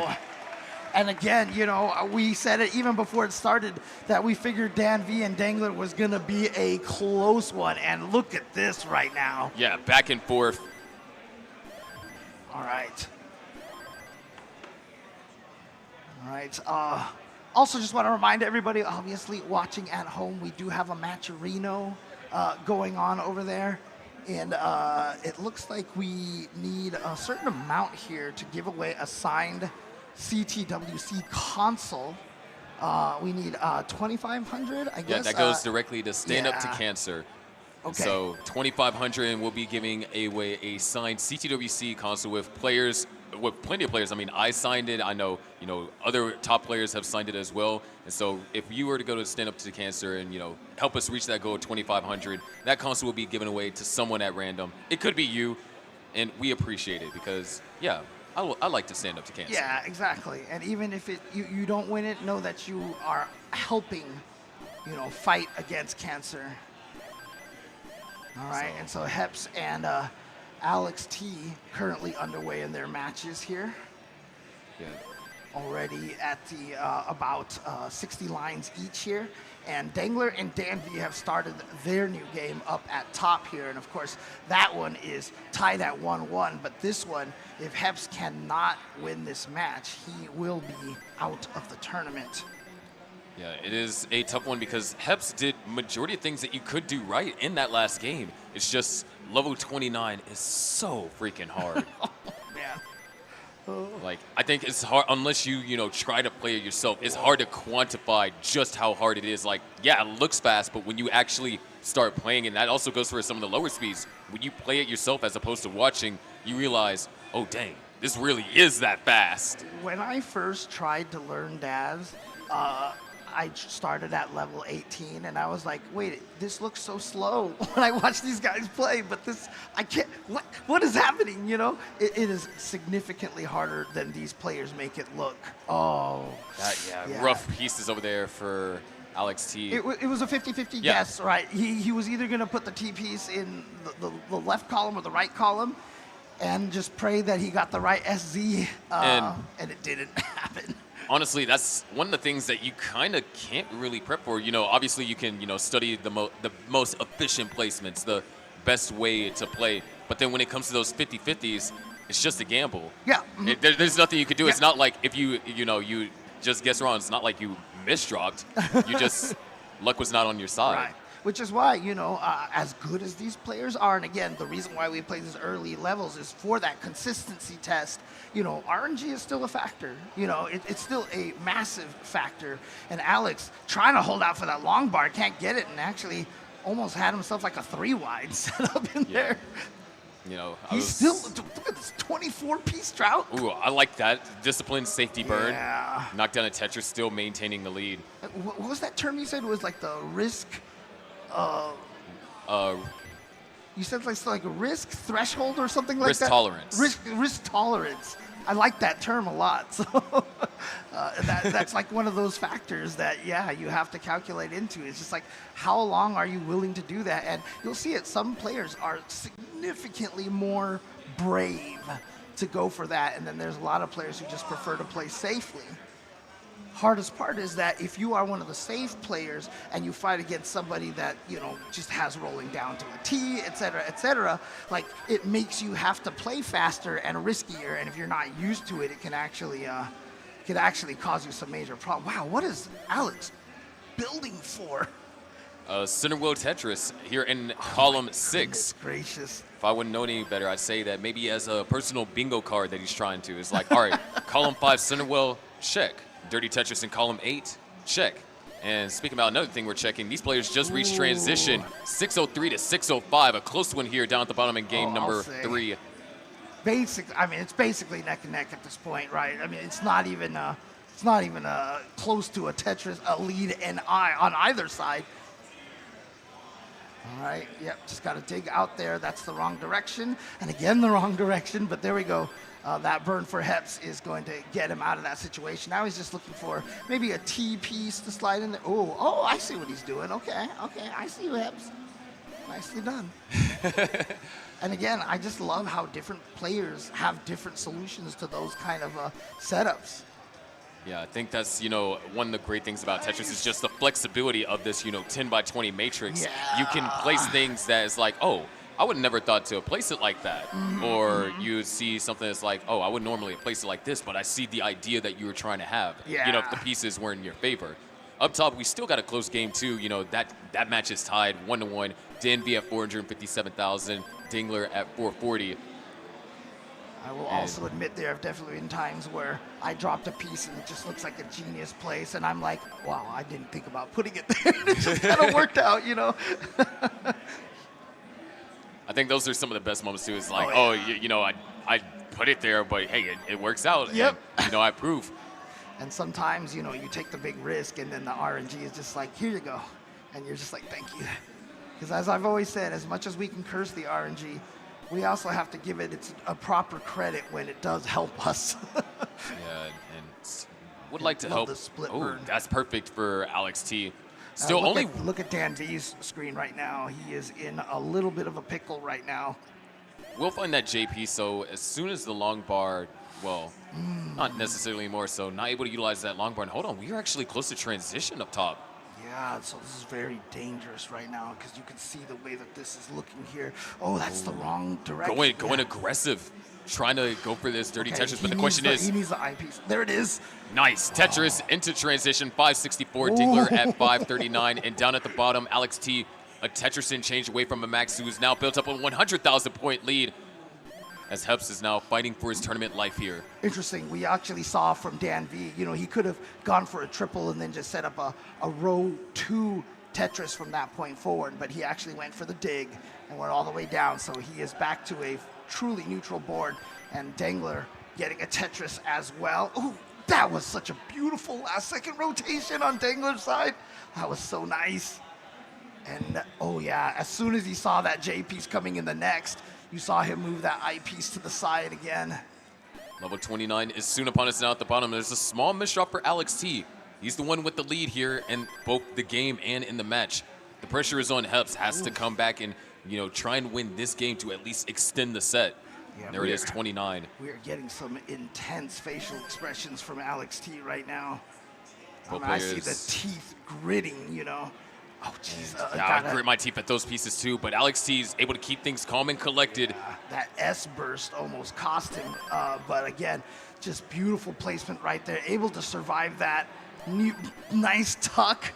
And another Tetris for Alex T, back up to 100,000 point lead. 1.235 million to 1.11 million. As another Tetris for Alex T, and this is one of the scariest things when Alex T starts getting started on level 29 speed, starts knocking down another Tetris for Alex T. Man. And Alex T is set up for another Tetris, now up to a 230,000 point lead. Oh my And Heps is not playing bad, it's just Alex T is now pushing the pressure on him. He wants to shut the door on this match. He wants to close it out now. Beautiful flat burn and another Tetris for Alex T. That was so nicely But done. hold on, a couple of misdrops from both players. As Danby is also encountering, Danby and nicely Dingler done up for top are Heps. encountering some danger on level 25. Alex T now over halfway the board. There were some beautiful Wow. burns there on Hep's part over there. Oh, Nice. Ooh, go. There it is, Tetris for Heps, narrowly avoiding a potentially fatal situation. And look at this, be able to burn down a lot right here. Nicely done. Oh, And the TP's perfect, but now oh my gosh, that's a dirty Cinnawell for Alex T. Wow. Up by 6 Tetrises now. No, is he going to go for another one? No, he is. He's He nodding. is. He's nodding. There's another one. Wow. He is not. Look, he's feeling himself right now. Look at those burns right there. And Heps, Heps he's gonna take the triple, but the thing is, Heps is running out of time. There is a super kill screen. He has to go for it. Alex T setting up for another Cinnawell. Oh, come on. Come on. And there's another one. Oh, 1.6 for Alex T. Oh, he's going for another one. He's going for another one. And another one. And he's brought it all the way back over to the right-hand side. Heps down by 448,000. And Heps is gonna make Tetris behind. Heps is going to take this game to 39. There's another Tetris, and there's super kill screen over there for Alex T. Wow. 1.7. We are talking 500K post. Heps can try and get 2 Tetrises here. Do his best, holding out for the long bar, takes a double. Able to get a Tetris, 1.369. Phenomenal game for Heps, but Yeah. What can you do? You see Heps's reaction. And hold on. Dan B versus Dingler up yeah. top. The kill screen action. Dan B tops out. And Dingler on the verge of topping out too. Oh, jeez. But I love Heps's reaction there because after the game was done, he just smiled because he's like, look, I just played an amazing game. But I think it's very important to emphasize that everyone give Heps a round of applause. Give all our players a round of applause for that, because I don't think nothing should take away for how well that Heps played in that game. It's just Alex T was a non-stop Tetris machine. I want to know what is the. Actually, we're getting it right here. I was going to ask, since the super kill screen has been implemented, what is the highest score at CTWC? And it's the third highest score since we've implemented the super kill screen in CTW history. And the record is by Alex T. It looks like. The record was by Alex T in Game 5 of last year's finals. So he almost beat his ultimate performance in last year's tournament right here in round 1. That's so crazy. Like, I understand, the players having to take a break after that because, I mean, that was just ridiculous. And the thing is, if you really put it into perspective, the 18, it was a solid 18. The 19, we saw it, get to like 1.1 million. And then 1.1, almost 1.2. And then just almost 500, 600,000 points worth of Tetrises on the kill screen speed. Right. Man, and meanwhile here you see, look at Dan and Dangler right now. Like, you can see the stress. But, there is always that comfort of being up 2-1. You can see from Dan V, it's kind of like more of a pressure stress. And for Dangler, it looks like it's just like, that definitely looks like one of those do or die, stresses right there. Interesting, okay. I thought he was going to drop the eyepiece in that column number 8, but instead he's just going to set it up and, okay. I see what he's doing over there. Yeah, I agree with you there. And, of course, there's other pressures. Obviously, there's the physical aspect, but, you got to take into consideration the mental aspect. And one can only wonder what's going through Dingler's mind, because remember, we mentioned this while these players were warming up. Dingler, his debut, he made it to top 8. He was second seed in QUALS. Last year, he made it to top 4 and was taken out by Dog.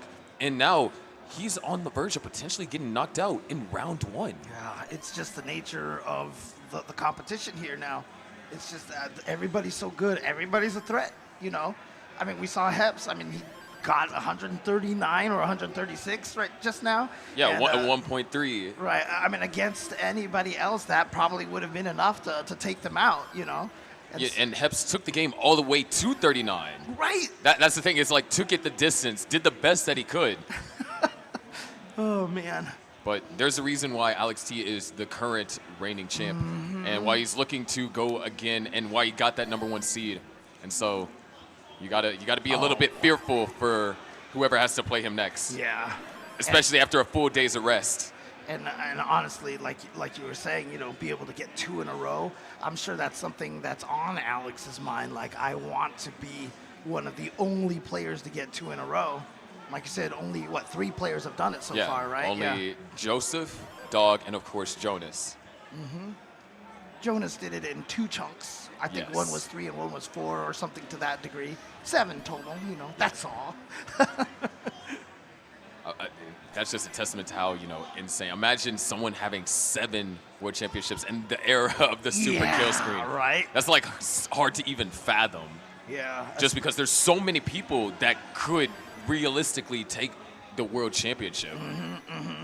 But, we're getting a little bit ahead of ourselves. We find the conclusion to that tomorrow. This is still the first match of round 1. But they've been exciting so far, and see a lot of close play here. Ooh, okay, has a double Z piece dependency right there. Okay, nice cleanup. Okay, now he needs that J piece. Now he needs 2 I pieces. So yeah, he's gonna start filling out that the column 10 over there, and that's like we were talking about the risk. What was it again? Risk assessment. Risk tolerance. Tolerance. There you go. Sorry, I'm old. My brain doesn't work anymore. So You're not that old. Oh, I'm old. Anyway, especially watching these guys. I mean, how old are all these players? Well, right? Danvy's the same age as me. So yeah, Super young, in other words, right? So I mean, there we go. we're both 24. Oh, man. You know, if you add your two ages together, then I'm still older. Anyways, let's continue here. Nicely played here. Oh, yeah, just a few unfortunate pieces right there for Dan B. But does have that cleanup, and he is going to get a Tetris there. You can see Dingler right now trying to figure out how to, oh, that was interesting. And he should be able to rotate that in there. So he just needs like a good T piece to drop on the side. There he goes. Let's go. Yeah, this is also another one of the highest pressure situations that you can be. The other two players that were, playing with you, they're gone off stage. Now you're on the big screen. The commentators are focusing only on you, and you have to perform.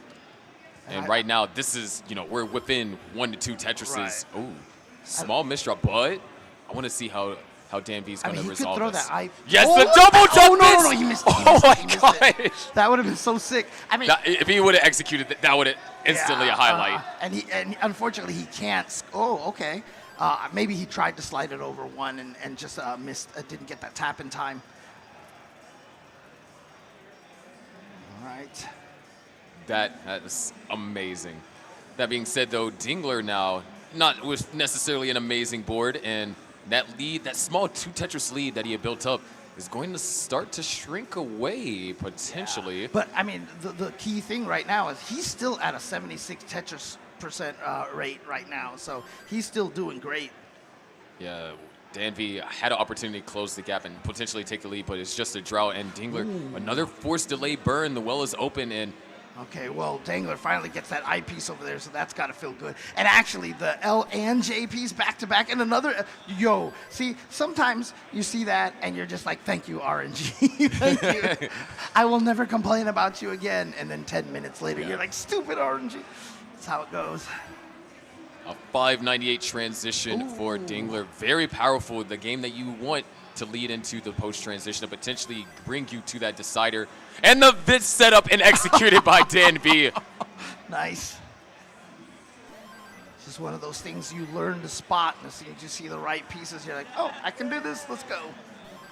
But he needs something in that column 9 right now because he can't get a Tetris. Okay, there he goes. He is set up for the Tetris after he transitioned, and there we go. Nicely done. He didn't want to get the triple there, so going to drop the eyepiece to the side, and Dangler with the transition as well. As you can see right now. Ooh, nice overhang. Both of them at 140 some odd lines right now, so they're on equal pace in terms of number of lines right now and where they're at in terms of the piece, the RNGs for the piece ordering. But their board states are definitely not equal, as Dan B has now taken the lead as Dingler's been forced to burn basically since level 20. Another Tetris for Dan B. Yep, there's no combo bonuses in this version of Tetris here, so. Yeah, there is no Ren Gaming. Oh, man. It's unfortunate because it keeps ending up in a situation where he has requirements for, so he is going for the dirty right here. He is going for the dirty because at this point, he kind of feels like he has to. Right. Because it's a terrifying thing, sunk cost fallacy. There it is, yeah. Able to find it down, but, a lot of center wells develop from some of these players because of sunk cost fallacy. Yeah. It's like you want to maintain that center wells because you already invested so many burns into it. You want that reward, and sometimes it just never comes, and you just have to accept that loss. But right now... Ooh, that was nice. That was so nice from Dangler right there. Last second. Both players, clean boards. 2 Tetris now, almost 3 Tetris lead over here for Dan B. Pendulum completely swinging in his direction. Yeah, you can see right there the Tetris rate. All of a sudden, Dan at 70% still, but Dangler at 61. I mentioned he was at 77 earlier. Oh, nice tuck there. Dan B not happy. He had to do a S flat, and the long bar came the second he set it up. So another Tetris is going to be scored, but Dingler has now closed the gap down to just under 2 Tetrises. Right. How's he going to fill out that side over there? Okay. Oh, perfect pieces right there. And then boom, Tetris for Dan V. Perfectly set up. And he's going to have another one ready to go here. Look at that. The S and the Z piece, exactly what he needed. Although, as you can see here, he set that was the rough sequence for both of them. Both of them ended up with a similar kind of hole generated. Oof. Yeah, now he needs something to just drop in there. Beautiful. He got another L piece. We saw a head shake over there from Dangler. Dan well is open. Tetris is scored. Whoa, hey, the gameplay. It's still us. It's still us. There we go. Okay, there we go. 946 for Dan B. Make that 981 to now 881. Almost a 100,000 point lead, just like that. And going, yeah, so he had invested in that, the dirty Tetris, wait, hold on, but he's given up on that. This is scary. Yeah. Dingler, only 2 lines to go, left till 29. Uh-oh. All right, There it Dingler's is. in 29, down by 100,000 points. Dan B with a deadly left-hand side, able to get a piece over. Can he get an eye piece over? There's a max for Dan B. He needs a piece over. Long bar's not coming. Dan B tops that at 1 million. Okay, so here we go. It is the chase down now for Dangler. How is he going to handle this? I mean, his board is not in a pretty state right now. There's various holes looking like a donut shop over here. Man. And he's still trying to do his best. Dan B can only watch. And able to get that piece over to left. Beautiful pieces right there. Nice flat burn. A 1,003,000 points is what Dingler is looking for to force us to a There it decider is, here. there it is. And there it is. There's a Tetris. Oof. Now he just needs one more. Now, he is at level 32. He can technically just play with some doubles, triples. Yeah, see right there. You just saw him right there burning out through the, for just a double right there. Singles. Yeah, he's just playing it very safe now. There's another double. But it's not guaranteed. Unfortunately, from what I've seen today, even something as small as 10,000 points is not guaranteed. Yeah, again, the snowball effect of one misdrop or a bad placement sometimes can just absolutely decimate a player. That's good. Oh, We but are he going got to a it. decider. There we go. It is not going to get in the way of Dangler. And yep, we said it before these matches started. We figured this was going to be one of the close ones. And here we are. Game 5. It is now down to a best of 1 to find out who moves on into the round of 16. Will Dingler be able to have another repeat run to the top 8 to potentially find himself back in the semis? Or will Dan B, continue to represent other countries? Because we have a pretty strong showing from international representation. Players from Canada, our players from the UK. In fact, one of the Canadian players, Eyeball. Eyeball, third seeded here. Yeah, and Eyeball's an exciting player. We'll be having him come later on. Yeah, and of course, not just is he super talented in Tetris, he's also an amazing Super Mario Brothers speedrunner. And there was a speed running. Did Yeah, he enter it? yes. Did he enter it? Oh, he did. Yeah. Oh, nice. Okay. Do we know how he did in that tournament? We'd have to ask. I'm curious. What? And just completely off topic here, but I mean, man, have you watched a lot of the documentaries on the Super Mario Brothers speedrunning stuff? Oh yeah, Summoning Salt is one of my favorite content creators. I saw one whole video. He might have been the one that made one video on just World War II. Yeah. And it's so crazy how much these players have optimized that game and are just doing things that a lot of times people thought were like humanly impossible, right? I mean, let's face it. 10 years ago when we were doing this. Surviving during 29. Okay, sorry, not you. Not me. Not you. But like, this is only my 7th CTWC. So, having, being able to survive level 29 felt like it was humanly impossible, right? I mean, it's why it was called the kill screen. And here we're in a situation now where some of these players can last forever. You have, obviously, the Blue Scooty documentary coming up, because as the first person to ever, quote, beat NES Tetris. And then we've had the, actual flips before. It's crazy what all the players have managed to accomplish here. I like the set of burns over here from Dingler. Oh, nice adjustment. And he only had like 1 or 2 rows to execute that. Yeah, those last second micro adjustments, like I said, are one of my favorite parts when I see players pull those off. Because it really is just kind of a reaction and an instinctive kind of thing. Like a lot of times you're not even necessarily thinking about it, but as soon as you see it, your brain's like, this is what I should do, and your hands just kind of do it, and you're like, cool. Yeah, that's definitely happened to me where, I'll accidentally do an adjustment. I was like, oh, wait, that was actually the right move. Right, yeah, exactly. It's like, yeah. And Dangler just set himself up a T-spin, But Dangler, very strong those last second adjustments. He's been doing it all day here. And Glass going to do a safe burn over there. yeah, because we are running into a drought. And this drought is ticking. It's getting on the larger side of things. And But you see we've commentated over some scary droughts. What comes to mind? Genesis, when we commentated Oh, over God, that. that's right, that's right. The 60-piece drought. I mean, we just got to 40-some pieces right there. God, I forgot about that 60-piece drought, dude. That was, that's nightmare fuel. Oh, nice adjustment over there from Dan V. Yep. I mean, again, those micro adjustments are so good. Micro adjustments are amazing. Micro adjustments, yeah. Yeah, got to make sure you have all the micro Yeah, adjustments. I like micro adjustments. Yeah.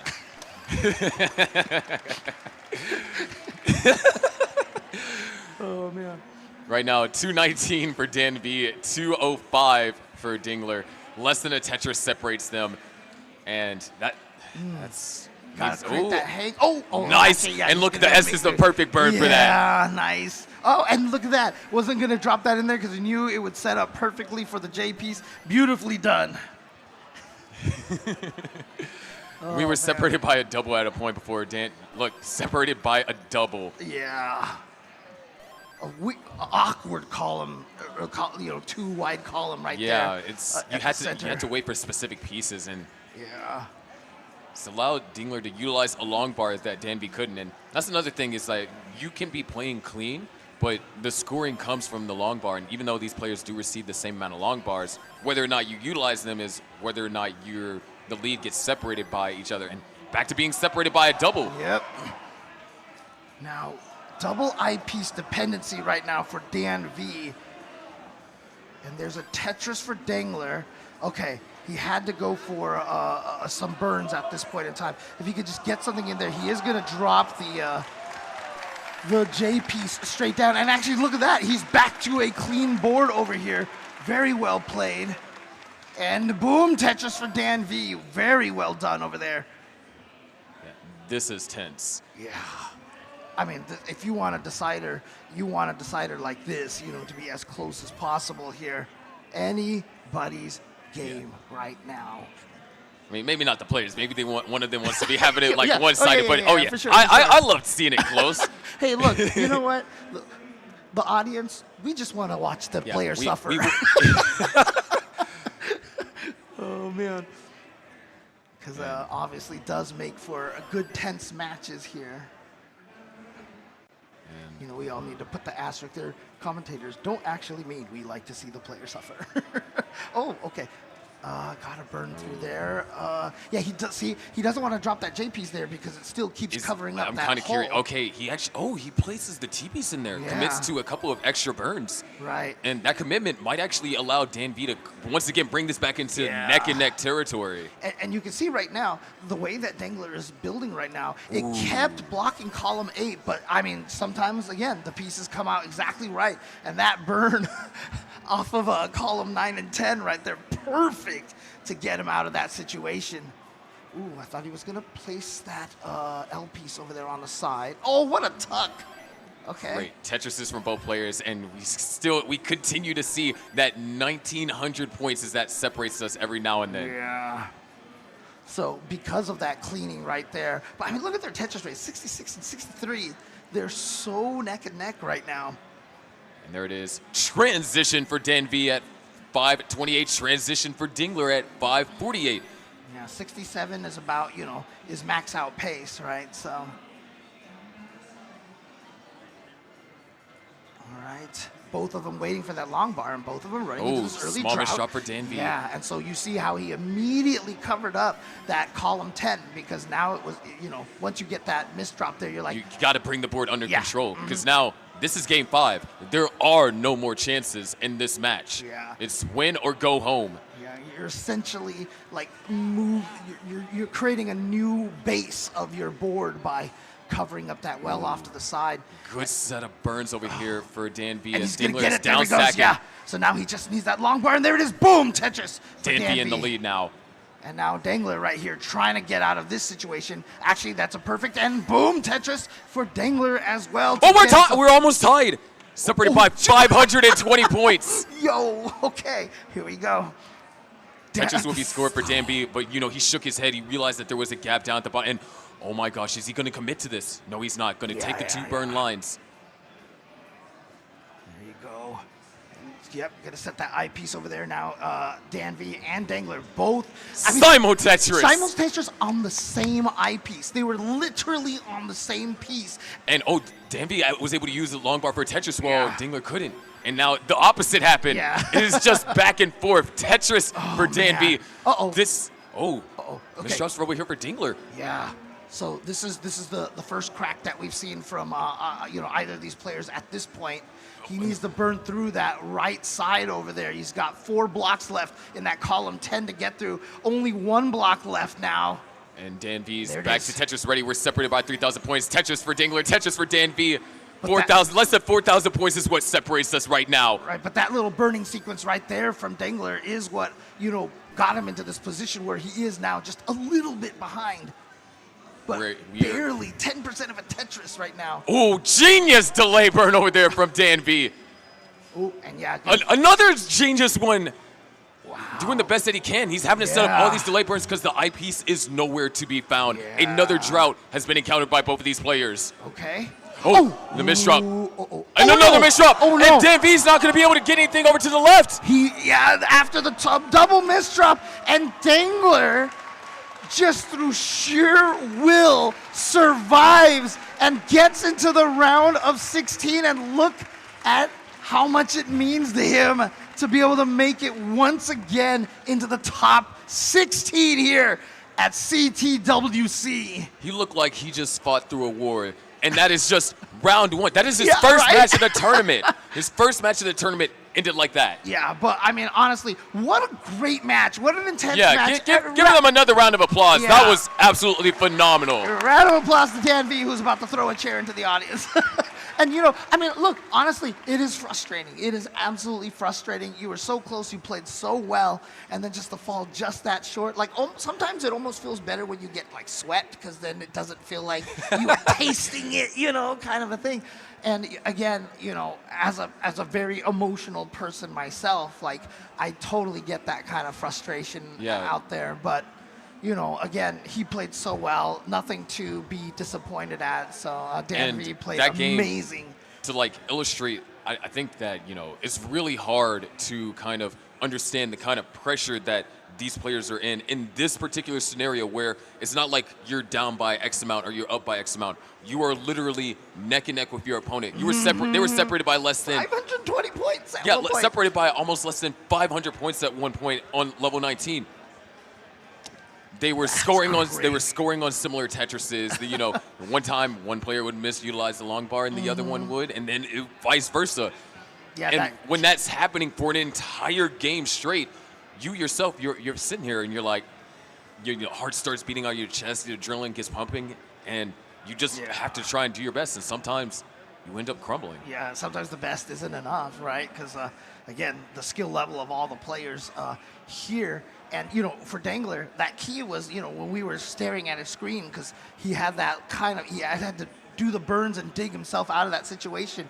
And, in that situation, we were saying, like, oh, now that's what's giving Dan V the lead. But that survival was the reason why he was able to take that last match, because he was able to survive that situation.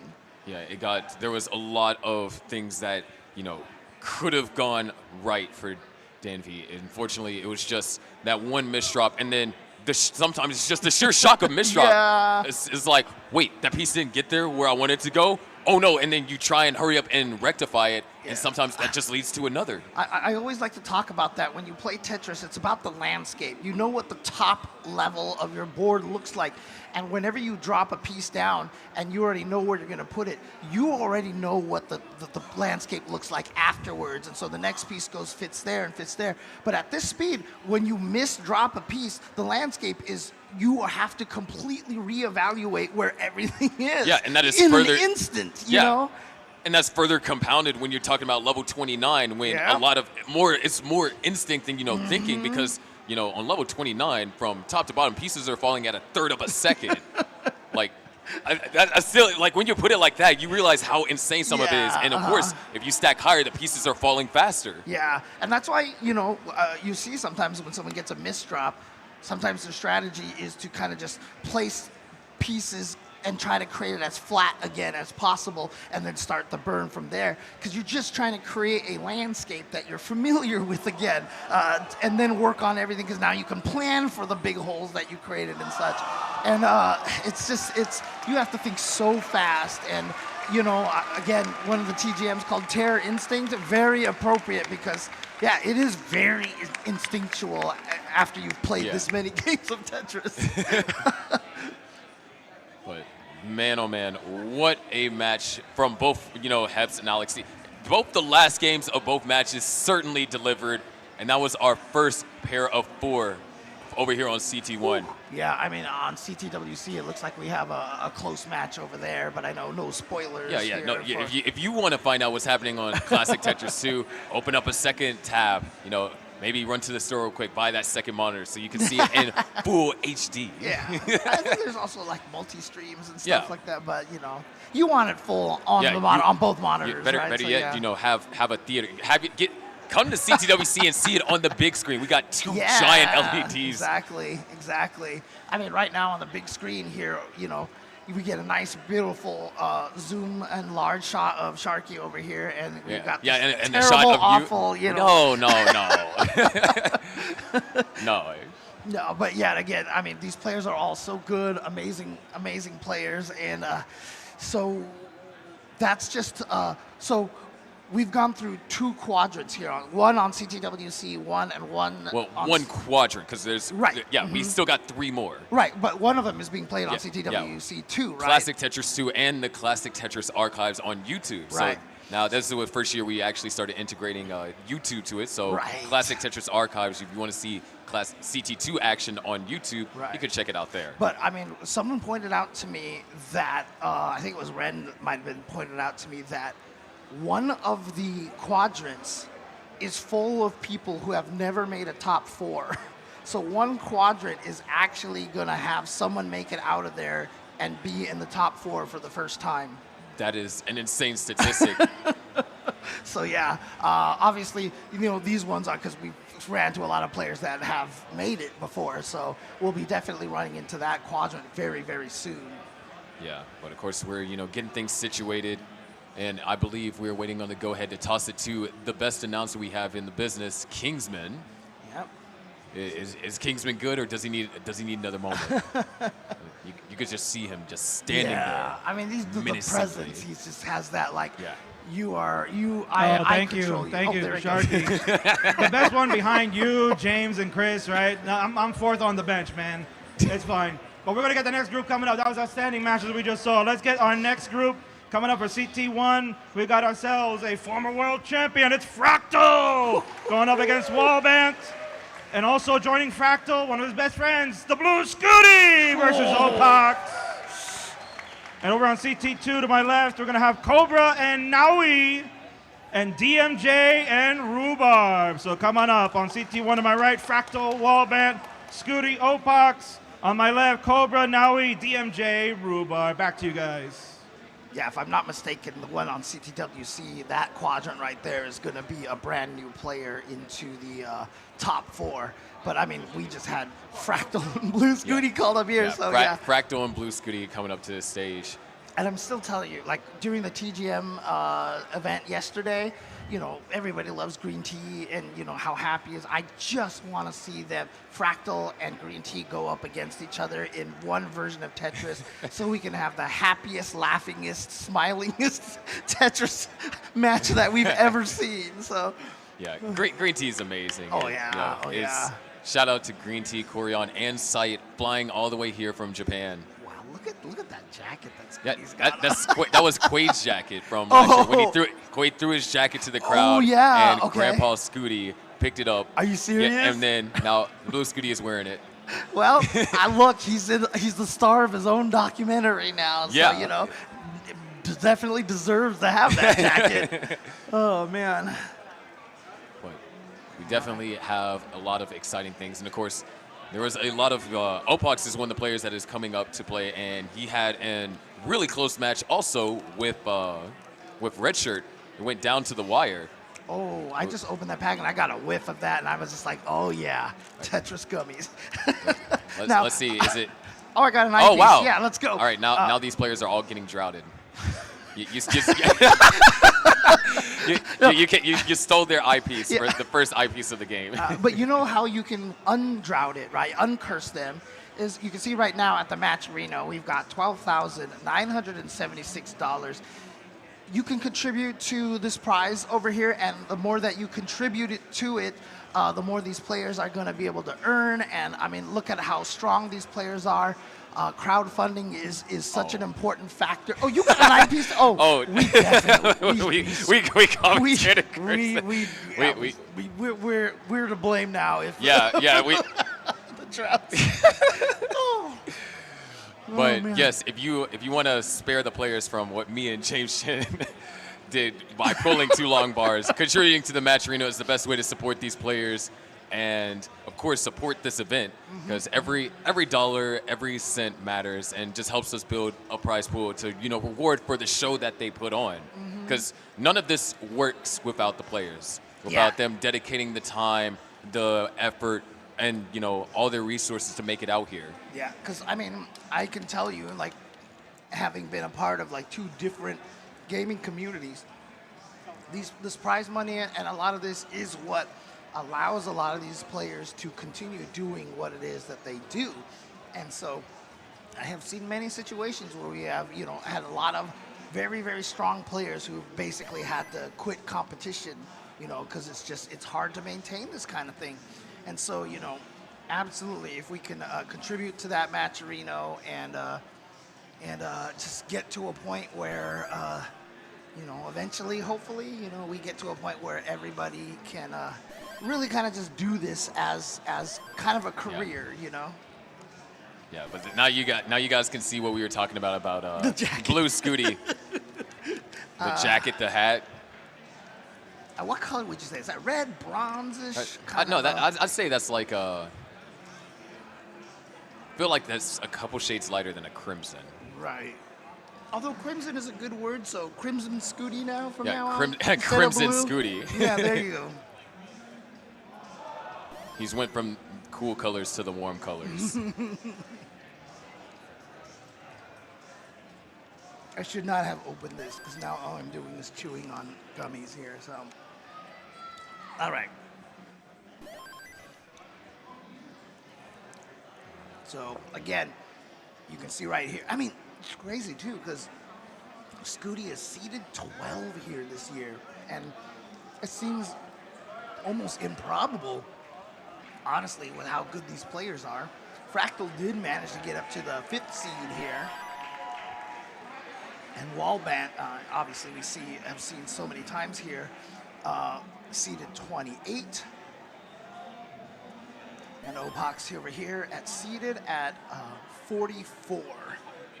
Yeah, but while these players are getting a warm up, of course, we have to give a huge shout out to the SoCal Gaming Expo.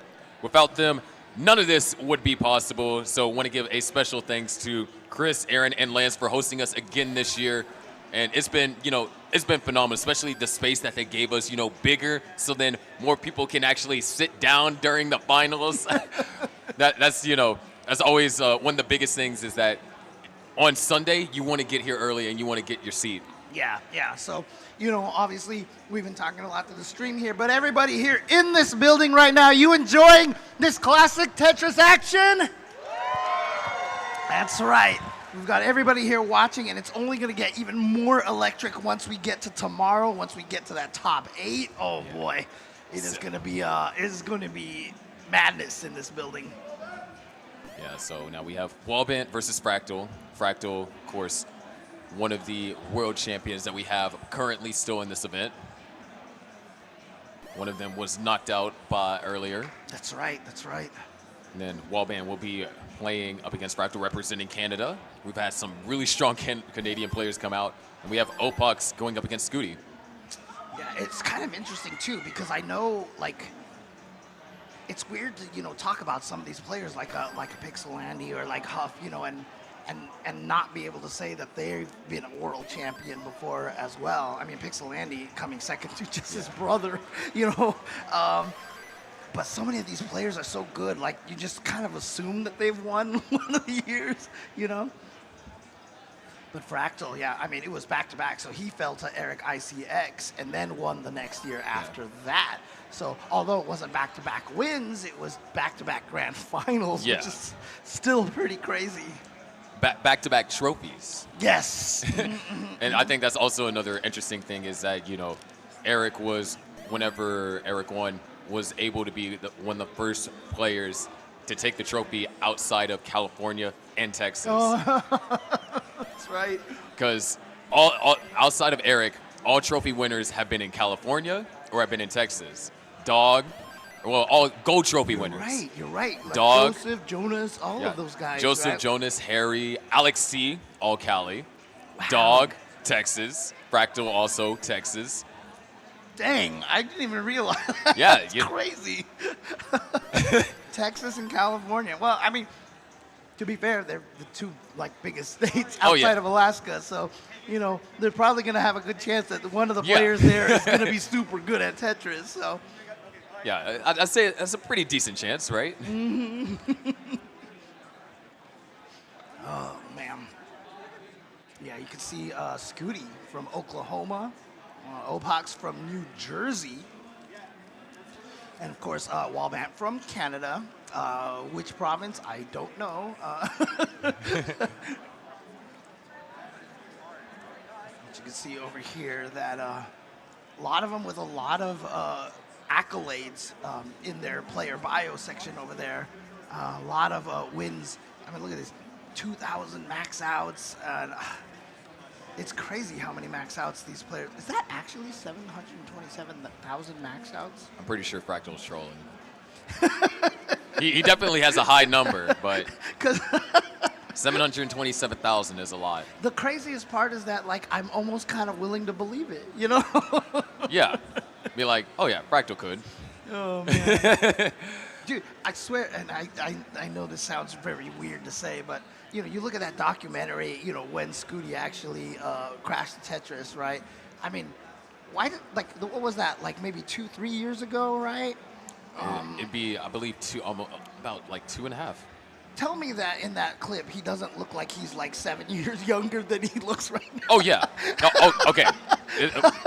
It's the funniest thing ever. So I think one of the greatest things, having Scooty able to come out to all these events, and especially events that I come to, I'm able to take pictures, and you just see the pictures where, first he was kind of towards my waist, and now he's at my shoulders.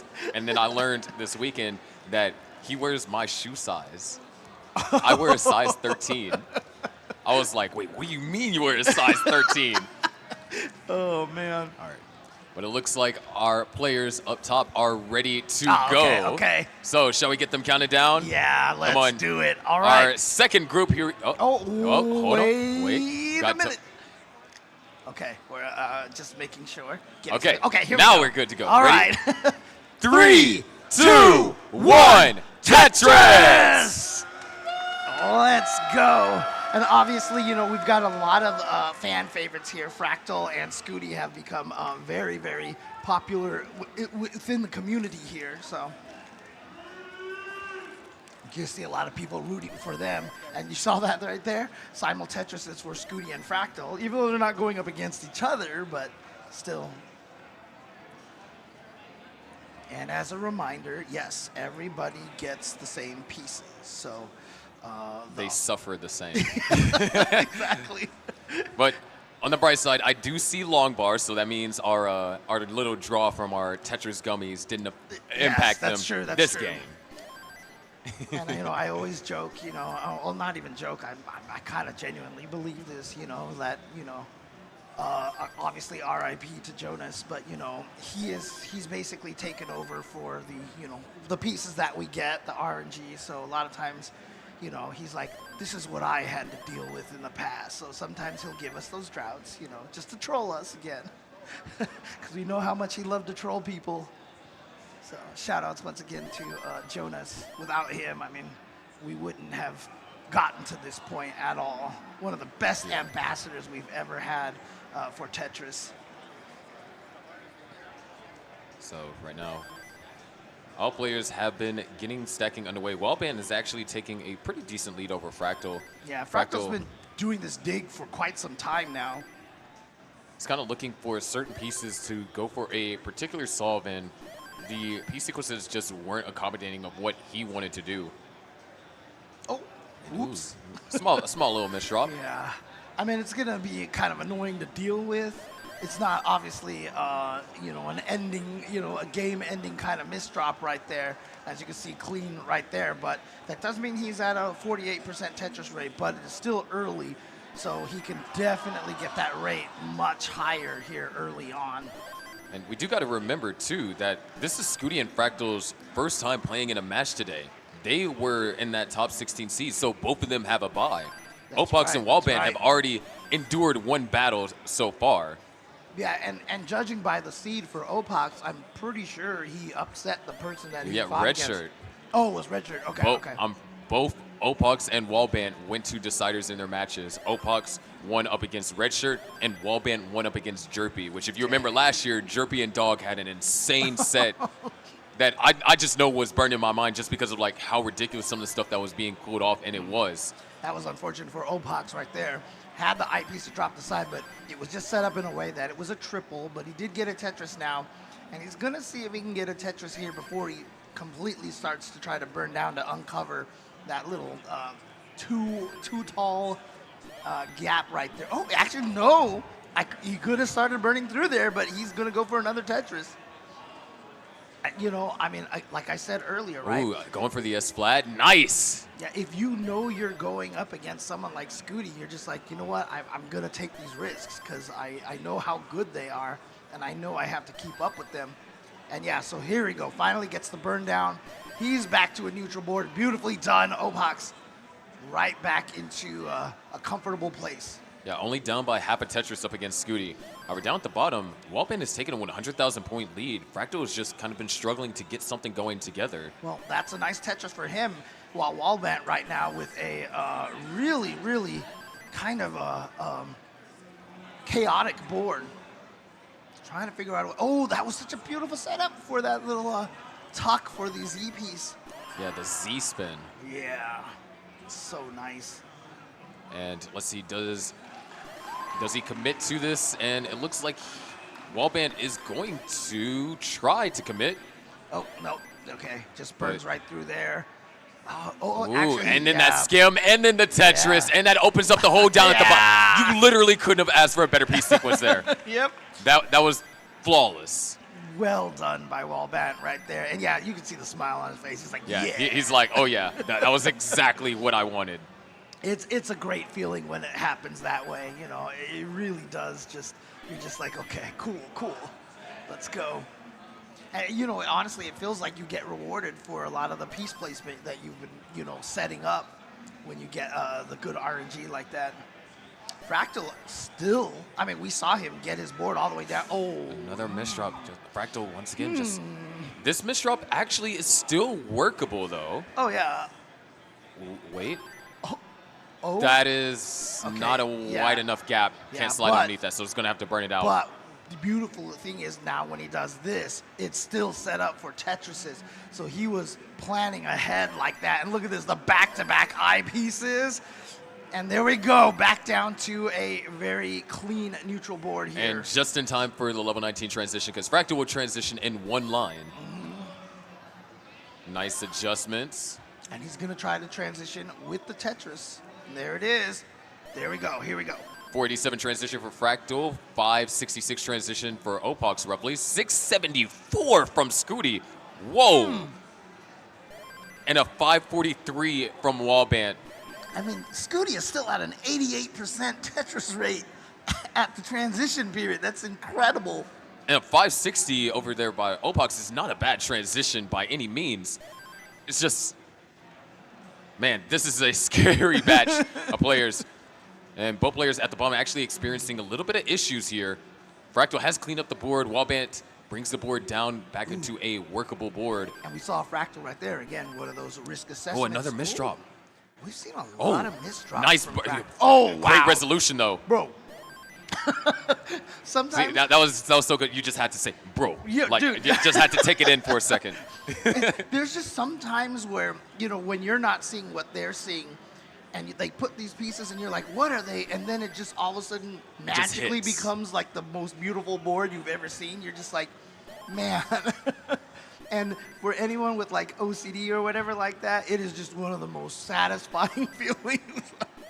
And I know this is a satisfying feeling for Scooty right now. 873 in a level 23. A over 100,000 point lead. We're looking at a potential level 24 max out.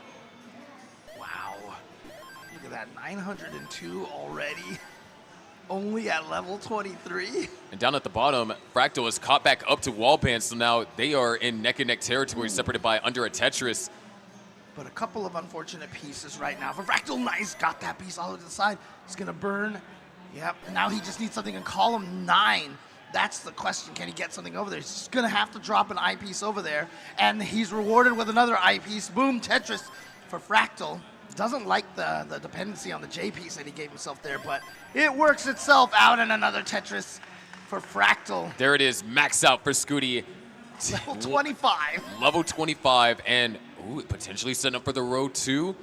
Looking for a good piece to skim. Yeah, there it is, right there. So he's set up, and boom, Tetris for Scooty, and I almost feel like he's just gonna keep maintaining. No, okay. Actually, okay. that's gonna be perfect, because if he gets the log bar, then he'll be able to get a well transfer. But holding out for it, and there it is. Yeah. And Opox now a couple thousand points shy of a max out of his own. Wow, could be one of those rare situations where you might get 4 max outs on the screen at one time, and there it is, a max out for Opox. Scooty already with the 1.1, knocks down another Tetris, set up for another.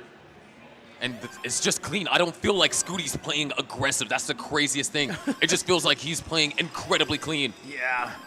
So it's like another day at the office for him right now. But I mean, look at Wallband right there. He's about to get the max out himself. And there it is, max out for Wallband. Fractal goes into 29 with 986.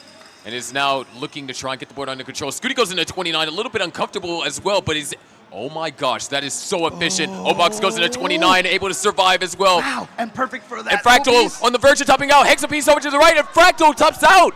Wallband is good for game number 1, so our attention focuses up top at game 1 for Opox and Scooty. Wow.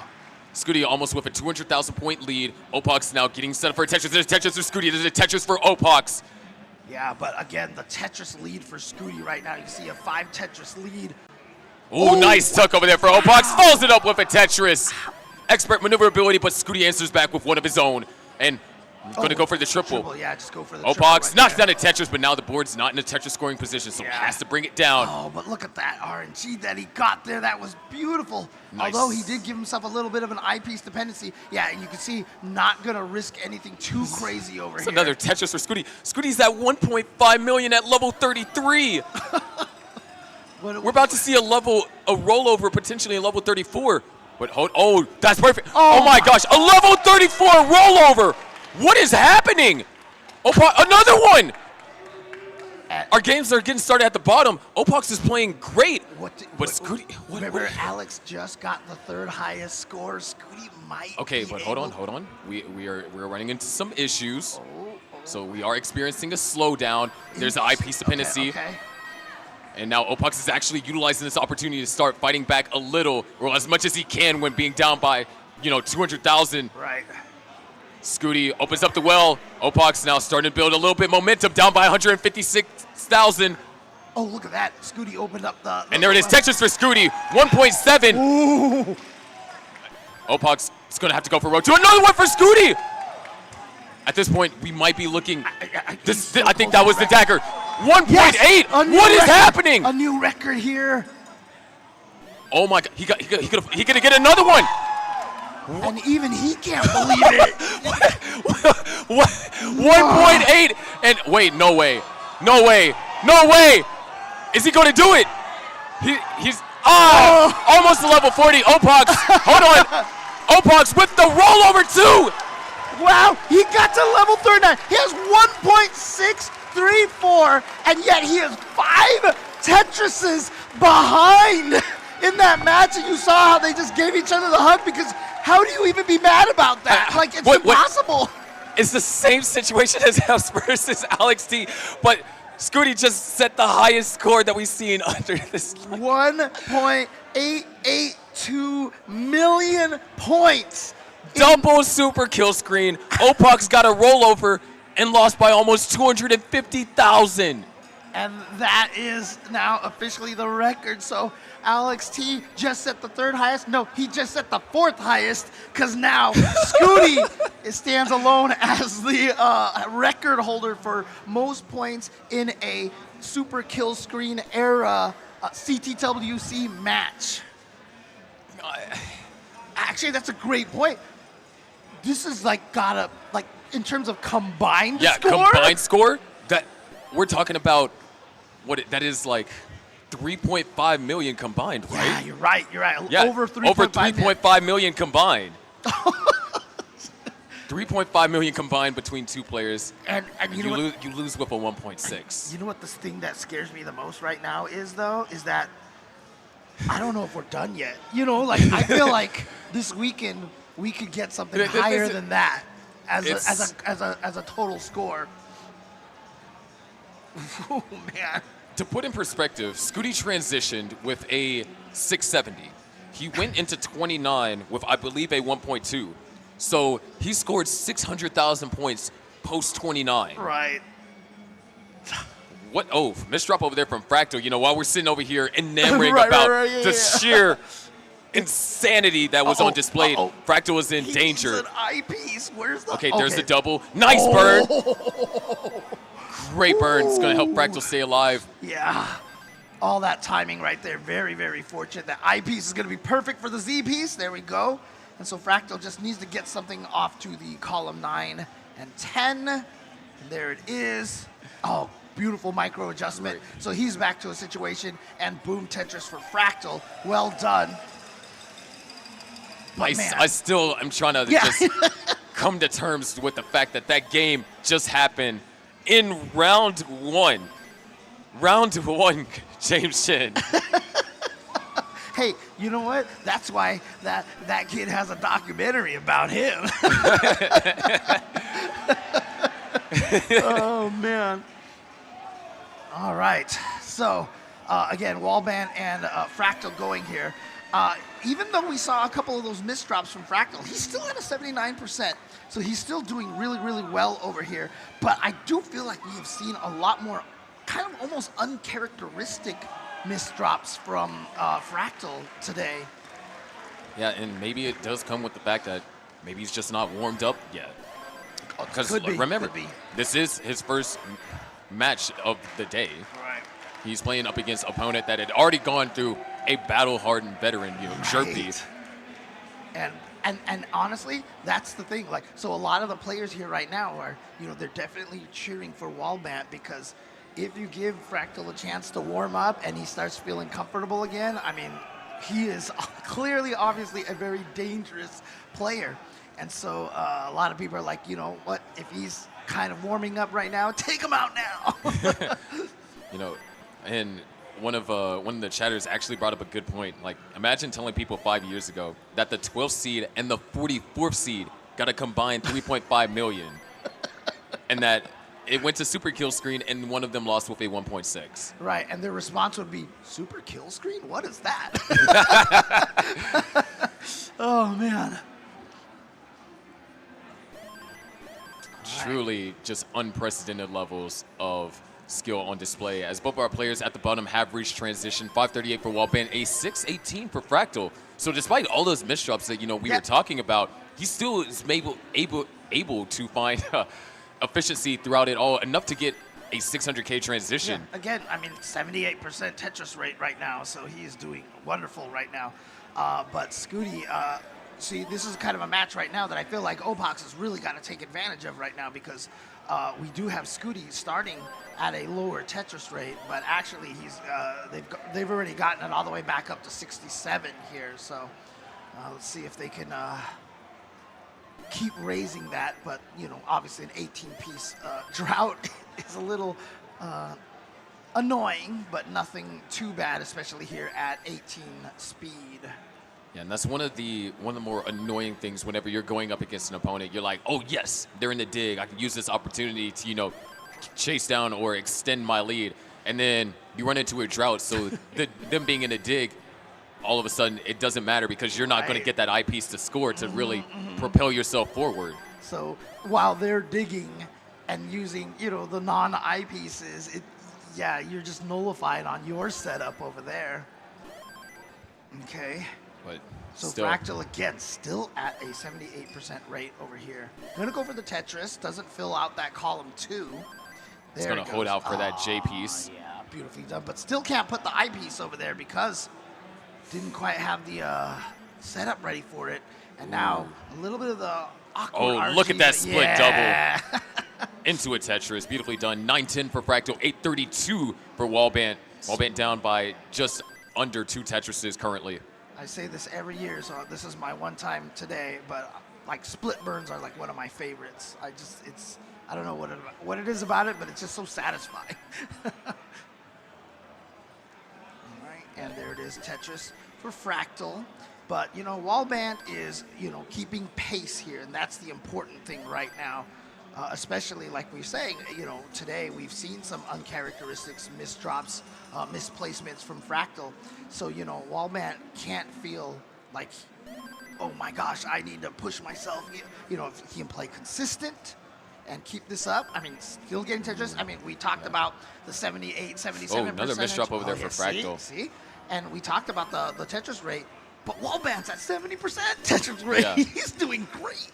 And that misdrop actually followed after Fractal did a placement that he later disagreed with. You saw the head shake. He's like, I didn't like that. Yeah. And sometimes that brief disruption of rhythm is like, oh wait, I didn't like what I did, could end up, causing misdrops. Both players at the bottom have maxed. Yeah, and just a kind of an unfortunate situation for Opox right there. Did definitely try to be a little risk averse and tried to play it safe, but even the play it safe route that he went several did misdrops not work firing out. in the center over there for Wallband. Oh, right. As both players now reach 29, 1.16 to 1.12. We're at the thrill screen. It looks like Fractal's going for the dirty Tetris here to get to level 30. So, yeah. And then Fractal. Wallband, okay, those are, going for the flat eye burn there. Interesting. And the hang on the left. Can he get an eyepiece over there to the side? Oh, he tried to do some cleaning here. No, that's going to be it right there. And Fractal's going to be able to take game number 2 to tie this one up at 1-1. But,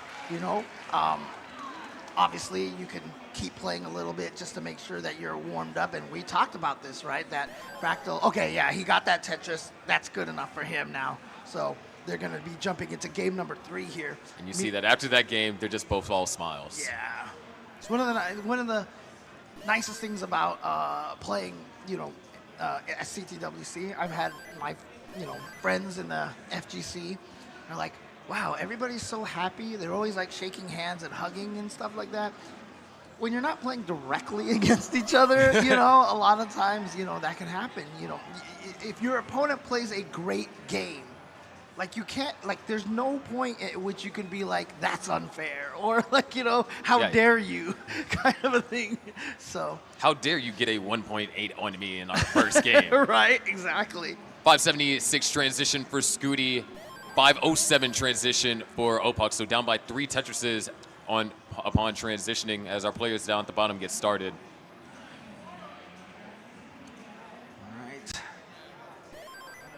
And Fractal Wallman starting game number 3. This is, the proverbial rubber band match over here. Who's going to take the 2-1 lead? Oh, camera focusing on Opox's glasses that have been taken off on the floor. There we go. See the rolling in action, the preciseness of the technique. And we've got almost like kind of like a triple eyepiece dependency right there for Wallbant, but now, oh boy, okay. Where's the L's and the J's? Where were they? It's like, come on, man. Those STs were just not great. Yeah. And look at this. He still keeps getting forced into these eyepiece dependencies. Oh, that was so nice. Yeah, right Fractal there. having to do some burning too throughout this as well. So the sequence is genuinely rough. When you see one player in trouble, you could be like, okay, maybe it was their fault. When you see both players in trouble, the pieces might have something to do with that. Yeah. A nice tuck right there.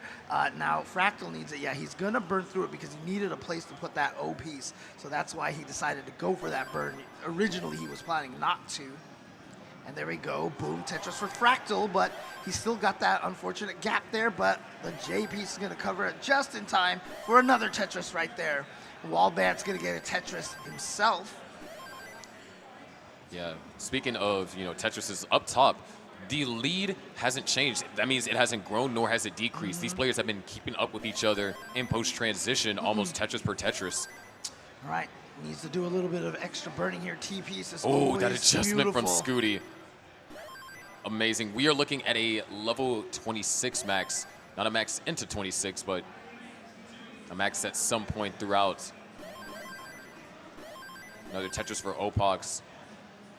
I mean, again, Opox, defeating the higher seed earlier and then just had that amazing game against Scooty. How is he seeded number 44?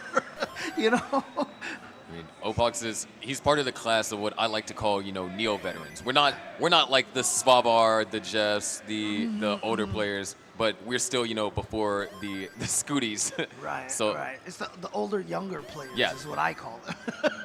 I think neo-veteran sounds cooler. Yeah, no, that's good, that's good.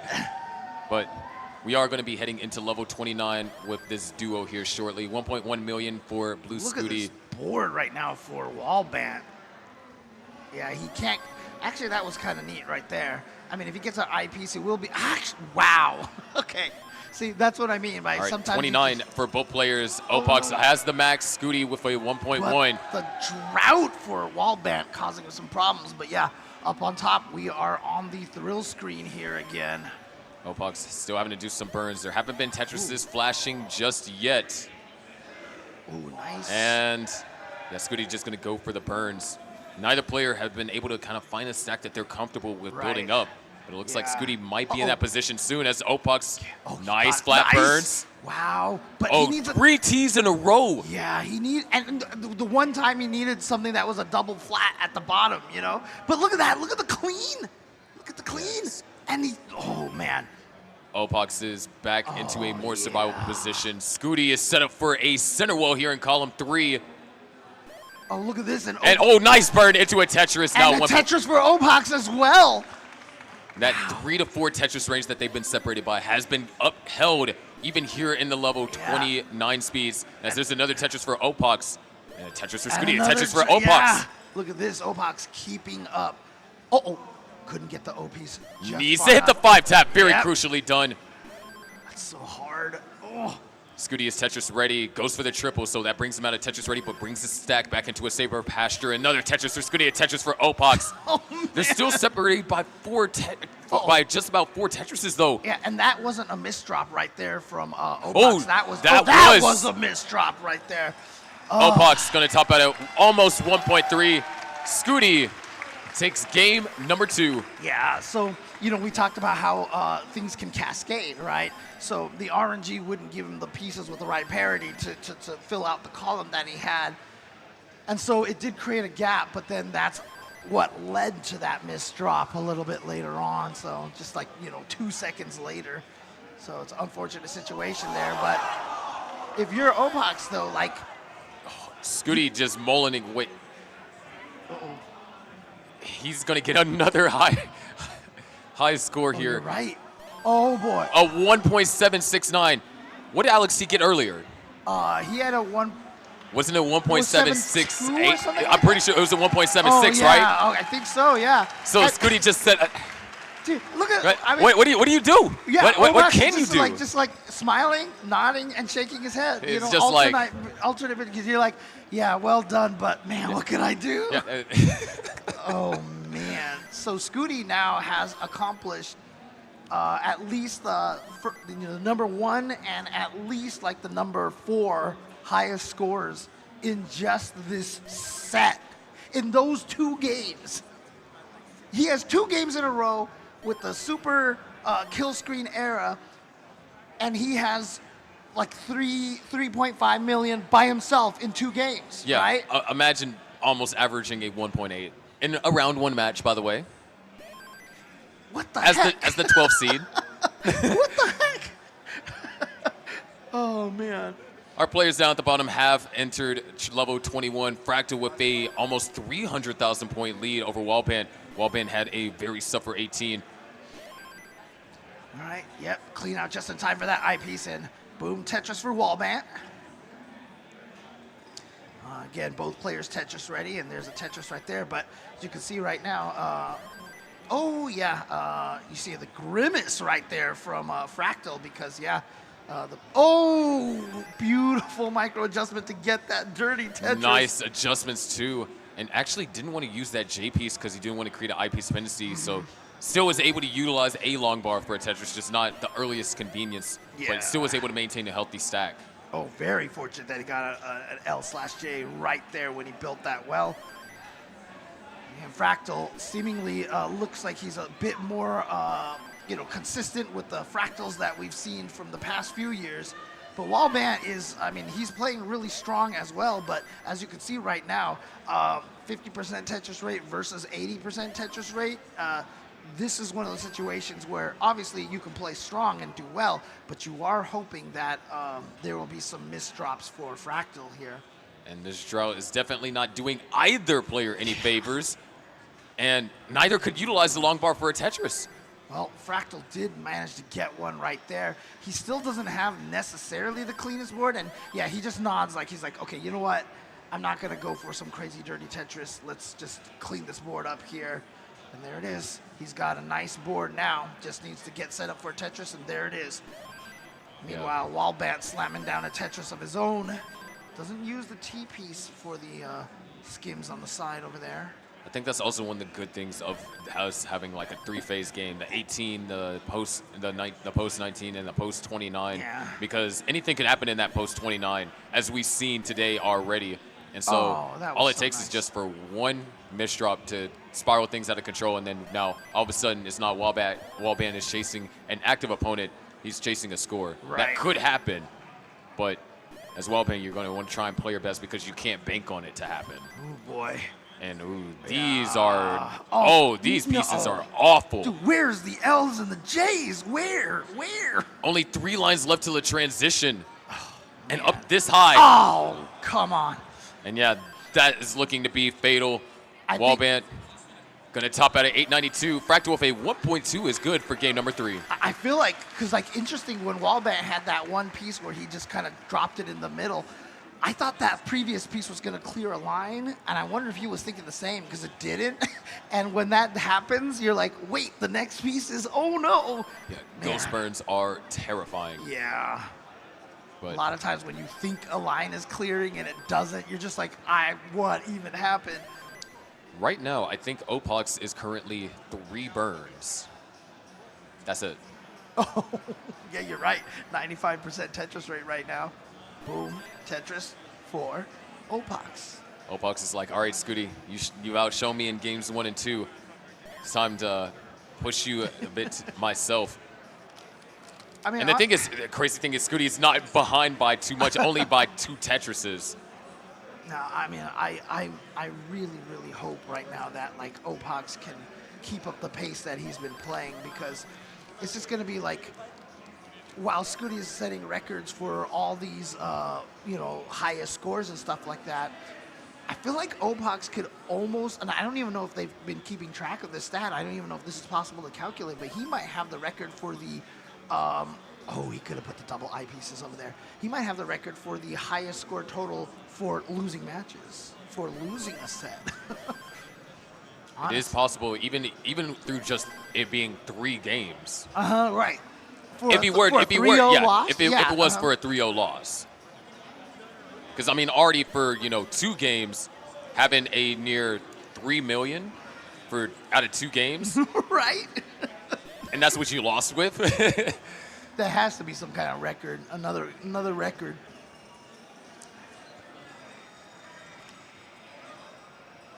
Yeah, all of our players are here on level 18, and we are running into a drought up top. And 3 eyepieces Opox couldn't use. Oh. And okay. Scooty was able to use one of them. Yeah, that exact same scenario right there. But Opox successfully does get himself set up. You could just feel the hurt after every single eyepiece came. It's like, oh, not that one. Yeah. Oh, not that one either. And then there was a little bit of that S piece, an S burst right there for Opox, but he's got it managed here. Now, he can play this way. He can stay with the left side Tetris. But they're just not giving him the pieces that he needs. I mean, honestly, a lot of times, you know, we sit here commentating this, but sometimes you just got to acknowledge, just like, wow, what are these pieces? Yeah, he needs he's double eyepiece dependent right now. Okay, finally gets one. And he's just going to drop the O piece in there. And yeah, you can see right now, he's just like, good burns. I'm just burning through there. And that was beautiful right there. And well played by Scooty, Opox. he didn't adjust for the Tetris. You can see he's happy by, he's clean, but he's not happy by the fact that he missed the Tetris and he knew it. But here it is, level 19 transition. 563 for Opox, 577 for Scooty. Meanwhile, look at this. Fractal and Wallband, obviously they're only at about 50 lines, but both of them are at above 80% Tetris rate right now. So both of them playing really well. And as you mentioned, probably also means that they've been both getting really, just a good piece sequence, a very versatile piece sequence. Yeah, there's definitely a good amount of eyepieces in there. Mm-hmm. And right now, Fractal's trying to find something to tuck in there, but they hadn't given him one until that one finally. And now finally gets an eyepiece. How much is Fractal gonna risk? Okay, finally just goes for a burn right there. Meanwhile, up at the top, both players already past the transition.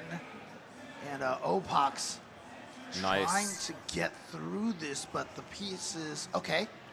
Oh, and a beautiful O piece right there. Okay, and look at that. 2 Tetrises just like that. Well played by Opox. And look at it, both of them at 70% Tetris rates, so that's why the score barely separated by less than 2,000 points right now. Yep. Both players are Tetris ready, and it looks like that counter is ticking red, so you know what that means. Yeah. Another drought. Yep. And oh, man. Both players do manage to score off of that drought. Yeah, both the players, you can see, not even, in score and everything, very neck and neck right now. And pace and score. Scooty decides to set up a potential burn there. Needs an eyepiece, but again, this is the second drought we've seen in such a short amount of time, but look at that beautiful placement for Scooty right there. Almost as if there was no issues at all. Oh, great pieces for Opox right now. Oh, does risk that, yes. Oh. Nice, opens up the wheel of Tetris for Opox. 925 to 929. 4,000 points, not even. And there's the Tetris for Scooty.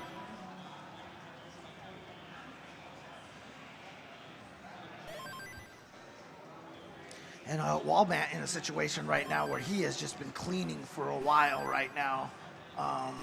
Again, just the pieces are not coming in a way that they are going to work out for him particularly well. And he still has that row 1 hold down there. So the question is Wallbant just going to go for the triple? He does. And so now, do you just maintain this row 1 Tetris? Yeah. So he's going for the row 1, and that is going to open up the hole there at the bottom column there. So, but still, Opox, hold on. This left side for Opox is dangerous. This could be in that. It's going to be a top out for Opox, but hold on. Opox topped out with the lead, so Scooty has to chase this down. Yep. 1,139,000 is Scooty's target. I mean, the question right now, honestly, is if Scooty does make this chase down, does he just keep going, mulligan kind of thing? Because he could set the record for the highest, like, 3 points, and he does it right there. He wins that, and nope, he's just gonna. Well, he's done. Because I mean, honestly, like, if he just was like, let's just see if I can get the highest 3-game score. Yeah, he totally could have. Yeah, and one that like is almost like virtually impossible to beat, honestly. So, oh wait, did we get? All right. But yeah, so Wallbant and Fractal still going at it right now.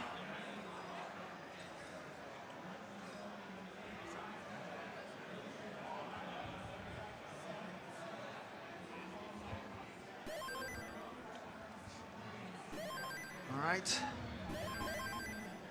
You see Fractal glancing over at Wallbant's screen over there. Obviously, that's what you see a lot of the players do a lot of the times.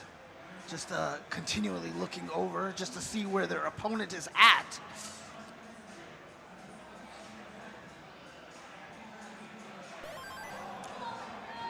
And Wallband with a couple of fatal hangs over there on the right is going to top out at 7:15. Fractal, your former world champion, advances to top 16 once again.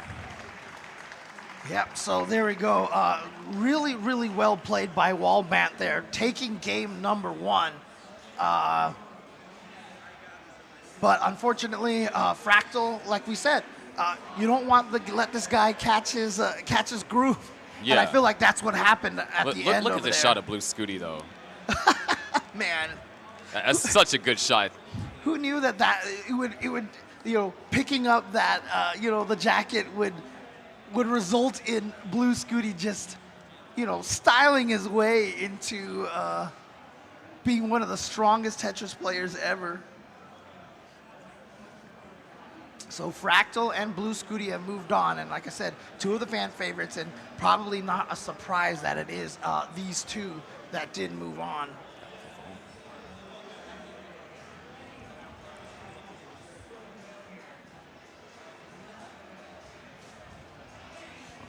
All right.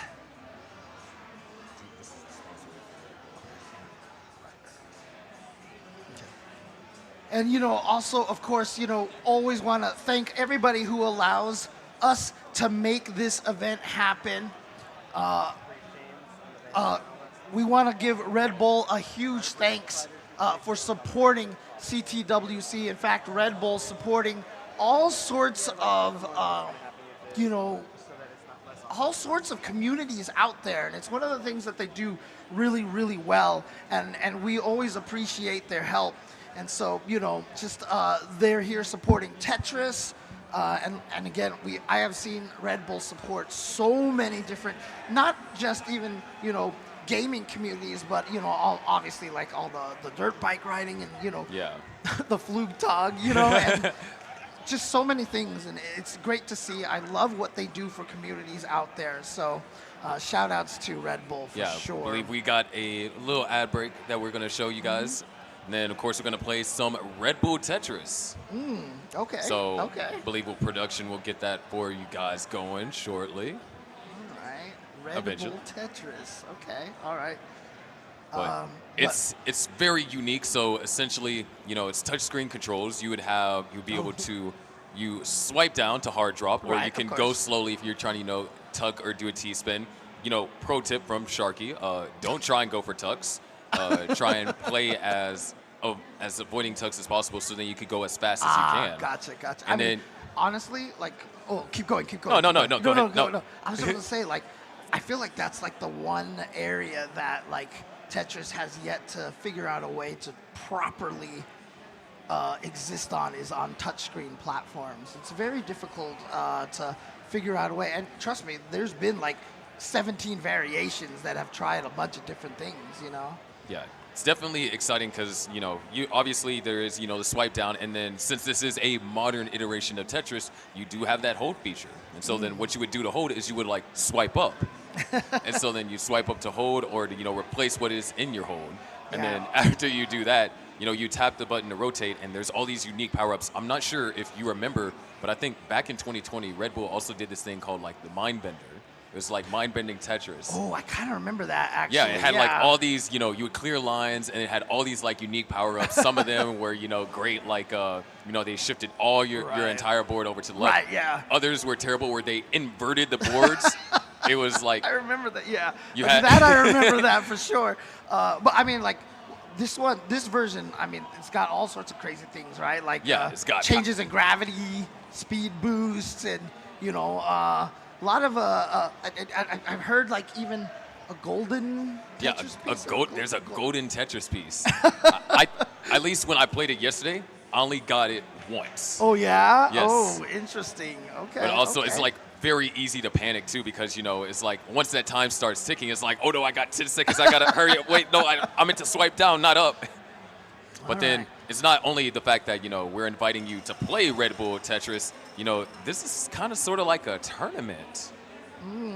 So, okay. Yeah, so it started yesterday.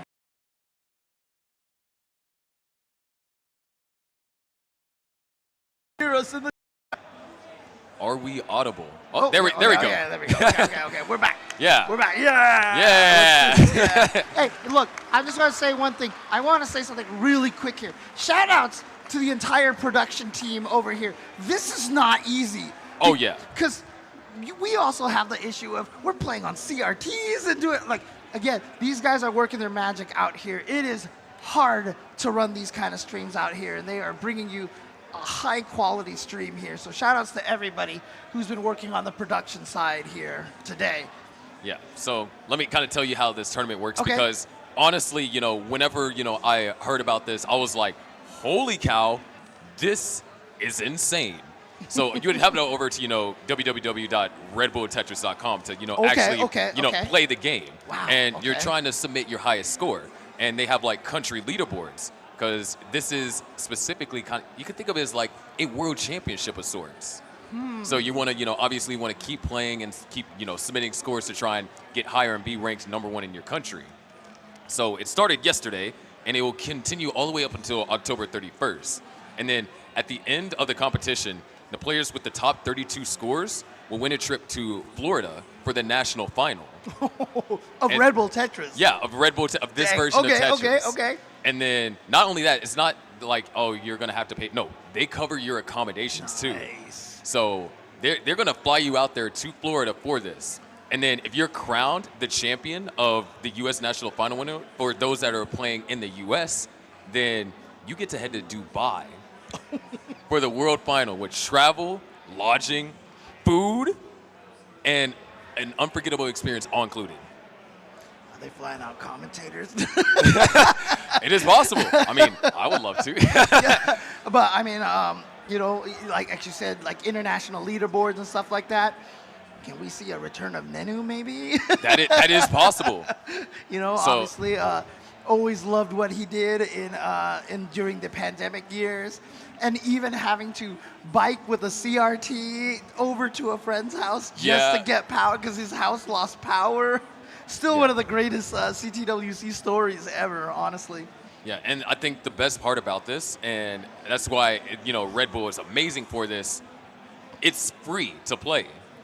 So you could imagine you could win a trip to Dubai just by playing. Okay. Oh, wow. Like, that is insane. Of course, there is a stipulation. You do have to be 18 years or older. Oh, okay. So we're not getting any game crashers like Blue Scooty or Alex T out there. Yeah, I was just about to say, well, that disqualifies a lot of the people at this, a lot of the top players here. So yeah. We don't have to worry about Blue Scooty, Alex T, Dog. Yeah. We do have to worry about Andy though. Oh, okay. Yeah, there you go. All right. Oh man. All right. And so are we actually gonna be able to B show a demo of this here? I think so. Yeah. I think we're trying to get you this. Again, there's so much tech stuff technology, man. It's like, it's hard. It is very difficult, and so, you know, bear with us. But, I mean, I'm not the best at modern Tetris. Okay, I say that.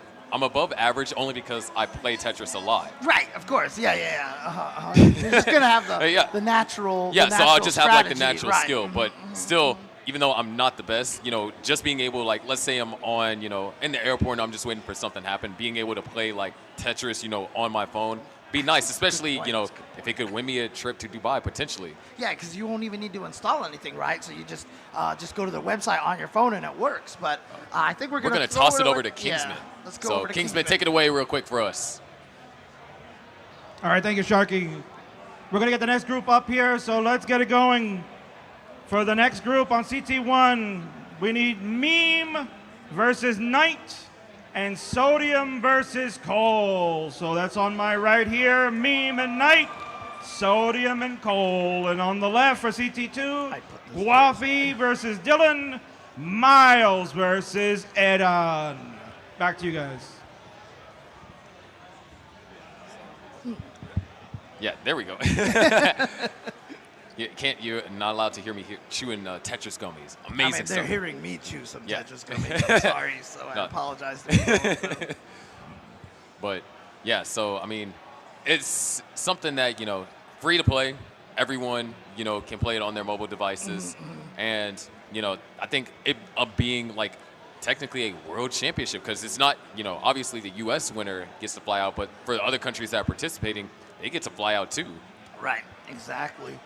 And, you know, it's one of the coolest things about these kind of events is being able to see players from all around the world, giving them the chance to travel, to experience other countries and such. I mean, a lot of players, like, it's crazy to imagine that the reason why it might be the first time you visit the U.S. or might be the first time you visit Japan or something like that, it's because you're playing video games. You know, how cool is that? I mean, honestly. But it looks like we do got issues fixed, so we're going to toss it over to for a Red Bull video real quick, and then we'll show you guys a demo of the game.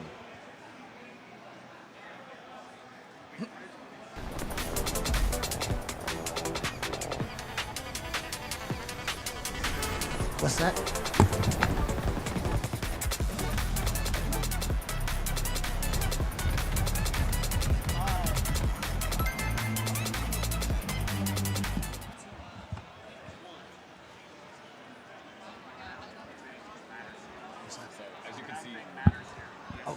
So as you can see, this is the Red Bull.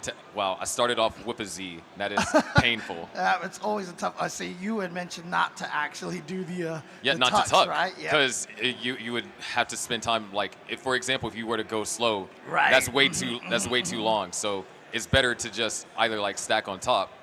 And so as you can see, there is a power up on hello. It's a Red Bull power up too. And so when I get this eyepiece, we'll see what it does. Look at you trying to go for the Tetris. And so it just shifts everything over. So now I have a standard right Tetris well. So at least what I found the strategy is to try and go for back-to-back Tetrises, kind of like what you see in Modern. And it seems like the controls work pretty well here. So how did you do the hold right there? I had to swipe up in order to hold. So swipe up. Interesting. And that's, as you see, that's a power shifter. So it shifted the board up, so I didn't have to actually build for Tetrises. Right. Which, if you can, that's one of the reasons why I feel like holding a long bar just in case you do get that power up shifter, so then you can get 2 quick Tetrises. Yeah. I am doing awful. I'm not gonna lie. I mean, I feel like your RNG is not. Oh wow, that is. Oh, a missed drop by Sharky. Can he dig his way out of this? Is it gonna happen over here? There it is. Nicely done. What a dig. Beautiful play by Sharky.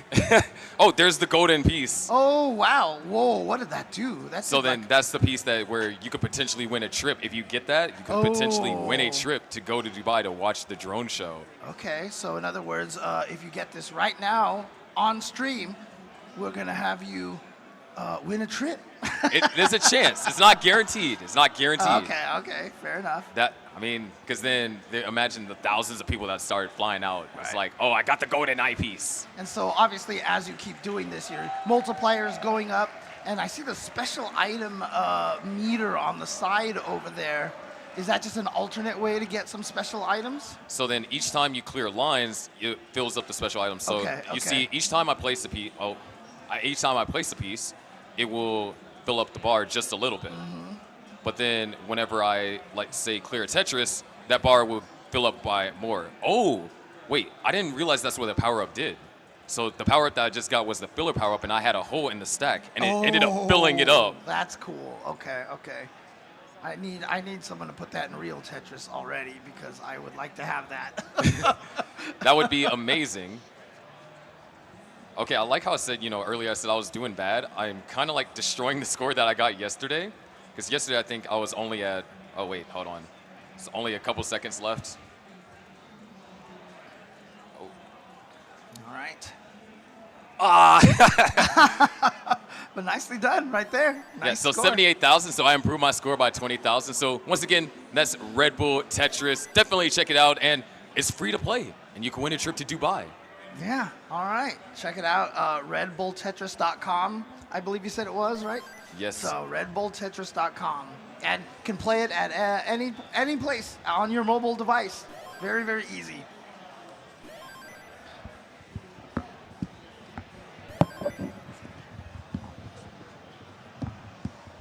You can see coming up here next, seed number 2 is Meme going up against Knight. Knight from Canada had a very, very close match in the previous round, if I'm not mistaken, went down to a decider as well. And yeah, I was able to, be at the Genesis earlier. I was not commentating the grand finals where Meme was able to take that. And you can sort of see on the bottom side, of course, a Sodium versus Cole. And Cole, currently a college student in interest is Ninja Warrior. I mean, and Minecraft. So, navigating around obstacles, playing with blocks a lot, a lot of very similar kind of style stuff over there. Again, it's just really fascinating to me to see the different kinds of, interests and hobbies that they have. So looks like Meme is also an artist. One of the interests likes drawing, and you can see Knight also a Counter-Strike player. Also a Mario Kart player, which is actually, must be exciting because there's a new Mario Kart now out if you guys have actually managed to procure yourself a Switch 2. You can go ahead and indulge in, what was it, Mario Kart World? I forget what it's called now. It's like a first open world Mario Kart game. Looks kind of crazy. I really want to play it, but I can't get a Switch 2. You can see there, they even have rivals listed over here. Knight's rival. I remember Knight and Fractal, if I'm not mistaken, playing at Genesis, playing a match against each other at Genesis. Cole has Cobra and Scooty listed as their rivals. Dog and Andy. Wow, you're going up against the brothers. I feel like if your rivals are Dog and Andy, you got to have your own brother playing as well.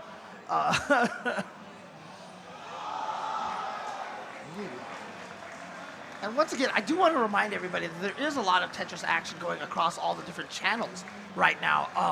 On, of course, Classic Tetris 2, some more of the main gold bracket tournament are going on. The reason why I bring this up is because over there in the silver bracket, I definitely heard some oohs and ahs and gasps and such. Okay, looks like we're ready to go. All right, so here we go. Time to start the next round in 3, 2, 1, Tetris! So this is actually a rematch. Up top, Meme versus Knight. This is a rematch from Genesis. Right, that's right. I was saying, I mean, Knight had Fractal listed as their rival, and if I'm not mistaken, that they played at Genesis, right? Yes. They played against each other at Genesis. And Knight ended up beating Fractal and taking that third place medal. Right. But a Meme was the one that ended up winning the whole tournament. Yeah, Meme, and that was, you know, a generational tournament, I would like to call it, because not only did Meme get the perfect qual for that time period, you know, 9 maxes in an hour, Meme went the entire tournament without dropping a single game. That includes up against Alex T. Right. I mean, who, you know, we just saw what he just did earlier. Didn't drop a single game. It was a definition of a flawless tournament. Yeah, a little bit of an awkward build there for Meme. As you can see, the drought is starting to build up there. Finally gets the eyepiece. They definitely don't look happy right now. A lot of kind of like wincing and frowns right now, but feels like their board is still pretty clean here. Meanwhile, Cole and Sodium going up against each other. Seed number 10 going up against Seed 23. Yeah, having to do a couple of safety burns right now for Cole, and finally gets that eyepiece and gets the Tetris over there. Both Sodium and Cole starting at about the 60% Tetris range.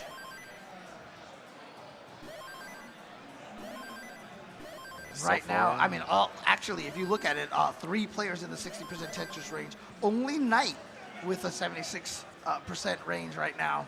So Knight playing very efficiently. As you can see, set up for another Tetris, and boom, Tetris for Knight. And of course, we do have Knight, you know, representing Canada. So we've already seen, you know, several strong Canadian players today.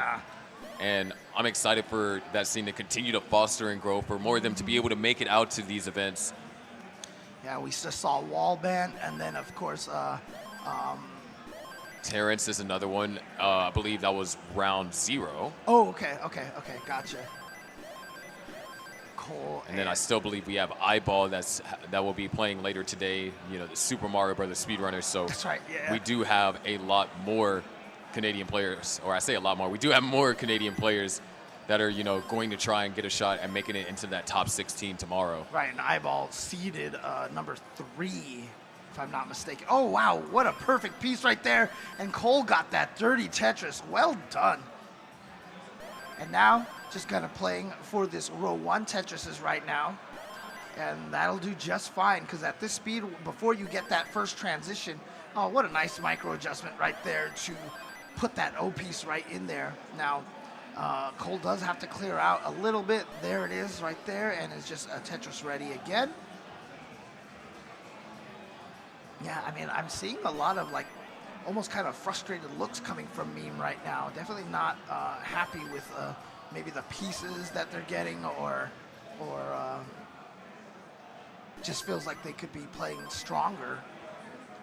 And that can, you know, that's definitely one of the things that you have to combat as a competitor. Because, you know, I've obviously been on both sides, the competitor and the commentator aspect. As a competitor, one of the hardest things that it is that if something isn't going your way, you have to try not let it get in your head. Right. It's like, okay, I know I can play better, but, you know, we just got to keep moving forward. Yeah. The second you let those thoughts foster, it's like, man, I know I can do better than this, but I'm just not. Then that can lead to, you know, very small mistakes, which, you know, small mistakes can easily avalanche and cause a catastrophic outcome that is not in your favor. Yeah, I mean, Meme in an interesting situation. She's been trying to get, finally, there we go, has that neutral board here and is able to get the Tetris. But you can see how columns, 7 and 8 are just really high up. And so trying to fill out that middle valley in the center of the board, always a difficult situation, especially when it's a flat 2 valley, because then you can either only you have to have 2 J's or 2 L's, or O pieces, O piece spam, or, you know, back-to-back I pieces. So it's always a awkward thing to fill out.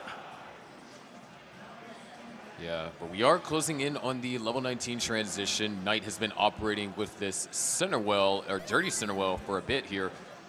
And Meme has been able to keep it clean. And actually, Meme is behind in line, so has a advantage in pace and, your favorite metric, the Tetris rate, Yes. helps illustrate those differences when players aren't one-to-one on lines, and you're like, well, who's really in the lead?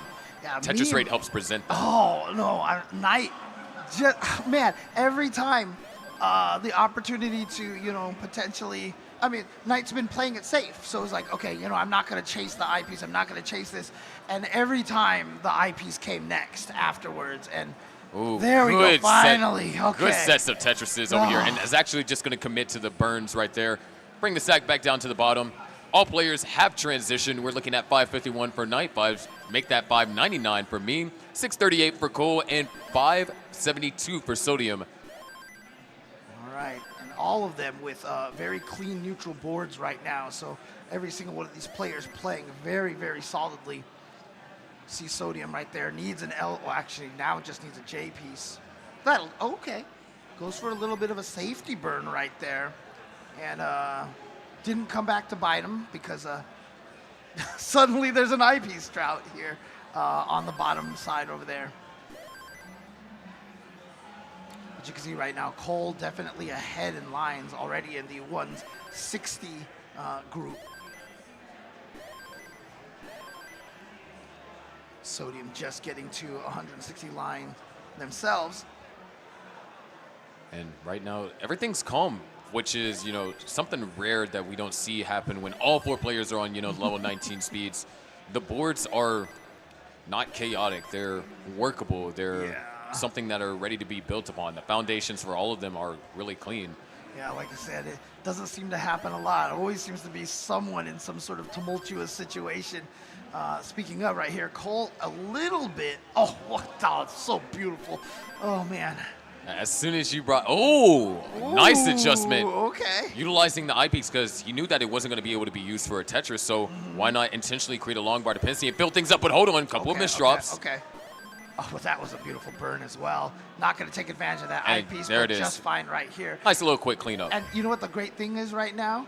If we were actually had a system where we played four 1v1v1v1, look at them. They all have basically the same Tetris rate. They all basically have very close scores here. Yeah, this is incredibly identical.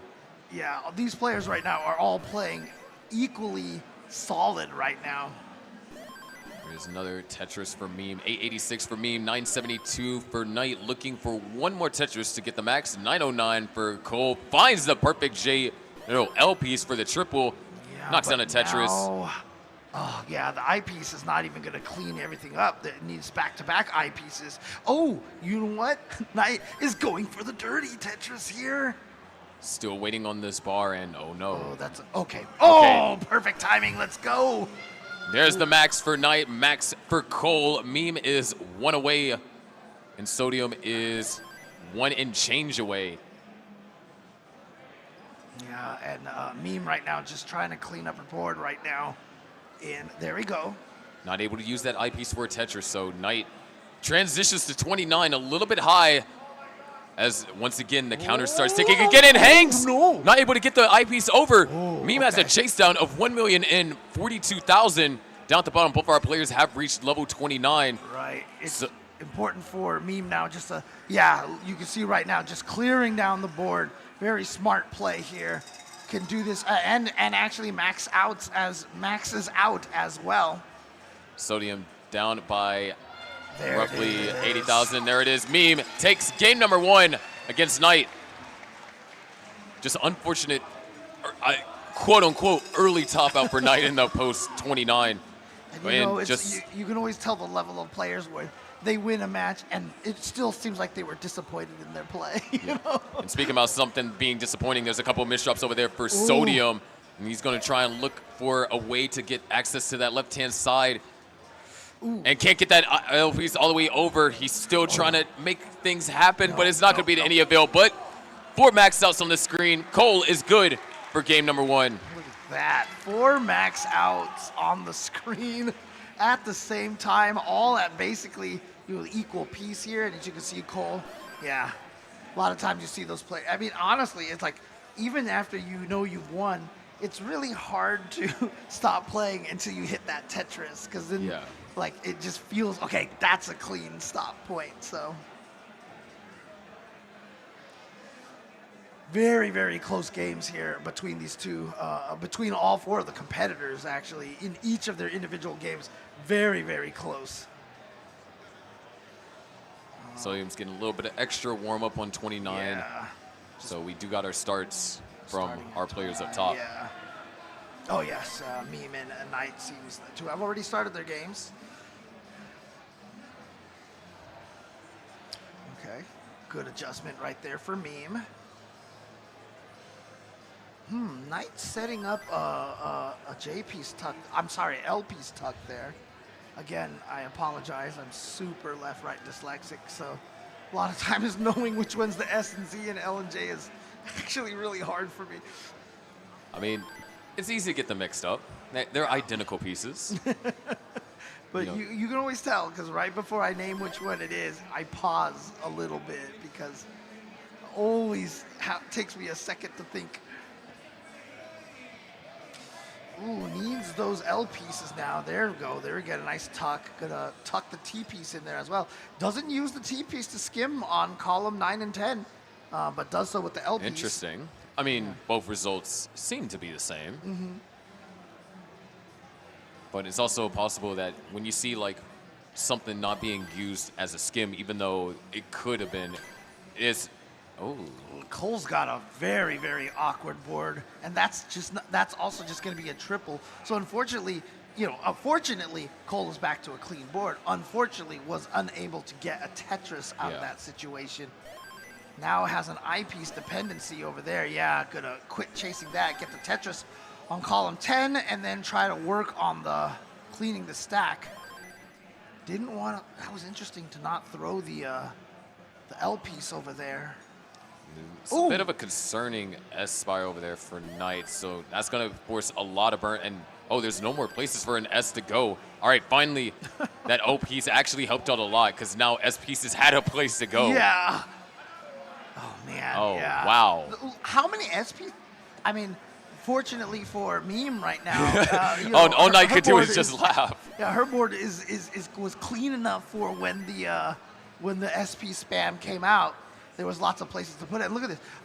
Still having to deal with some of this awkward pieces. And yeah, 2 tucks needed there, and still created a 3rd tuck, and finally a piece can go there, but now the O pieces are causing a problem over there on the right side. It's just a very difficult series of piece sequences. Yeah. And I mean, there's a reason why me and a few others wrote an S-burst into 19 as one of our 12 days of Tetris as one of the things that pains us. Because S-bursts like that, especially if you're just unprepared for it, you're just thinking like, what do I do with all these S's? Yeah. Because you don't want to stack it up too high, because then if it hangs, that's just an early top out right off the bat. Oh, nice dirty Tetris there. And honestly, when you said that, I almost thought you said S-burst like in Final Fantasy X. But you said S-burst. Okay. Ah, yes. Final Fantasy X was before your time. I'm still aware. Oh, no. That's not where Knight wanted to put that. 15 is still my favorite. 15, huh? Yeah. Interesting. Okay. It's one of the only. But I haven't. I have Rebirth, so maybe that will take it over. I haven't played 15 yet. It's one of the only ones that I haven't played. Meme with a very clean board right now, but it's just the drought, and that'll be taken care of there. Just needs to skim something on the side. Oh, goes for the Vits right there. Gets the eyepiece tucked in there. Yes. Meanwhile, Sodium and Cole. Sodium has a decent lead right now. You can see up to 10 Tetris lead here, especially here at level 18, means that Cole has been having a lot of difficulty getting anything going for most of the game. Tetris rate at 12% versus 75%. Another misdrop. You can just see that frustration building on his face. Has the misdrop.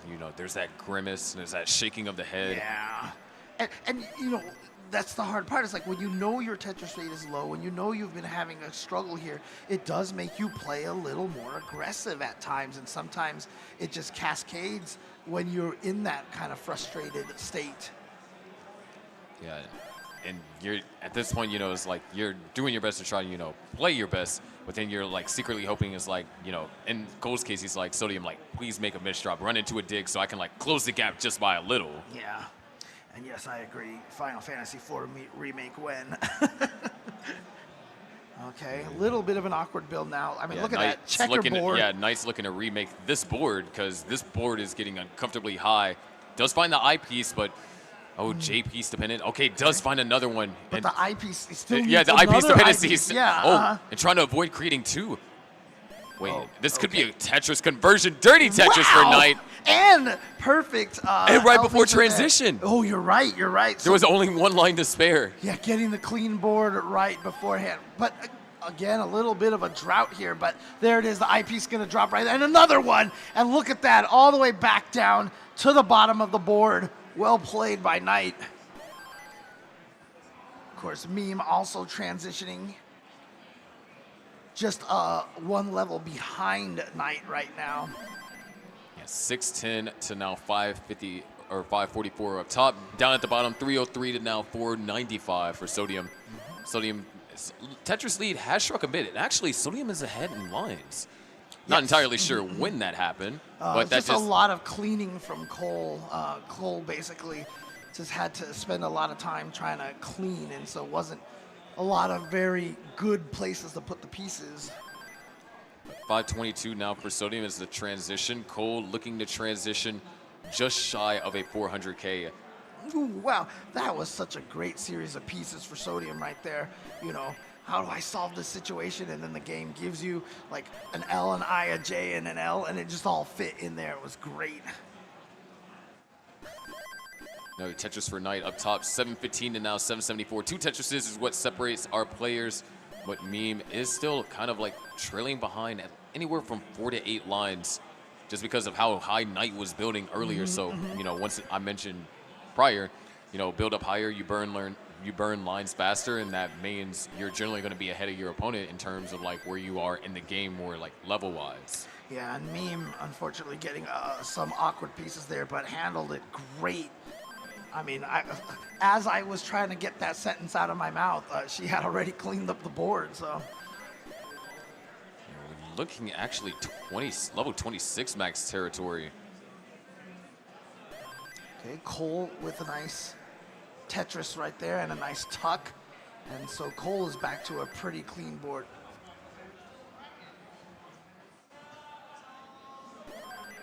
All right, and now Meme with another Tetris. And Tetris for Meme as well.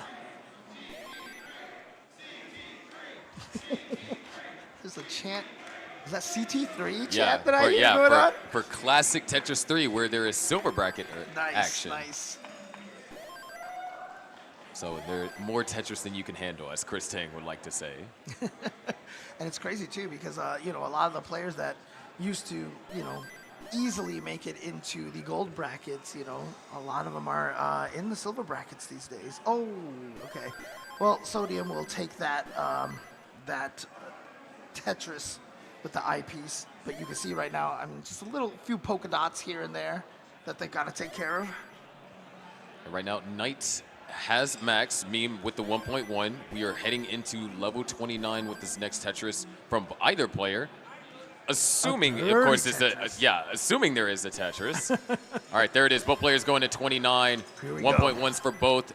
Knight reopens up the well, knocks down the Tetris, closing the gap down to less than 1 Tetris, that is. Again, this is one of those situations where you're going to want to hope that Meme tops out.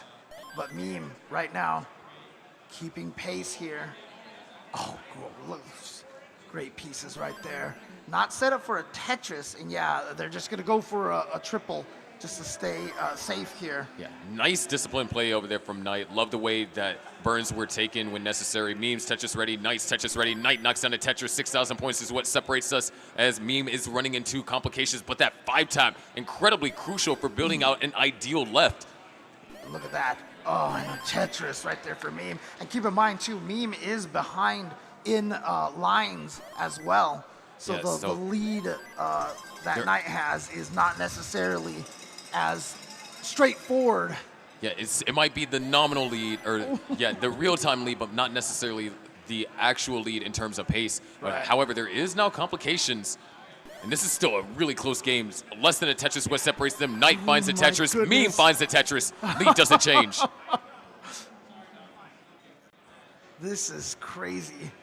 Both our players at the bottom have reached 29 as well, and Cole has closed the gap to just under 2 Tetrises. And think that he was down by almost 300,000 going into level 19. There's the Tetris for Meme. Knight looking to set up for something dirty, but can't get anything over there to the right. No. Knight tops out at 1.4 mil. Meme takes game number 2, but the action doesn't stop there. Our attention focuses at the bottom. Cole is at 1,047,000 added Tetris. Now we're separated by less than 17,000 points. Sodium with the 1.1 and is ahead slightly in the game at level 33. And of course, if you're wondering, Meme just continuing to practice the thrill screen speed right now. Meme wants to put up a score too. Like saw Scooty, saw Alex, he's like, hey, I can too. Well, that is a massive, it was a 37-piece round. Sodium in trouble. Needs to get pieces over the left, but can't. Okay, so and 2,000 points is all that only Cole has to chase 600, down, and there it is. Man, again, we barely even had time to say that the chase down was starting, and Cole instantly catching up. I mean, that's how close that set was, that game was between Cole and Sodium, that Sodium topped out, and we had a chase down, and Cole just in like 3 seconds was able to overtake. Wow, wow, wow. It's crazy. This round 1 has been nothing short of like amazing. Yeah. I think this is probably the best round 1 that we've had. I mean, again, by far. It was another situation where all 4 games were max outs, you know? Yeah. Just everybody's maxing out constantly these days. But that's a huge momentum booster over there for Cole. Because remember, Cole's down by almost 300,000 going into level 19. And by the time they got to 29, he clawed it all the way back to less than 2 Tetrises. Yeah, to go up 2-0. And I mean, it's crazy because like both of them, both games over here, both sets are at 2-0, and it doesn't feel like it. You know, like it seems wrong to me that they're both in a 2-0 situation. But since all 4 players are going to go at the same time, are they going to make us count this down?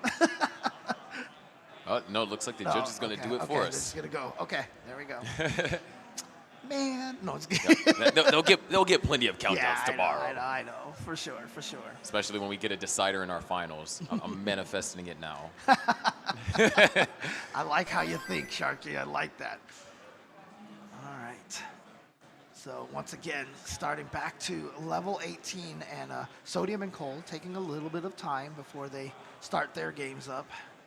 And, it's understandably so because these are high-pressure situations.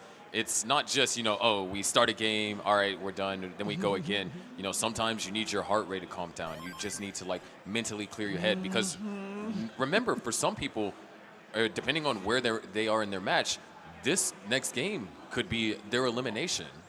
Oh, we had Knight with some just cleaning over there on the... That is... Probably didn't want to place that eyepiece over there in column 10. I mean, it was going really, really well. Like I said, Knight was doing some amazing cleaning, and then, okay, where are the pieces that I need? Okay. Oh, that's good right there. Good yeah, okay. L. Yeah, that was necessary. Swap the parity right there, but it's gonna work out. Oh. These O pieces. Oh my gosh. Jeez, yeah, because it keeps blocking that column 9. Oh my god. All these O's. I mean, honestly, this is definitely an oh no situation here. At least it's not a 5-0 burst. Oh God, I don't know. I'm sure you've seen that happen before, right? So it's also the 5th day in Tetris. 5-0 burst. Okay. But I did another O piece just. Oh my gosh! Really? What is happening? Really? Wow! What? Hey. Okay. What? Hold on. What? Are we done? Okay. Okay. We might be. There's another one. Yeah. Yep. Okay. Okay. Oh, an O actually would be really bad right here. Bro. That's what I'm calling this. A bro burst right there. Bro. Okay, that's a good O though. Yeah, okay. And can Knight finally just get out of this situation? Okay, there it is. The well is open. Okay. But gonna block it again because you know what? Knight knew that another O was on the way, and there it is. Tetris. Let's go. Wow.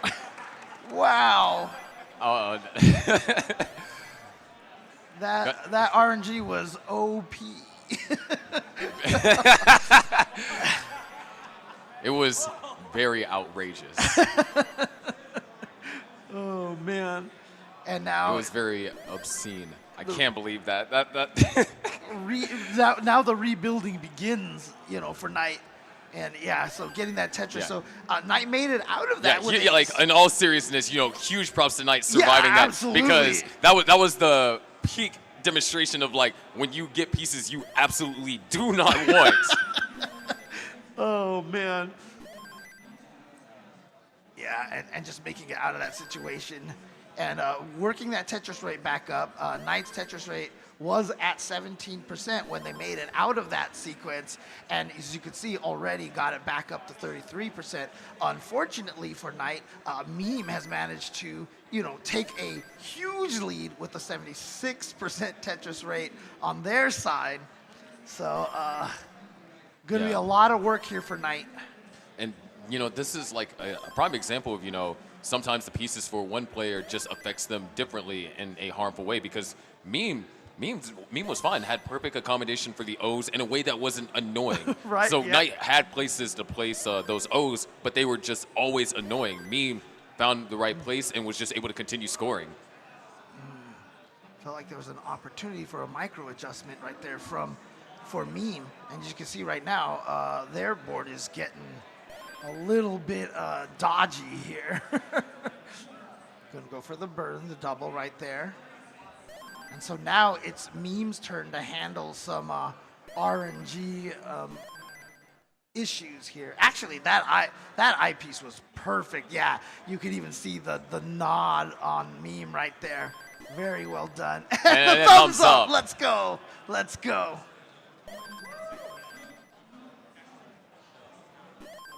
So we are close. Whoa, that's transition for Knight. And oh boy.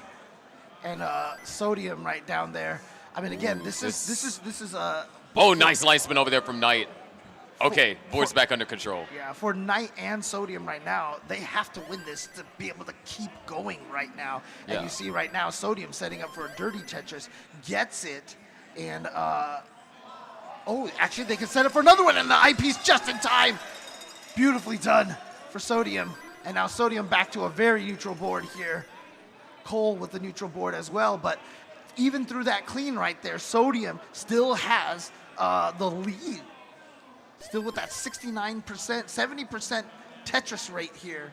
But also Sodium is ahead on line, so the lead True. nominally not be as big depending on how efficient Cole is.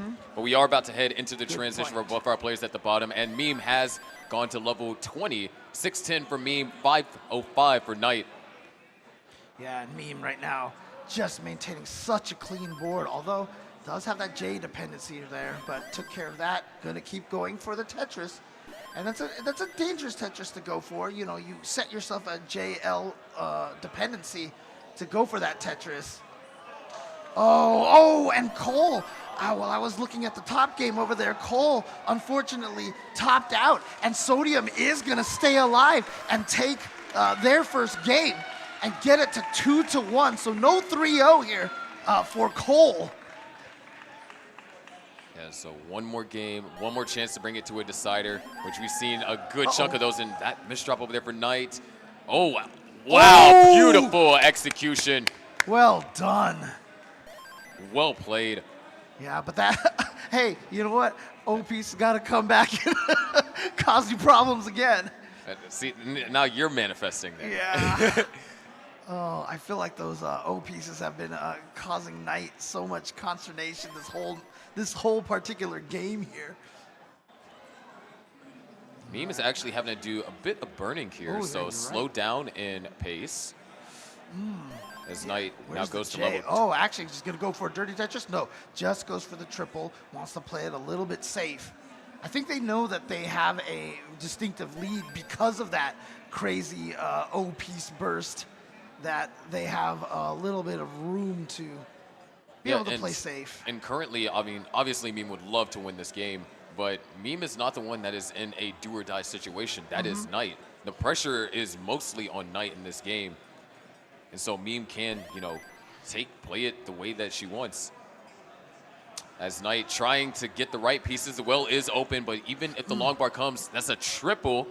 And now set up for row 2. That's the There it is. Tetris. Boom. Tetris for Knight.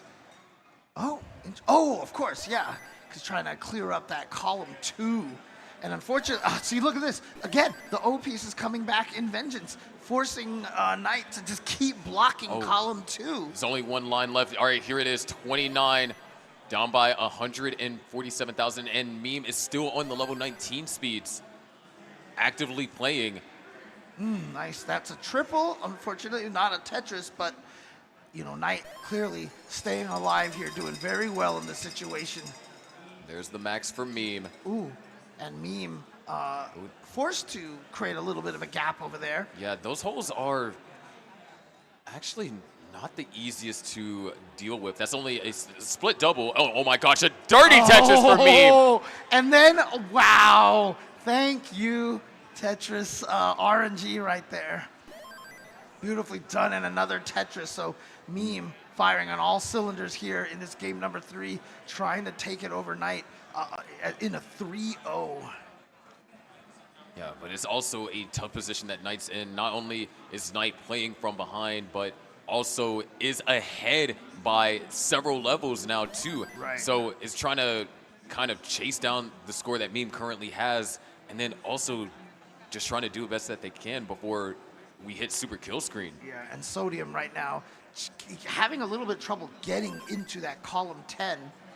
That T-piece is going to do it, and now they're ready for a Tetris.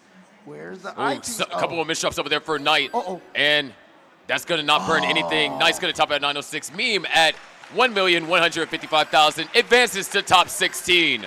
Wow, but I mean, honestly, Knight played amazing, and you know what? That O burst at the beginning was just absolutely devastating, but Knight handled it so well, was able to stay in the game. But man, there's just sometimes you just look at the game and you're just like, why? Why did you do this to me? So, but again, round of applause for Knight. Well played, great job. Congratulations to Knight. But unfortunately, their run ends here, and it will be Meme that continues forward. Yeah, their run has been officially sunsetted. Yes. However, was that a Knight pun? Yes, it actually was. All right, well done, well done. Okay. I appreciate that. I appreciate it. Oh, look at that. Meme popping off into the camera over there. But Cole and Sodium are not done yet. Cole would like to be done if they can take this game here. And we're going to get the Tetris. Meanwhile, Sodium unable to get the Tetris, but also very far behind in points right now. And as you can see, you know, the Tetris rate at only 32% here. So definitely been having to do a lot of cleaning during this game. Yeah, was able to win the last game. Cole had an unfortunate early top out in level 19. And so the momentum shift did happen, but still, it's do or die for Sodium. Wants to force a decider, wants to put even more pressure on Cole, because when your opponent, you're up 2-0 and now your opponent has brought it back to 2-2, mentally you have to do so much to, you know, not get in your own head. Yes. It's like, I can't believe I blew a 2-0 lead. Right, because when you have that 2-0 lead, you're like, I've got all this space to, you know, not be too worried, and then all of a sudden you're at a 2-2 and you're just like, wait, what happened? Ooh, interesting. Okay. I mean, Cole trying to get through this. Yeah, again, always like the wrong side. Okay, the T-piece is great right there. T-piece in those little like jagged teeth setups over there have the, dual parity. You can put it in either direction, which helps so much.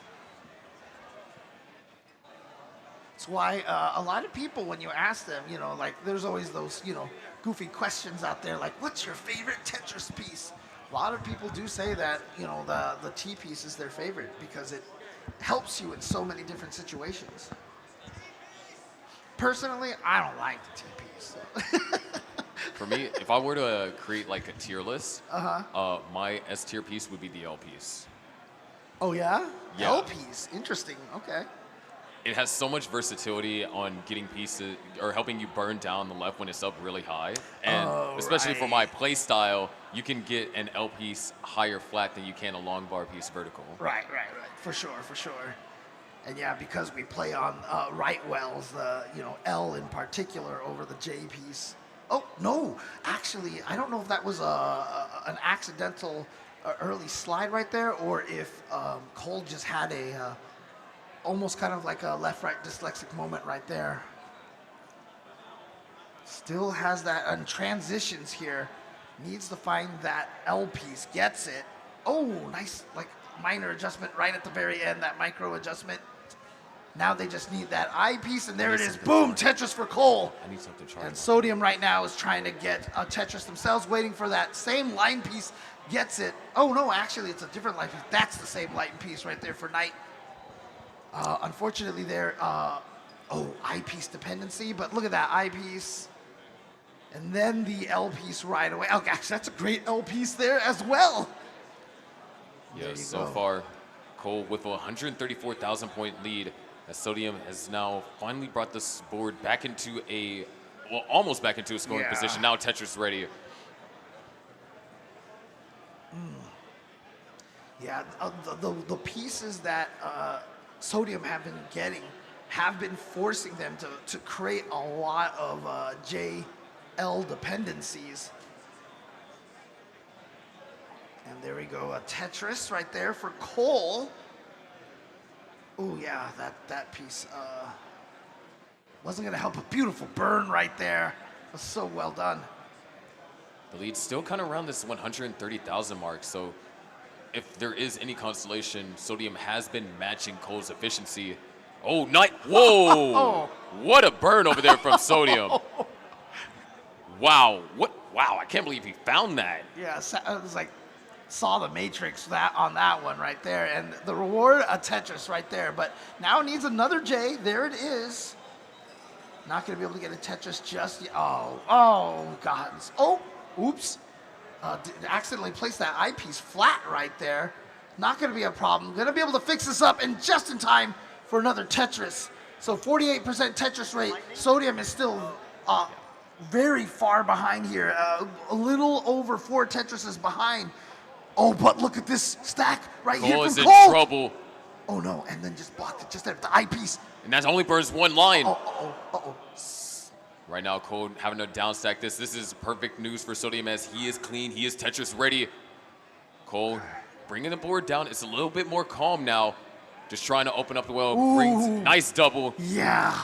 Not out of it yet, though. Yeah, I mean, this is exactly what Sodium needs right now because you can see that 4 Tetris lead dropping to 2 Tetrises. And you know what? Cole still has to do more cleaning right now. So Sodium trying to avoid the upset. 10th seed. Doesn't want to lose to the 23rd seed here. Oh, but a Tetris there it for is. Cole. You can see that sigh of relief. Yeah. Like I said, that Tetris sigh of relief. The exhale that you see that every Tetris player does. Oh, right now, perfect. Sodium getting some rough pieces, looking to try and get this well open. That hole is nice. a long bar dependency. Sodium, nicely done. Can't get that to the right. Needs the eyepiece, needs it now. And he has to get over to the left now instead of the right. Sodium down. And that hang is going to do it. Sodium tops out at 838. And Cole, for the second year in a row, advances back to top 16. Yeah, but beautifully done right there for Sodium. Great play from Sodium over there, getting all the way here. couldn't quite make it to the top 16 bracket, but it will be Cole who moves on, and you can see how excited they are for getting to this point.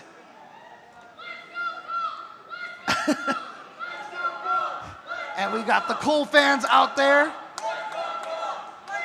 I think we can call the group out there maybe the coal miners or something like that. I don't know. But They yearn for the mines, huh? yeah, exactly. Yeah, but shout outs again to the players over here, and also shout outs to everybody out there who has continued to donate to the Matcherino. Again, you know, hopefully somebody can get the Matcherino link into the chat. $13,166.37 already donated here. So again, appreciate you guys so much. Yeah. What we have, I believe, one more group to go through. Okay. And man, this round one has been wild. It's been mind blowing. I mean, there's moments where we've been left speechless, not even by the sheer display of skill, but by some of the absurdity of some of the stuff. Because that O game, that was just the most ridiculous thing. I mean, seriously. Like it might have been a little bit unprofessional, but to just see a spectacle like that, it's like, oh my gosh.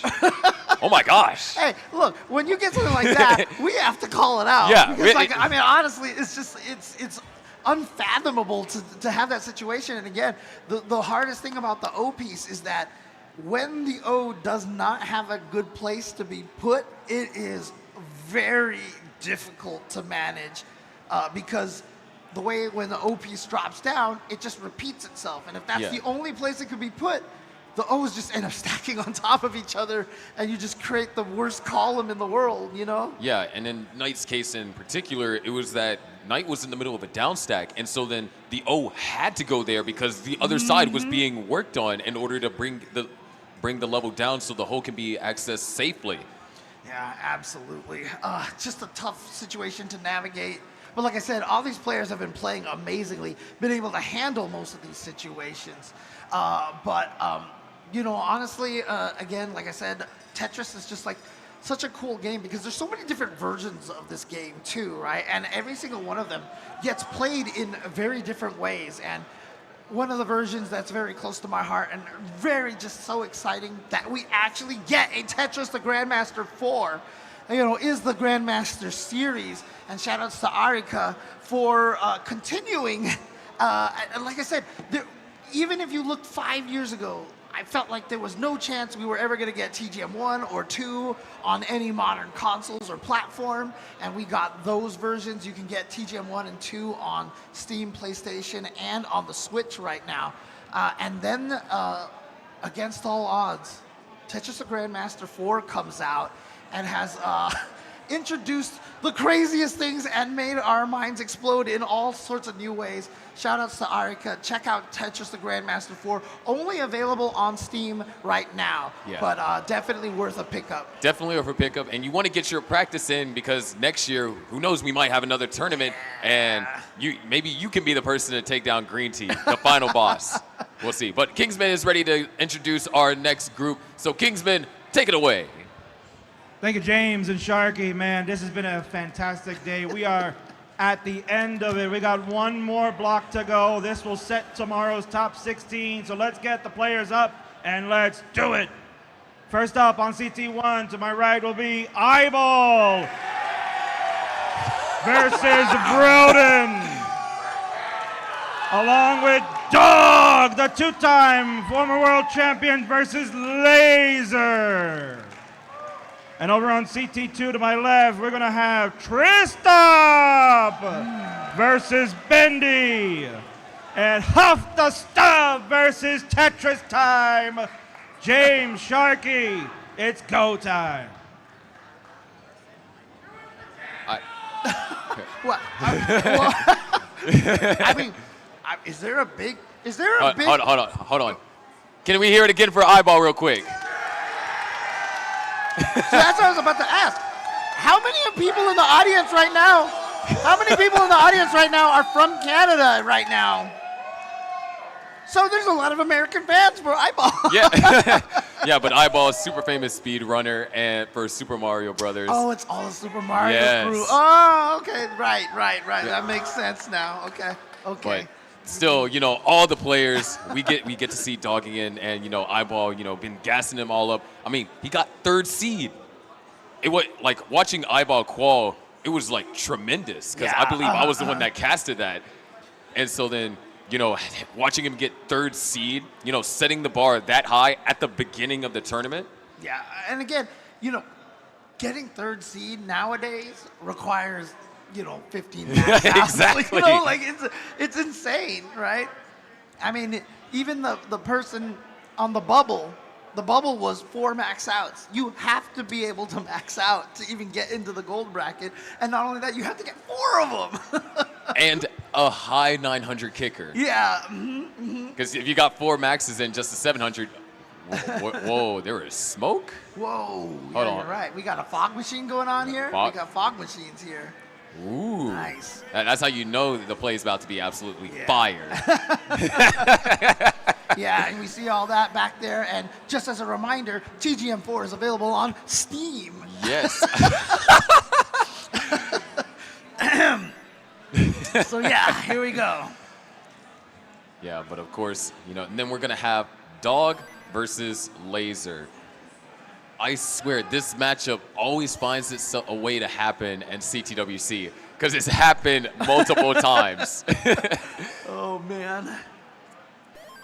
I just want to see right now. Okay, Laser doesn't have a rival listed there because I feel like it might as well be Dog at this point. Right? Yeah. Oh, man. I like, though, that Dog actually has his brother listed as one of the rivals, and as well as Scooty as well. Yeah, and interestingly enough, Dog is on the opposite side of the bracket of Scooty. So they could meet in the finals. Right. The only way they can run into each other is in the finals, then, Exactly. basically, right? Okay. So it is possible. But of course, Laser also a very popular speed cuber too. I said there is a lot of overlap with cubing. I mean, I just feel like, oh yeah, you're gonna play Tetris, you play Minecraft, you speed cube, you know, just like dealing with squares all over Terraria. the place. So. Yeah, and look at that, Super Mario Brothers 2J. Oh, is it? I don't know what the J stands for, but any % former world record holder. Dude, soccer champion. Japan. Yeah. 4x400 meter relay. Wow, crazy. Gold medalist. And he's looking by tomorrow to also be a gold trophyist. Yes. Tried to get that Tetris piece, which of course started off as the T piece, like the trophy, but has been since changed to the J piece in honor of Jonas. Yeah. So again, shout outs to Jonas, who has just done so much for this community. Yeah. I mean, without him, you know, it's hard to say that a lot of what we have built here could have happened. Absolutely. And again, even when, you know, Joseph eventually dethroned him after winning 7 of 8 CTWCs, I mean, I still remember his speech. It was one of the most gracious speeches. You know, he talked about how it was exciting to see new players come in. And sure enough, what Joseph did was he just brought in more new, younger players and created all of this in his own way, right? So, I mean, even like, for example, I don't know if you'd be here if Jonas hadn't done that. I don't know if most of these players would be here. Yeah, I mean, I was inspired by that, and then... Yeah. And so it's just the whole cascade, you know, of these players and what Jonas has done. And like I said, even when, you know, it started becoming apparent that, you know, Daz wasn't going to be able to keep up with hyper-typing as much, Jonas traveled all around the world. He went to China, he went to Europe, and all these different places to continue to promote, you know, classic Tetris to as many people as he could, because he loved the game, and it's one of those things. If you love the game, the more people who play it, the more joy you feel, honestly. Yeah. when talking about players that are from that came in that Joseph era, one of them is up on screen right now, Brodendam. He's part of like where I would say like my class of players, like we're the we're the class of Joseph. We're the class of Joseph. He came from that era, and made his debut. I believe it was in one of the West Coast qualifiers, like back in 2018 or 2019, somewhere around there. And just as a reminder too that the Jonas Cup still happens at the former home of Classic Tetris World Championships, which is the Retro Portland Gaming Expo. Again, great venue too. I love going there and playing all the little arcade games that they had over there. There's some that I can't find anywhere else, right? I really want one of those F-Zero arcade machines, by the way. But and so to preserve the legacy for the greatest Daz player of all time, potentially, the Jonas Cup is a Daz-only tournament as the main event run in Portland. But they do have, just an open tournament there as well, right? So this is exciting. Our final group. This has been such a amazing round 1 and round 0. I mean, I think the way that this tournament opened will be burned into my mind just because of it being one person losing by 100 points. I know that sounds like mean, but it's like that kind of like illustrated is like, holy cow, this is where we're at a year from last year, and we thought that last year was insane. Yeah. And that's the thing, we thought last year was insane, and in round 1, we had scores that exceeded last year's final. The game 5, the best game of the entire tournament, and in round 1 we had scores that exceeded that. Right. And Scooty's already, beat got I think 2 of the top 5 now scores right here. So are we getting a thumbs up from everybody here? Yeah, looks like we are ready to count them down. So let me start this one here. Yep. All right. Dun dun dun dun dun dun. Done. All right, let's count down. Come on, everybody, count down with us. Here we go in 3, 2, 1, Tetris! All right, here we go. Let's see if Eyeball can try to speed run his way through this match over here, but obviously Brodendam gonna be trying to play spoiler to that. He's trying to play Bowser. Yeah, exactly. So in other words, he's gonna be singing songs about peaches, right? So, all right. Dog, of course, 2-time champion, back-to-back champion. And, interestingly enough, obviously the 2 championships came during the online period, but that also means that, the pool of players that Dog had to, surpass is huge. Yeah. I mean, that 2020 era was like truly like one of the most insane tournaments, because remember, Dog played Corion, if I'm not mistaken, in 2020 in the group brackets, and that was like one of the most insane things, because Corion, the final boss of CTM, right. Consistency overlord, and then Dog coming in playing it, started playing roughly around 2019, having to go up against him. Beautiful micro adjustment right there from Brodendam. And Dog, of course, Dog and Andy, his brother Andy, obviously, 2 of the strongest players currently in, was it Dog that did the, oh, nice, gets a T-tuck right there, was the one that got the flip, right? The rebirth? Yeah, the rebirth. Yes. Yeah, okay. I forgot the official term, I'm sorry, but you figured it out. Yeah. Thank you, appreciate it. Yeah, the great flip. Yes. Ooh, nice. I understand the adjustment over there from Eyeball. They would knock down Tetris, but now having to deal with kind of those Rust S&Zs. All right. Laser, a little bit in trouble. Can easily downstack this. It's just a matter of how efficient. I think that's where a lot of digs on 18 come down to. For these players, the way how high caliber they are, it's not a matter of if they can down stack Right. it. It's about how costly it is. Right, and look at this. I mean, Laser is just not getting an eyepiece to put down there, so gonna go for the triple burn there. Finally gets the eyepiece, kind of in a situation where it was more awkward than helpful. This is yikes. Dude, look. Laser will definitely like to burn through this, and oh no, good L timing. That left side is open, hoping for an eyepiece. Eyepiece doesn't come. This is an early top out from Laser. Dog is good for game number 1. I mean, look, if you know anything about like Tetris strategies and where you want to put pieces, those were some bad pieces. Those were some bad pieces. So, you know, definitely can't blame Laser for that top out there. It was just a really unfortunate situation. Man, Eyeball got an additional force working for him. If you could probably hear it through our microphones, but every time he scores a Tetris, you just hear a boom, and it's not from us. But we'll see here, hopefully. There we go. And oh yeah, I mean, obviously Eyeball. Obviously, Eyeball would like to get at least, you know, 6 booms, right? Because that's the most you can get when you get the flagpole, right? So, you know, get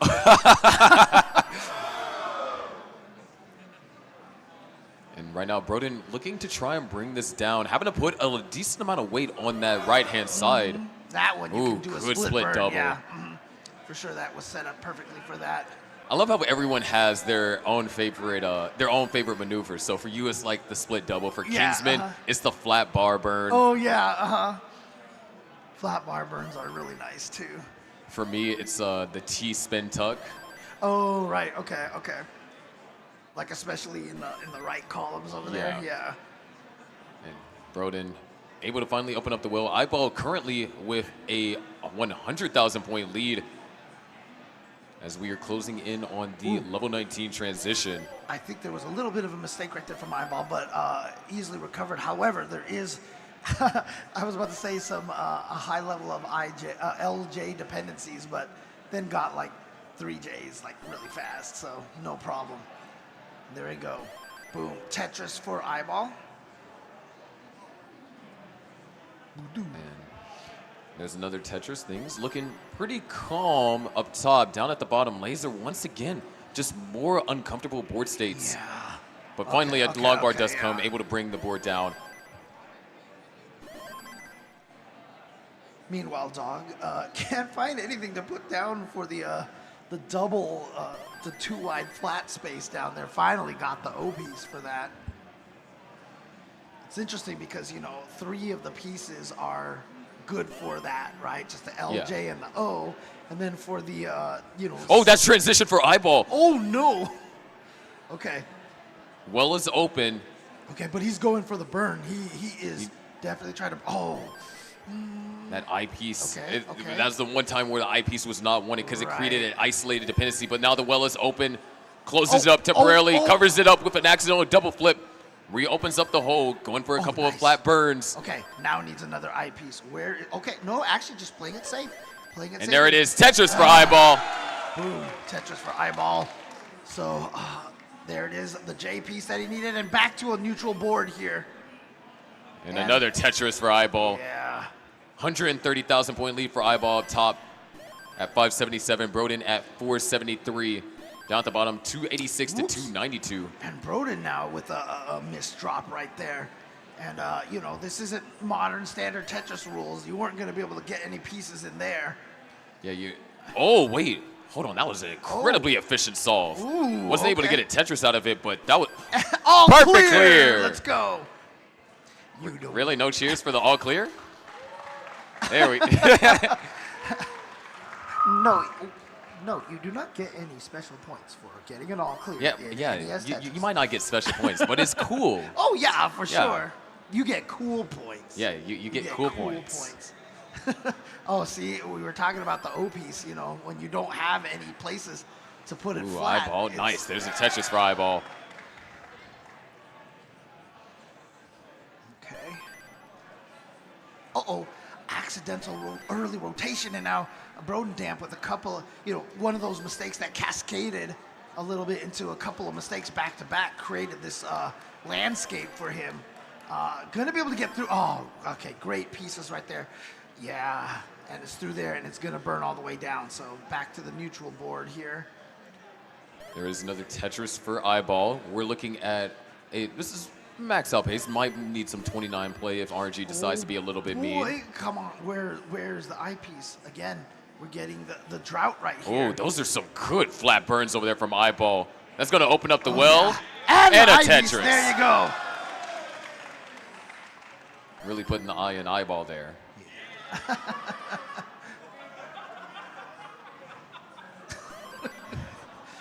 right, Dog right now.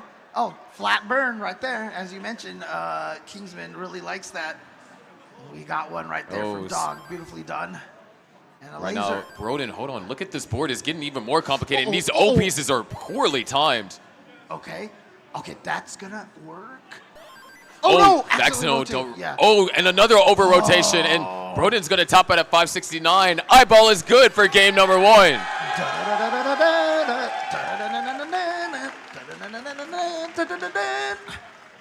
right, game number 1 for Eyeball. And meanwhile, Dog and Laser are still going down here. Remember, Laser had that really unfortunate game number 1. And so Dog nursing a 1-game lead here. Still hasn't transitioned yet, but Laser already in the level 19. And now is Dog. Players separated by 5,000 points, but Laser is a level ahead, so Dog has the point advantage. Of course, players are going to get started on game 2-1.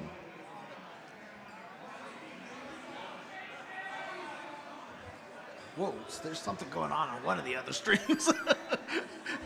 Hear a lot of murmuring from the crowds over here. Well, that was a nice burn right there for Laser. There we go. Boom, Tetris for Laser. And Dog is set up for a Tetris as well. Just waiting for that eyepiece. A little bit of a mini drought there, but managed to finally get it.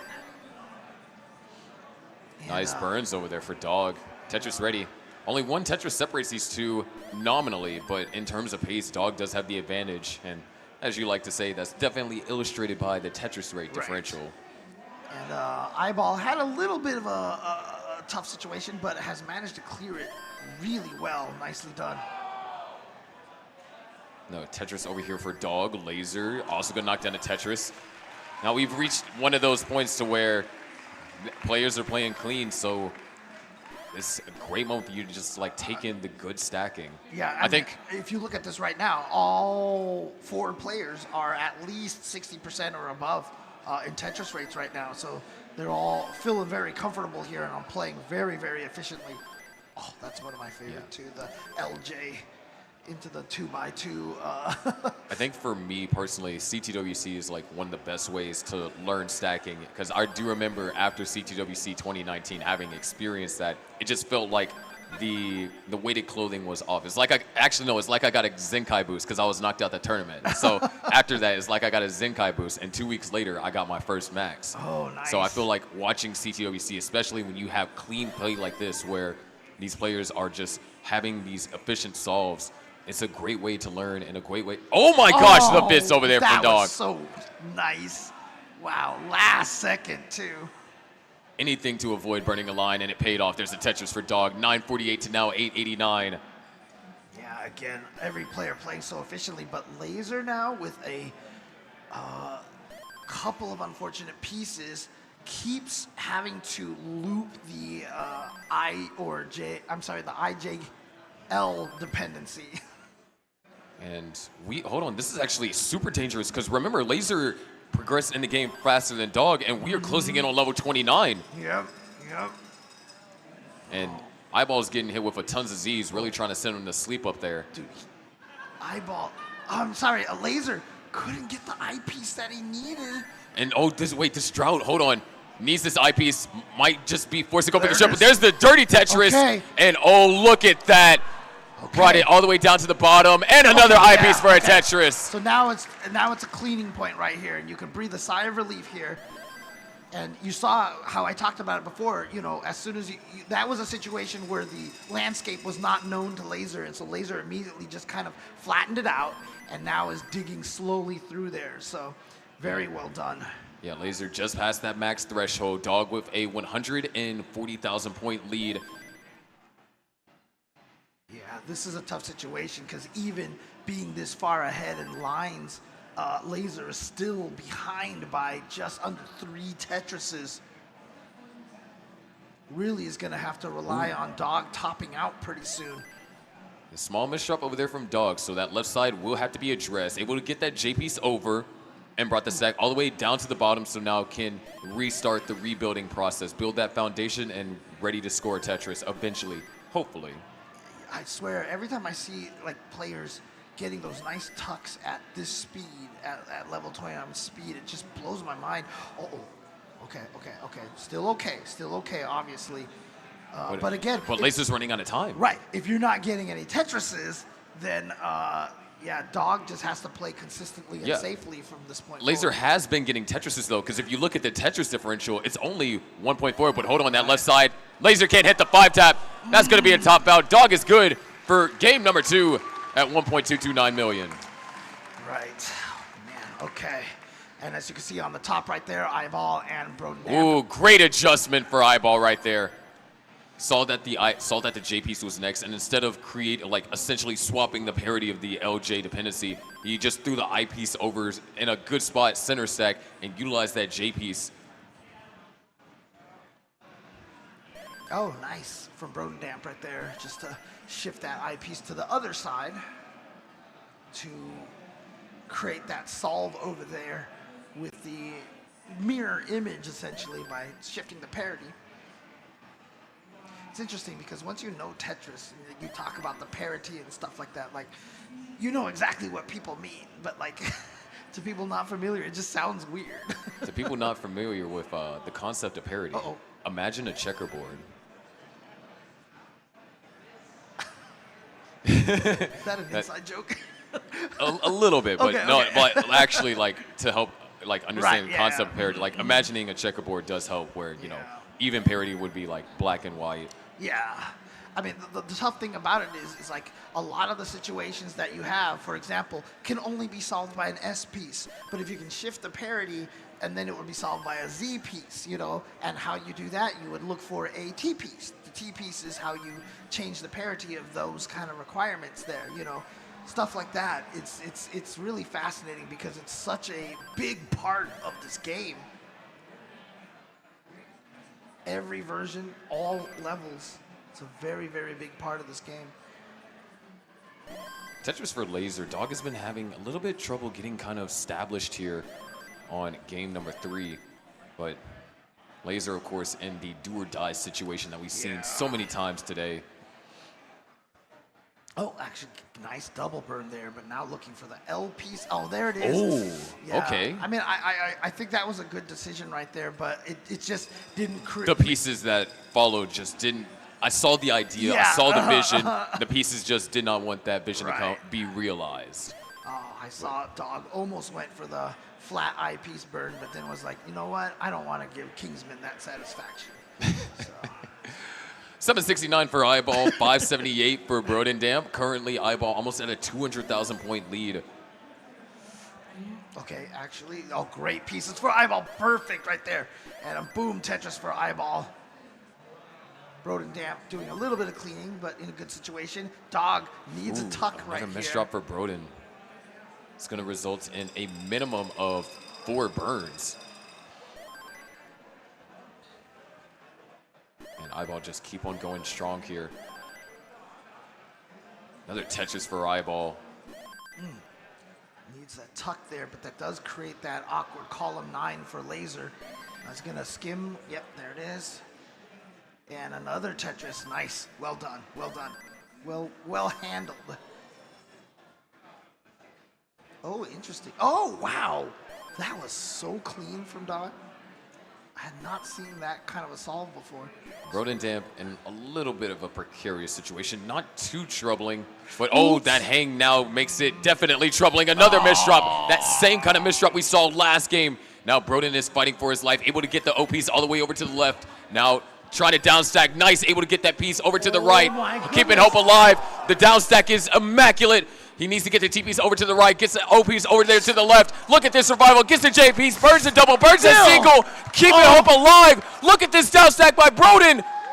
A couple more burns, maybe an I piece would help out more. Right, but you know, he's in a safe situation right now. It's a lot more burnable. Oh, yeah. What a down stack by Broden. You got to give a round of applause to that. Nice. The board is all the way down to the bottom. Well is open, and oh! Wait, the well is open. No, touches for Broden. Touches for Broden, yeah. Broden did that on purpose. No, just kidding. Well, we're about to purposely go into 29 as Eyeball with a 1.149, almost a 400,000 point lead. God, what a dig right there from Broden. Damn. That was a Oh, he's needing and only a one double line to miss. burn. Okay, there it is. That's the burn line. Broden's now in 29, down by 366,000. Eyeball is still trying to downstack. That left side is also in some danger. Can't get the 5-tap. Now, hold on. There is a chase down opportunity. Broden needs 1,172,000. 358,000 post. It's not trivial. Yeah, this is tough right here. That is a lot of points to have to go for. Okay, good eyepiece. Needed that to bring the stack down. Oh, actually, that's okay. That's okay. Triple. There is still time. Yeah. But not necessarily a lot, because like you said, it is a lot of points. Yeah. And look at these jacket pieces. That's terrible Z right there as well. Yeah. Okay. O piece over there to the side. And yeah, so I mean, this is all singles, and you're just not getting a lot of points from these singles. There's the flat burn right there, but now needs another eye piece. These OP. Okay, good. It's a triple. It's a triple. Didn't quite get the. Setting up for a center wheel Tetris here in column 4. Come on. But the drought counter starts ticking. And can't get it. Come on. Broden with the top out gives Eyeball game number 2. That's how it always goes when you need that one eyepiece just to get your stack all the way back down to a manageable place. The drought. But hella props over there to Broden for surviving that up high. Yeah, that was absolutely. phenomenal. Well played, well played. Again, it's crazy how well played these games are for the person who actually loses. It's almost heartbreaking in a lot of ways, you know? Man. Yeah, we have reached transition down at the bottom, though. Dog now this time behind in points. So Laser trying to force a game 4.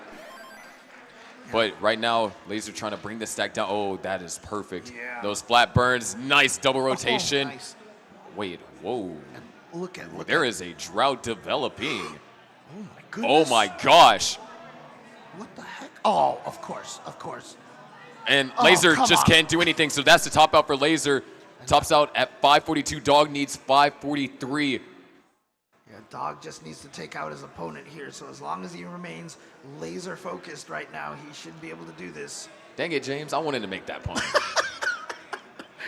And there it is. Dog surviving the drought that killed Laser. 47 pieces without an eyepiece. That is just brutal. And now just half a Tetris left to go. And, yep, gets the eyepiece. And you can see right now, Dog's just playing very calmly, very safely. No reason to go for anything crazy. Only at level 22. Only 5,000. And now just needs one more line, maybe? Okay, 2 lines. And there it is. There it Dog takes game number 3 and advances to top 16 yet again for, is that 5 or 6 years in a row? No, 2020? I think so. I mean, 1, 2, 3, 4. For 6 years in a row, advancing to top 16. yeah, that's crazy. I mean, is it like maybe even top 4 for like all 6 of those years? Dog is for all 5 years because we're in the 6th year right Oh, now. right, but right, yeah. But Dog Okay, has okay, always okay. been semis minimum.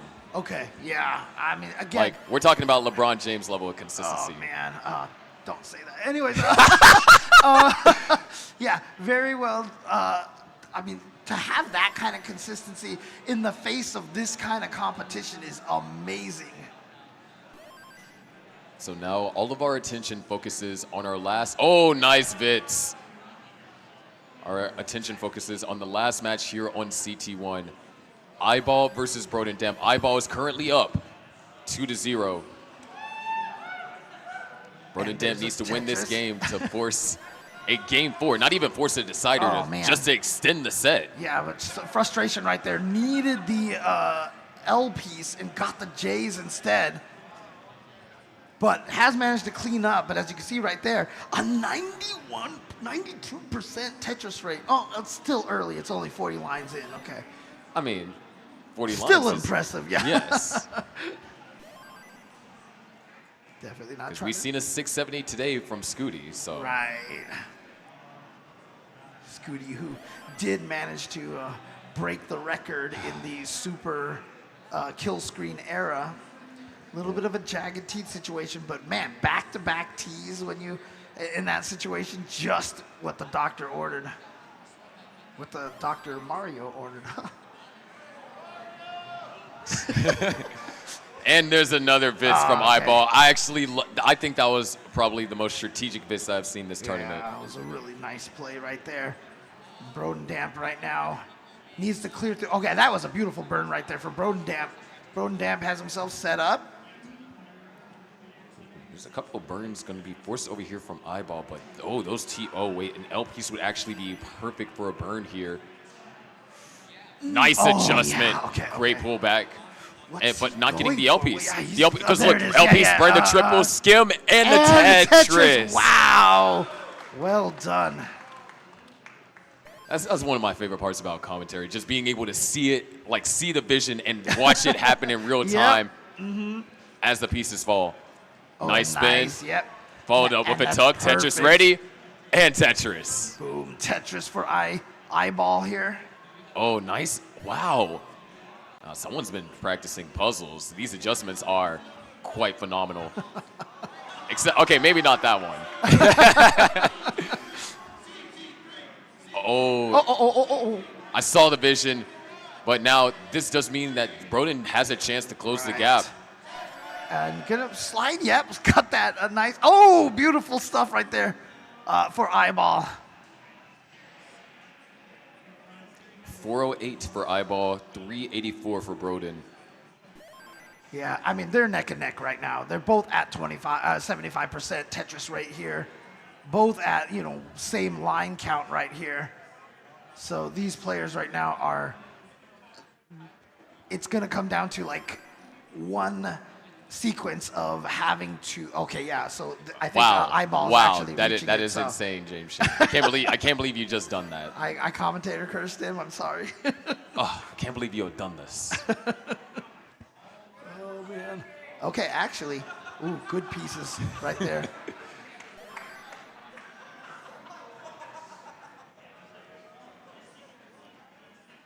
Okay.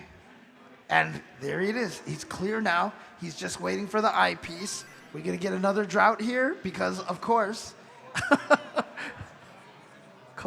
Come on. Okay, there we go. Yeah, you got off light this time, James.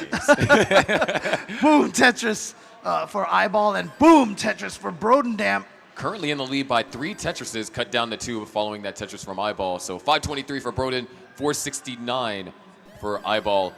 As both players added Tetris. Again, I was saying like it was going to come down to one of the players having to do some cleanup and such because they were just equal right until commentators cursed them. So, I mean, did you really commentators curse it? Because Chris Tang said that CT1 was cursed. Oh, okay. So think about all the anomalies we've had on CT1. Okay. The Great O game. In other words, blame Chris Tang. Okay, I'm down with that. Okay, we can do that. You still have to take some blame. Speaking about that, we are going into level 19. Okay. Eyeball is down this time around as Broden transitions at 595. Yep. And so both of them are set up for Tetrises here. And there it is. Boom. Tetris for Broden Damp. And boom. Tetris for Eyeball. Oh, that was so nice.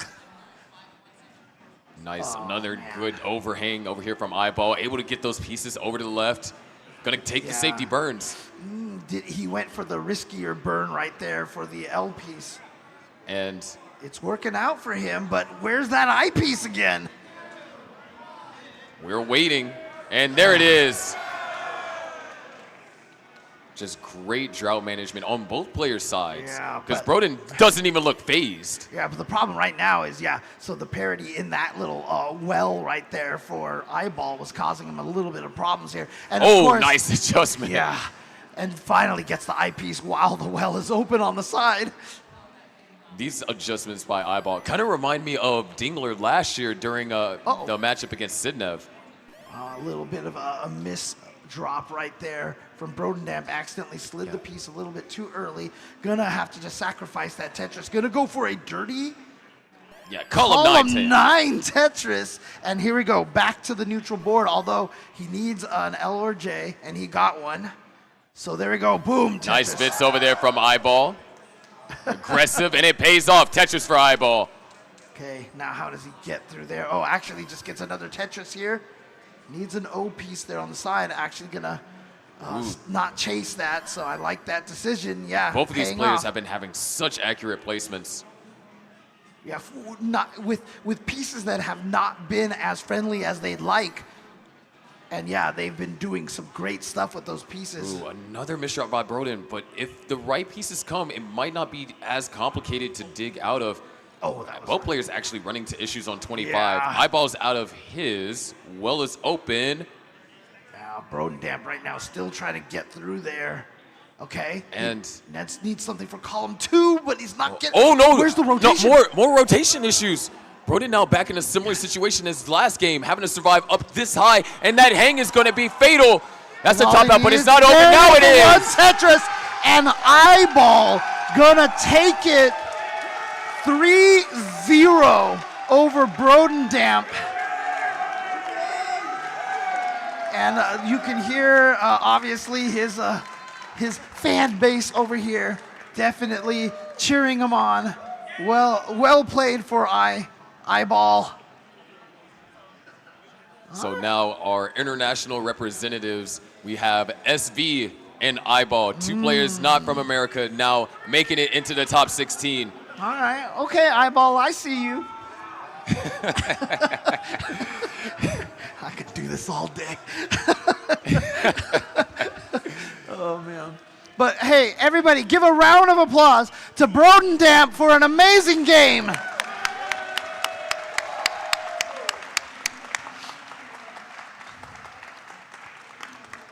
There you go. You can see the Super Mario crew over there cheering them on, and they're still right there. Yeah. They're still right there.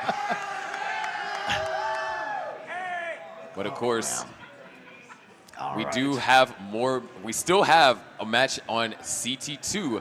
So if you want to watch, we're not going to spoil what's going on. You got to go over to of Classic course. Tetris 2 on Twitch to watch that, or go to the Classic Tetris archives. Yeah, if you're on YouTube, it's always Yeah. going to be found under Classic Tetris over there.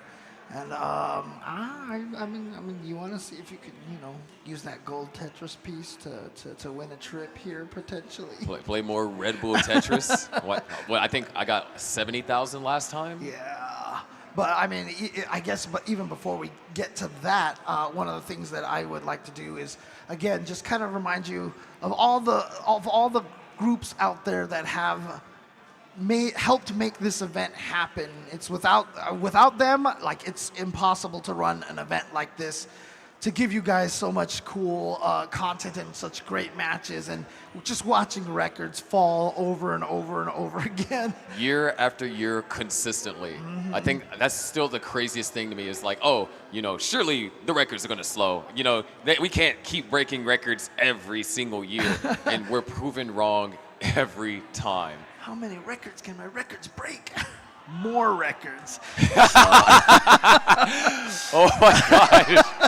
So I want to give a shout out to, obviously, look, we have to give credit to the Tetris company, of course, always continuing to produce great versions of Tetris and allowing a lot of companies to do very different takes on it as well. Tetris Effect, obviously TGM4. We've got the Puyo Puyo Tetris games and such. So, you know, again, this is a game that can be played in like 1,000 different ways. Tetris 99. I mean, it's just so many ways to play this in.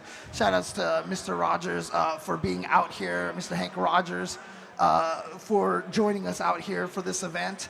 And obviously, this is taking place at the SoCal Gaming Expo. And yes. so, Speaking of SoCal Gaming Expo, make some noise.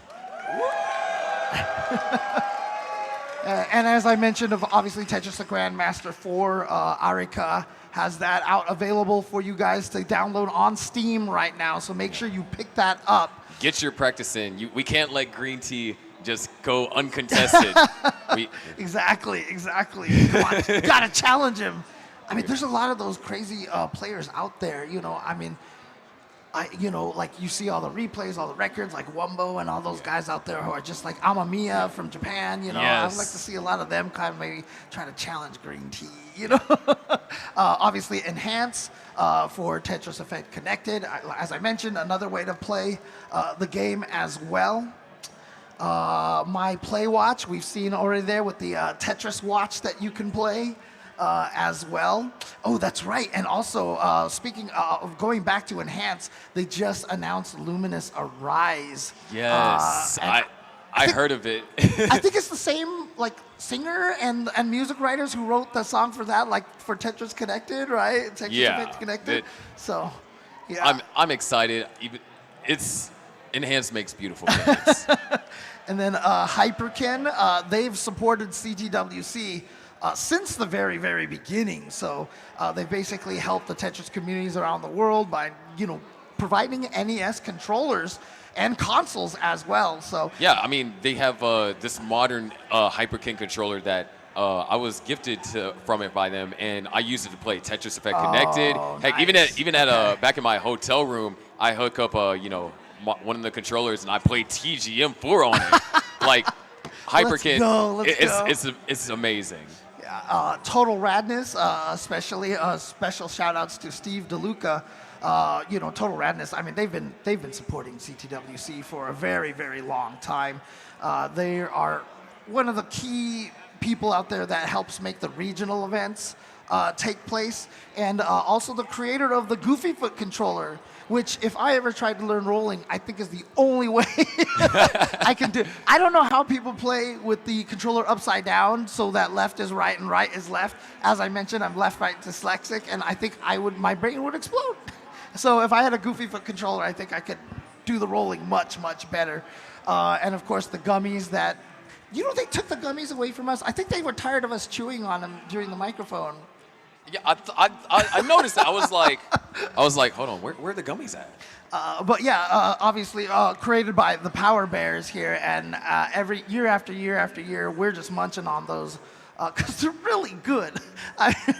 Honestly, they are really, really good. Have all the 7 Tetramino shapes and the special little bear shapes in there as well. And of course, you know, Stand Up to Cancer, which if they can get up to $2,500, I know they have that NES. Right, yeah, right there. there. Oh, there it is. Wow, I turn around and there it is. And so you can see a special CTWC colored NES right here, signed by so many of the players and so many of the people responsible for this. You can see the names go all around this thing over here. And again, you know, the NES changed my life, honestly, like, because I was in the 4th grade when it came out. And, you know, just what it allowed me to play all these games and stuff. And it's just one of the most beautiful consoles ever created. So obviously Stand Up to Cancer, doing so much research. And again, even if you enter, donate some money and don't end up winning this thing, you are contributing to helping fight against cancer, which is just one of those things that has taken so many people from so many communities. I know for myself in the FGC, in the past 3 or 4 years, we've lost at least like 3 or 4 people, like prominent players, to cancer, and actually one of my really good friends. So obviously, please, if you can, donate to this cause. we'd appreciate it. Obviously, the match arena is there for you guys to also donate directly to the players as well. And of course, Red Bull, like I said, they've just been supporting so many different communities around the world, whether it's gaming, whether it's athletic sports or anything. Red Bull has been supporting everyone and trying to make sure that all these different communities, where we do a lot of very interesting and very different things, have a home and have a means by which to share the things that we love with everybody outside. So shout outs to Red Bull. Thank you guys for always supporting all the small communities out there. Yeah. And of course, you can go to Red Bull Tetris. Yeah, Red Bull Tetris. Because I mean, hey, if you're skilled enough to it, do it. Wow, skilled enough to win, you could find yourself in Dubai. Yeah, there you go. So, all expenses paid for. I mean, doesn't that sound great? Look, one of the benefits of me having done a lot of commentary for different events is I have been able to travel to so many different places. And the biggest joy about traveling to all these different places is that you find out everyone everywhere. When you're in that kind of geek world, it's all the same thing. Everybody, the geek community at every place that I've been to are all the same. Everybody just loves, playing the games and just having fun and sharing it with other people. So traveling to all these different places has been amazing. Just like your modern Tetris touchscreen play over here. Yes, I am moving a bit slower than I thought I would. So I don't know, my multiplier is just not great right now. Oh, wait, hold on. Oh my gosh. Misdrop. This has happened like 3 times. I swear I am decent at Tetris, guys. I promise. Dude, people don't realize, like, as commentators and stuff, if people are watching us play, we get so self-conscious. I mean, yeah, this is, first couple of times I played it. This is my 3rd time playing it. Yeah. Right. So I think I'm doing okay. Yeah. I mean, Maybe. I was telling the story to somebody else. I was so sad because at one point, that is bad. That is bad. That is not a power up right bad. there. That is not a power up. Oh, no. That is a power down. Oh my gosh, that was actually so bad. Okay. See, well done. Okay. Nice down stacking right there by Sharky. Well done. Oh my god. Oh man, I mean, I still feel bad because I remember the year that Eric ICX won. Like, he came into my stream one time and I was playing Tetris the Grandmaster, and all I was doing was cursing at the RNG and stuff. I was like, hi, Eric.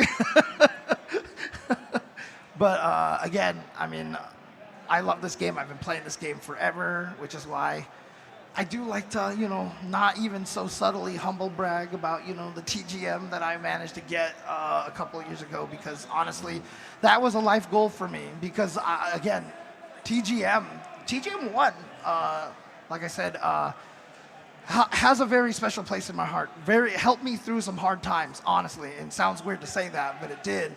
And so I told myself I'd always wanted to grandmaster that game. But I honestly thought at one point in time my opportunity was gone, because I just didn't think we would ever get those games on any platform again. But beautifully, Arika has managed to get it out, the TGM 1 and TGM 2 on the, through the arcade classics. And now we've got this TGM 4. And speaking of 4, 3, 2. I was trying to hurry up and get the eyepiece. It was at because it goes on the 7-bag system. Right, yeah. And so it just so happened to be at like the end of the bag, and I was like trying to hurry up and swipe down. But okay, I actually did decent. Yeah. And again, you can play this on all of your mobile devices. Just head to redbulltetris.com and you just be ready to go. Play the game over there. Anywhere you go, travel. You don't even need to install an app on your phone. Just play it right from the browser. You just need an internet connection. Exactly. So. Yeah, but it looks like we have finally wrapped up. So once again, I want to give a huge thank you to everyone, not just those of you watching online, but here at the expo. Give yourselves a round of applause. Yeah, and especially the production team as well. Shout outs to them because they're the ones making this all happen. They're stuck sitting at the tables all day, you know, trying to make sure that everything works. And it is not an easy job. I mean, when you are familiar with how all this is set up, it is seriously just like a giant chain of things that if you touch, it explodes. Like, it is crazy. So shout outs to everyone for doing well, for producing this great stream for you guys. But it is not done, obviously. Tomorrow, we will be going from the top 16 to find out who will be the new champion this year for 2025. Yeah. And I will be there. You're going to be there. And all of you should also come there as well. Yeah, so definitely do not miss it. And what is it that Chris always says? You know, boom, Tetris for you. Yeah. And you do not want to miss that. So take in all the Tetrises tomorrow that you can. Yeah, anyways, I'm your favorite underwater host, Sharky. And I'll see you tomorrow for the conclusion of the Classic Tetris World Championship 2025. All right.